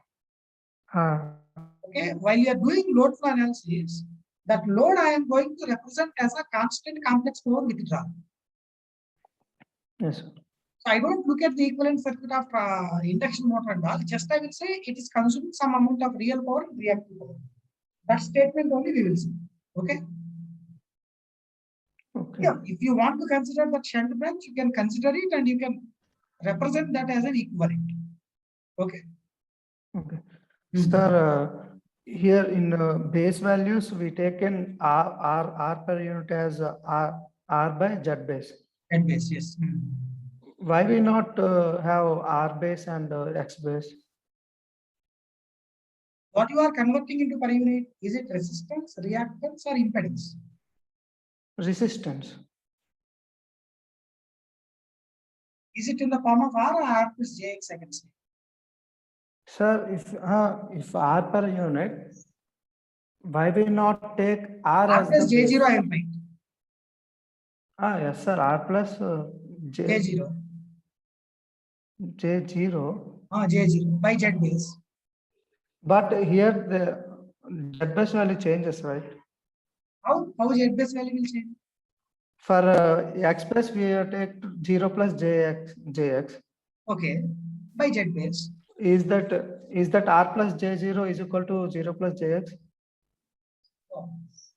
I have simply some resistance R equals to 10 ohms.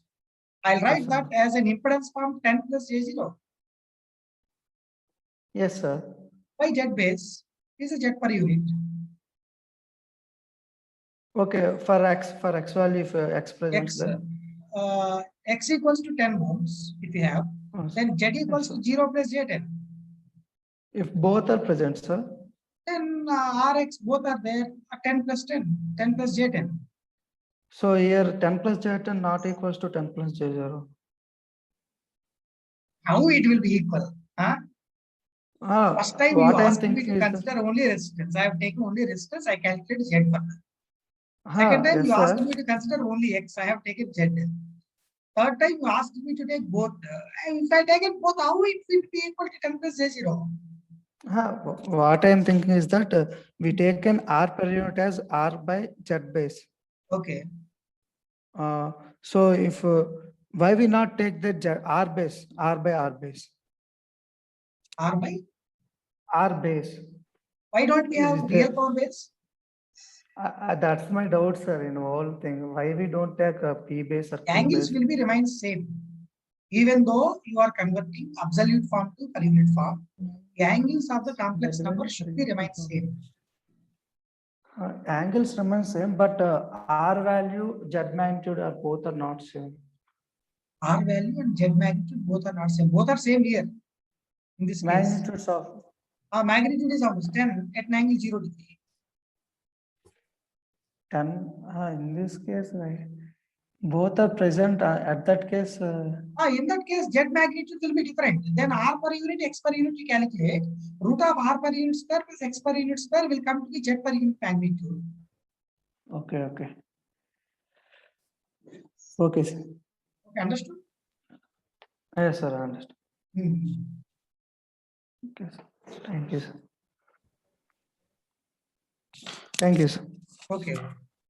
Srikanth. Hello, sir. Tell me, Sri. Sir, the single phase delta diagram is at the place of delta, the star connection, there also be divided by 3.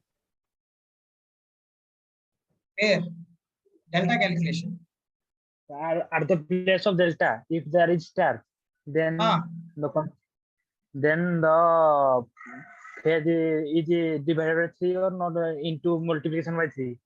What do you want to do? Do you want to convert delta to star or star to delta? Star, at the place of delta, if there is star. And why you need to convert that into delta again? No, sir. My question is at the place of delta, if there is star. Okay.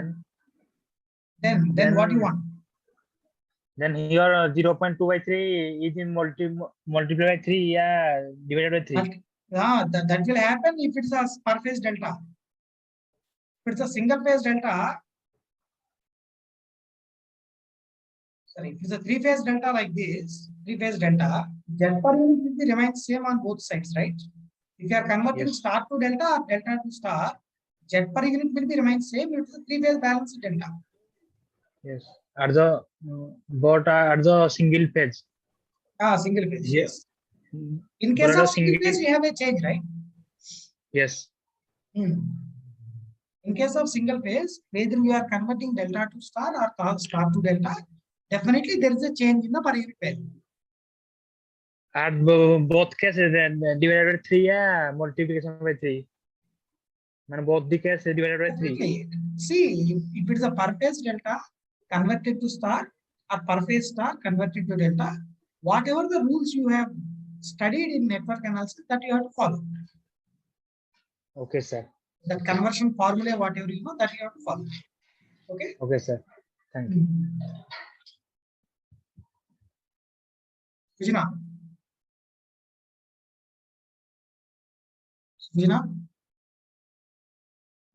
Sir. Tell me, yes, sir. Sir, when in single phase, when we are converting, we are dividing by 3. No, sir. Why we are dividing by 3? From delta to star. Network analysis. No, sir. In network, you have studied delta to star, star to delta conversion? Yes, sir. That formula. Okay, sir. But in previous one per unit, we are not dividing in previous one, no, sir. In for It is a transfer. three-phase delta. Three-phase delta. Okay, in three-phase we will not. Be clear whether you are doing the conversion for three-phase delta or per phase delta. That you have to be very clear. Okay, sir. If it is a three-phase delta, per unit numbers will be remain same. Okay. If it's a per phase delta, we have to follow the formula whatever we studied in network analysis, delta to star, star to delta per. Okay, sir. Okay. Thank you, sir. Sai Praneeth. Yes, sir. Tell me, Good evening, sir. Good evening. Good evening. In the starting, you changed primary to secondary, no, sir. You changed the resistances and all, all no, sir. Okay. How you change the one? No, that. Primary to secondary. What we have changed? Yeah. Resistances values you change, no, sir. Secondary to primary, maybe. Here, can you just tell me where it is? Starting. Okay, sir. I'll ask you tomorrow, maybe. Okay. In the starting session only, you did that. Starting session. V01 and all you did. 012.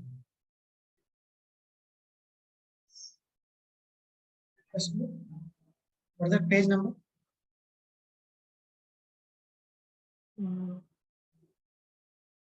Yeah, this one. This one? Yeah, so this one you changed from secondary phases to primary and also that. Okay, we transformed secondary impedances to primary side. Yes, sir, but R2 dash by S it became no, sir. Yeah, R2 dash by S we have written. Okay. Secondary side R2 by S we have, that we transformed to primary side, it's R2 dash by S. Secondary also same it was there, no, sir. R2 by S. R2 by S we have on secondary side. Refer it to primary side means R2 dash by S. Okay, sir. You are thinking about the change in the S value, is it? Yes, no, sir. What R2 dash? What becomes R2 dash? That's what I'm thinking. R2 dash. Yes, sir. Is nothing but R2 by A square. Okay, sir. A is a transformation. Okay, sir. Thank you, sir. Okay. X2 dash, sir? Same, X2 by K square. Same, sir. Okay, thank you. Any other doubts you have? Please raise your hands. Anybody have doubts? Please kindly raise your hands if anybody have doubts. Abdul Rahman, do you have any doubt?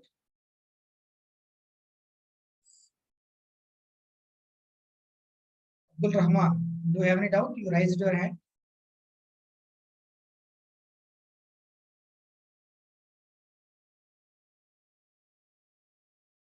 So I will be available in this mobile number all the time. If you have any doubt, you can ask me.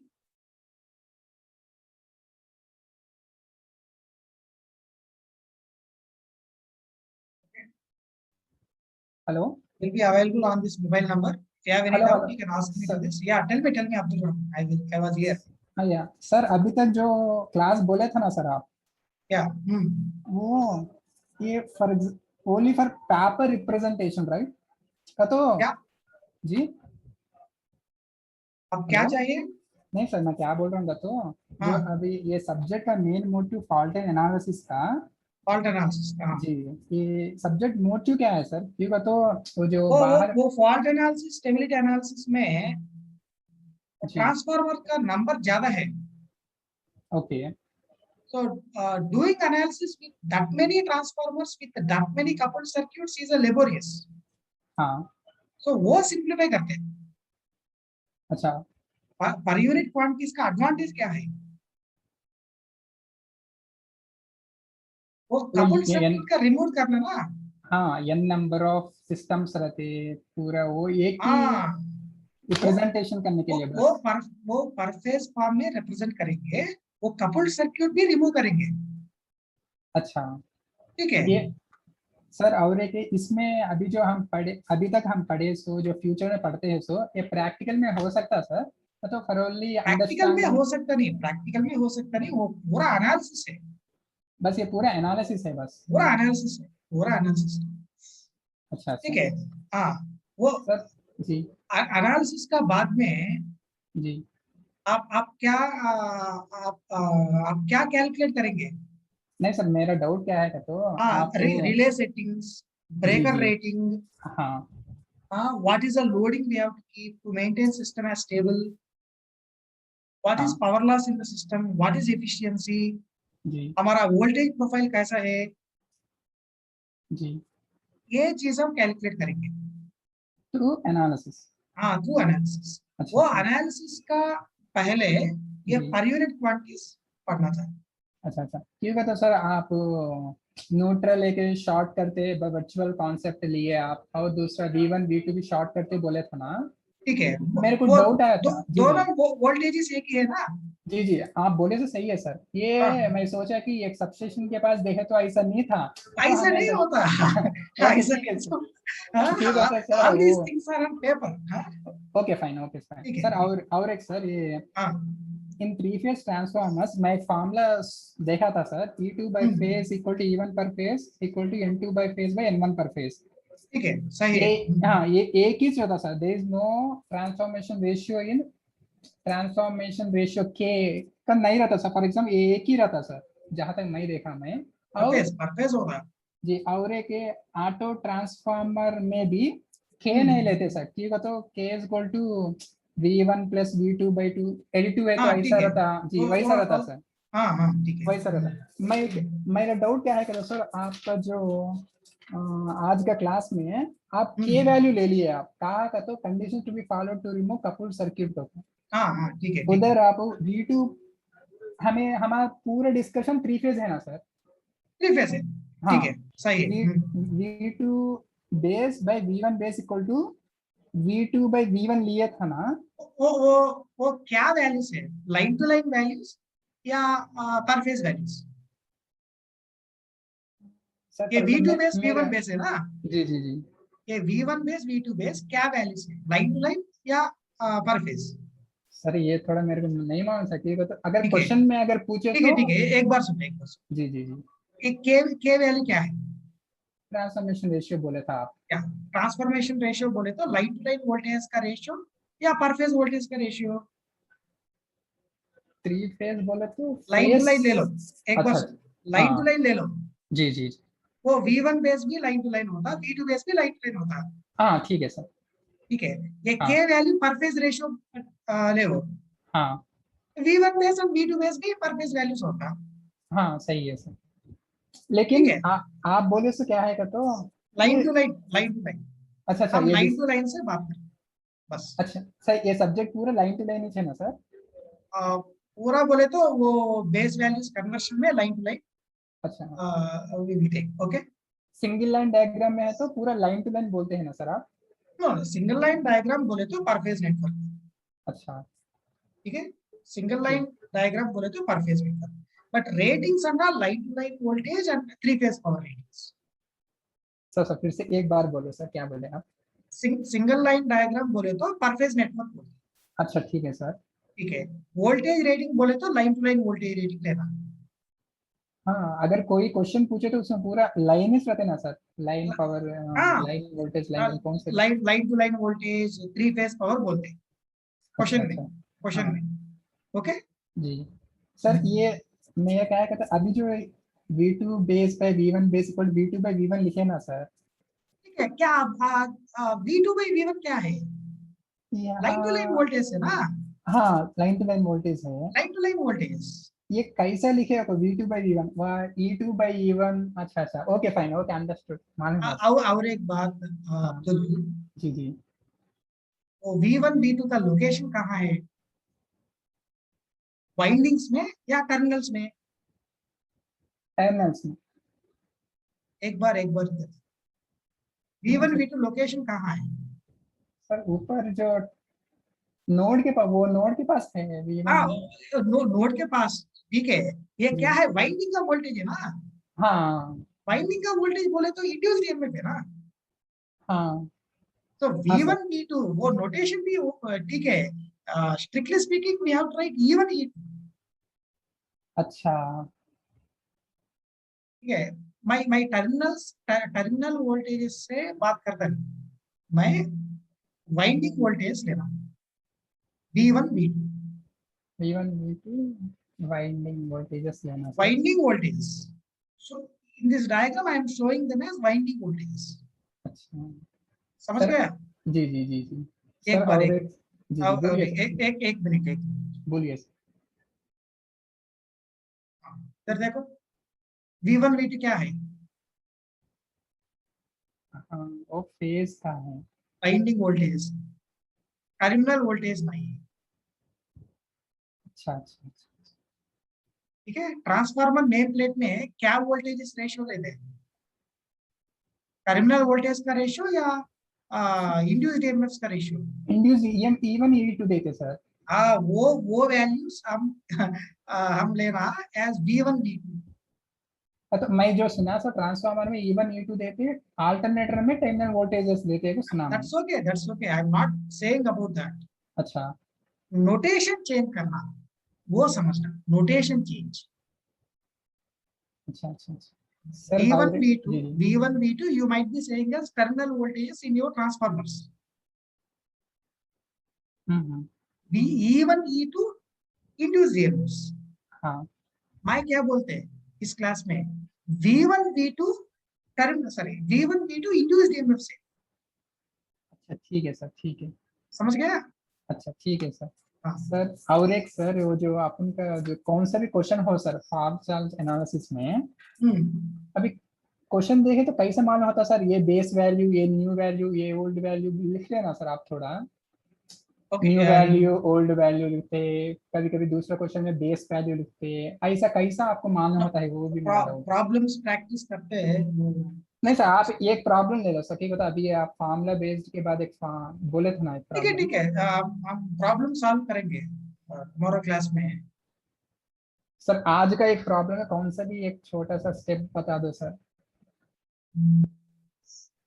वो आज का जो एक बार ये problem देखो। हाँ ठीक है सर। ठीक है। और एक प्रॉब्लम है ना, और बेस कन्वर्शन प्रॉब्लम भी है ना। जी जी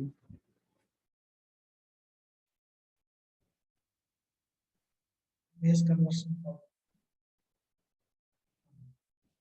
ए प्रॉब्लम देखो। हाँ ए प्रॉब्लम, ठीक है। ये 1 पर यूनिट वैल्यू क्या है? Per unit reactors on what base? Ratings. हाँ ठीक है। रेटिंग्स वर्ल्ड बेसिस होता है। रेटिंग्स ओल्ड बेसिस है ना। अच्छा अच्छा। हाँ, हमारा न्यू बेसिस क्या है? वो प्रॉब्लम में 25 kV एंड 200 MVA है। सर ये लेस देन ये वैल्यू रहना, इसकी ये नया ग्रेटर देन वैल्यू रहना, ऐसा कुछ है सर इसमें? That and all depends on the problem. How will be the new base values compared to old base values? Whether they are more or less, that is immaterial, doesn't matter. तो उन लोग mention करते sir, नहीं तो अपन mention करते हैं, new base values mention करते हैं प्रॉब्लम। अच्छा, ये न्यू बेस वैल्यूज, ये ओल्ड वैल्यूज को मेंशन करते हैं। अच्छा अच्छा सर। और एक सर एक बार स्टार टू डेल्टा प्रॉब्लम निकालो सर इसमें।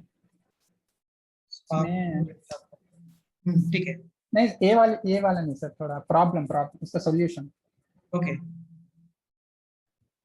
और थोड़ा पीछे से, पीछे। हाँ ये फर्स्ट स्टेप। हाँ सर ये थोड़ा एक बार बता दो सर, थोड़ा ठीक है तो थोड़ा बेस वैल्यू से फिर भी नहीं base values line to line 100 kV, S base 200 MVA। जी ठीक है। आप स्टार नेटवर्क की कैलकुलेट करना चाहिए। हाँ ठीक है सर। ठीक है। हाँ, हमारा V base line to line क्या है? 100 kV। जी।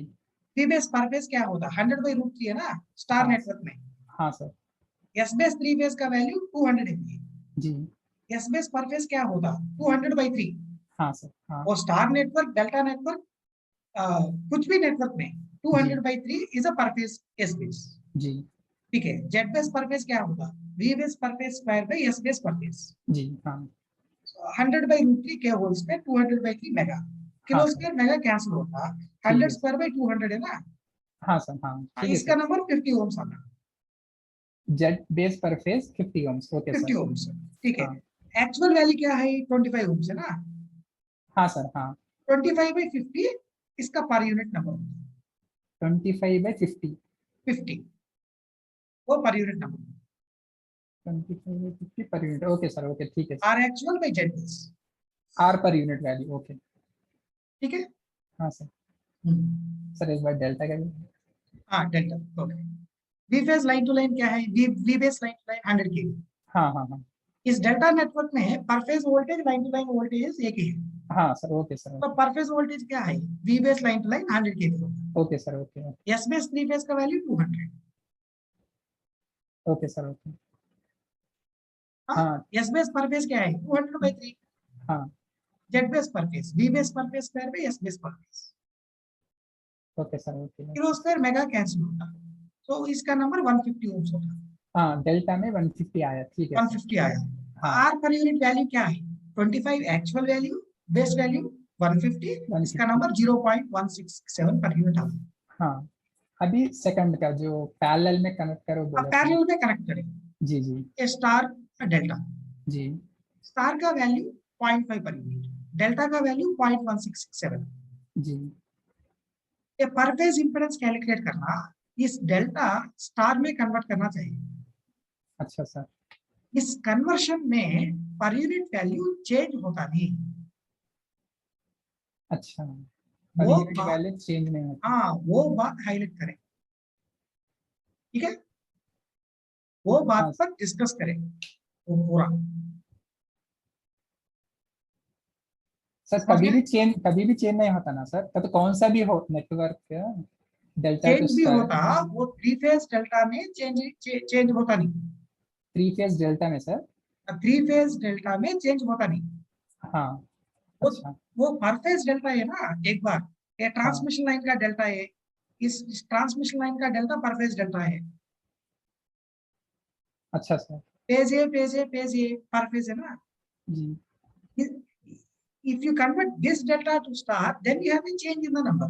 अच्छा अच्छा अच्छा ठीक है सर ये थोड़ा ब्लाइंड में बोलो सर कि वो तो अभी सर्क्यूट एनालिसिस में जो हम अपन करते सो वो चेंज होता लेकिन Change होता। इधर जो फॉल्ट एंड एनालिसिस और दूसरा अब ये सब्जेक्ट में ठीक है वो तो हमें पूरा 3 वैसा फेज वैसा कंक्लूड करता नहीं, वैसा कंक्लूड करता नहीं। नहीं कर सकते सर पर phase delta 3 phase delta remover करता। हाँ ठीक है तो सर थोड़ा कंफ्यूज है सर ऐसा थोड़ा एक दो बार पढ़ो। हाँ सर और एक सर ये last doubt sir I am sorry for the delay sir आप ये बोल हाँ सर ये फर्स्ट या सेकंड क्वेश्चन सर आज का जो the single phase generator rated for 100 MVA का है ठीक है बोलो। उसमें सेकंड का sir reactive power deliver by generator by per unit का है ना सर क्वेश्चन पूछा था हाँ आप QG इक्वल क्यू लोड दिया था क्यू लोड दोनों एक ही है ना, generator QG deliver load is taking Q load, दोनों एक ही है, ACL एप्लीकेशन। हाँ सर ओके सर मैं क्या बोल रहा हूँ लोड का तो वह सिंक्रोनस मोटर हो इंडक्शन मोटर हो राइट सर ठीक है इंडक्शन मोटर बोलो। हाँ इंडक्शन मोटर लेने का क्या है सर कॉम्प्लेक्स पावर ले लेता वो 60 मेगावाट रियल पावर लेता और रिएक्टिव पावर भी। नहीं सर वो जो लोड है ना वो इंडक्शन मोटर समझ ले तो लोड 60 मेगावाट्स ले लेता with power factor 0.9 right sir हमें 60/0.9 क्यों करे सर 60/0.9 का वैल्यू क्या है apparent power sir apparent power real power का formula S × cos phi। S is apparent power. अच्छा एक्टिव पावर रिएक्टिव पावर का formula S into sin phi होगा। सर और एक सर ये लोड Q क्यों लेता सर? कॉम्प्लेक्स पावर लेता ना sir? Q load complex power लेता बोले तो P plus JQ लेता। कॉम्प्लेक्स पावर कॉम्प्लेक्स पावर बोले तो P plus JQ है ना। हाँ सर वो लेता ना सर लोड है, आप Q लोड तो क्यों? हम रियल पावर कैलकुलेट करेंगे, रिएक्टिव पावर भी कैलकुलेट करेंगे सेपरेटली। नहीं मालूम सर क्या बोले आप?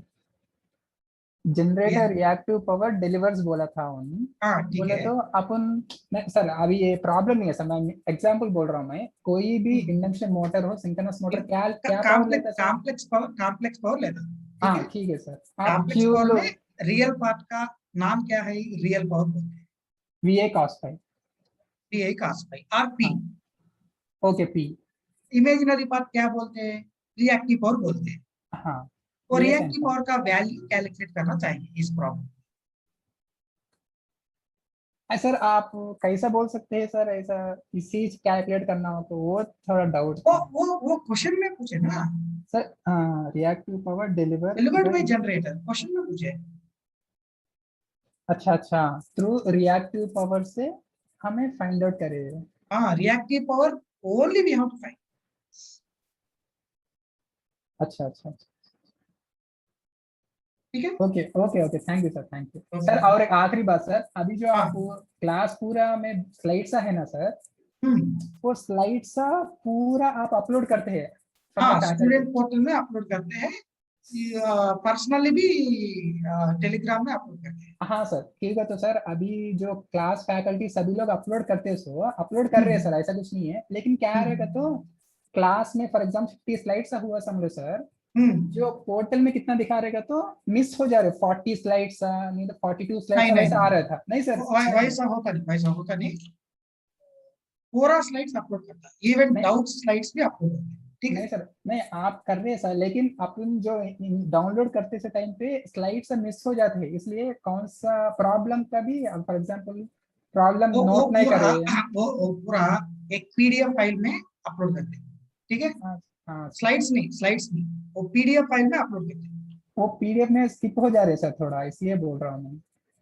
हाँ ठीक है। हाँ वो सर वो थोड़ा कंसिडर करें। Thank you sir, thank you, good night sir. Tell me Shravya sir అది 3 ఫేజ్ సింక్రోనస్ జనరేటర్ ప్రాబ్లం లో V terminal per unit per phase లో VT అంటే 20/√3 25/√3 ఎందుకు తీసుకున్నాం సార్? మీరు per phase per unit value calculate చేయాలంటే అలాగే చేయాలి కదా. అంటే /√3 ఎందుకు తీసుకున్నాం సార్? అక్కడ ఏం మెన్షన్ చేయలేదు కదా. అది అంటే మెన్షన్ చేయకుండా మీకు 3 ఫేజ్ వోల్టేజ్ అని ఇచ్చినప్పుడు లైన్ టు లైన్ వోల్టేజ్ కదమ్మా. అంటే డెల్టా ఒకవేళ అదే మీకు ఒకవేళ స్టార్ డెల్టా కనెక్షన్ ఏమి ఇవ్వలేదంటే స్టార్ కనెక్షన్ అనేది తీసుకోవాలి. మాక్సిమం ఎక్కువ కేసెస్ స్టార్ తీసుకోవాలి. స్టార్ కనెక్షన్ తీసుకోవాలి. అవును. Okay sir, thank you sir. Okay, good night. Good night. Any other doubts you have? Please raise your hands, else we can leave.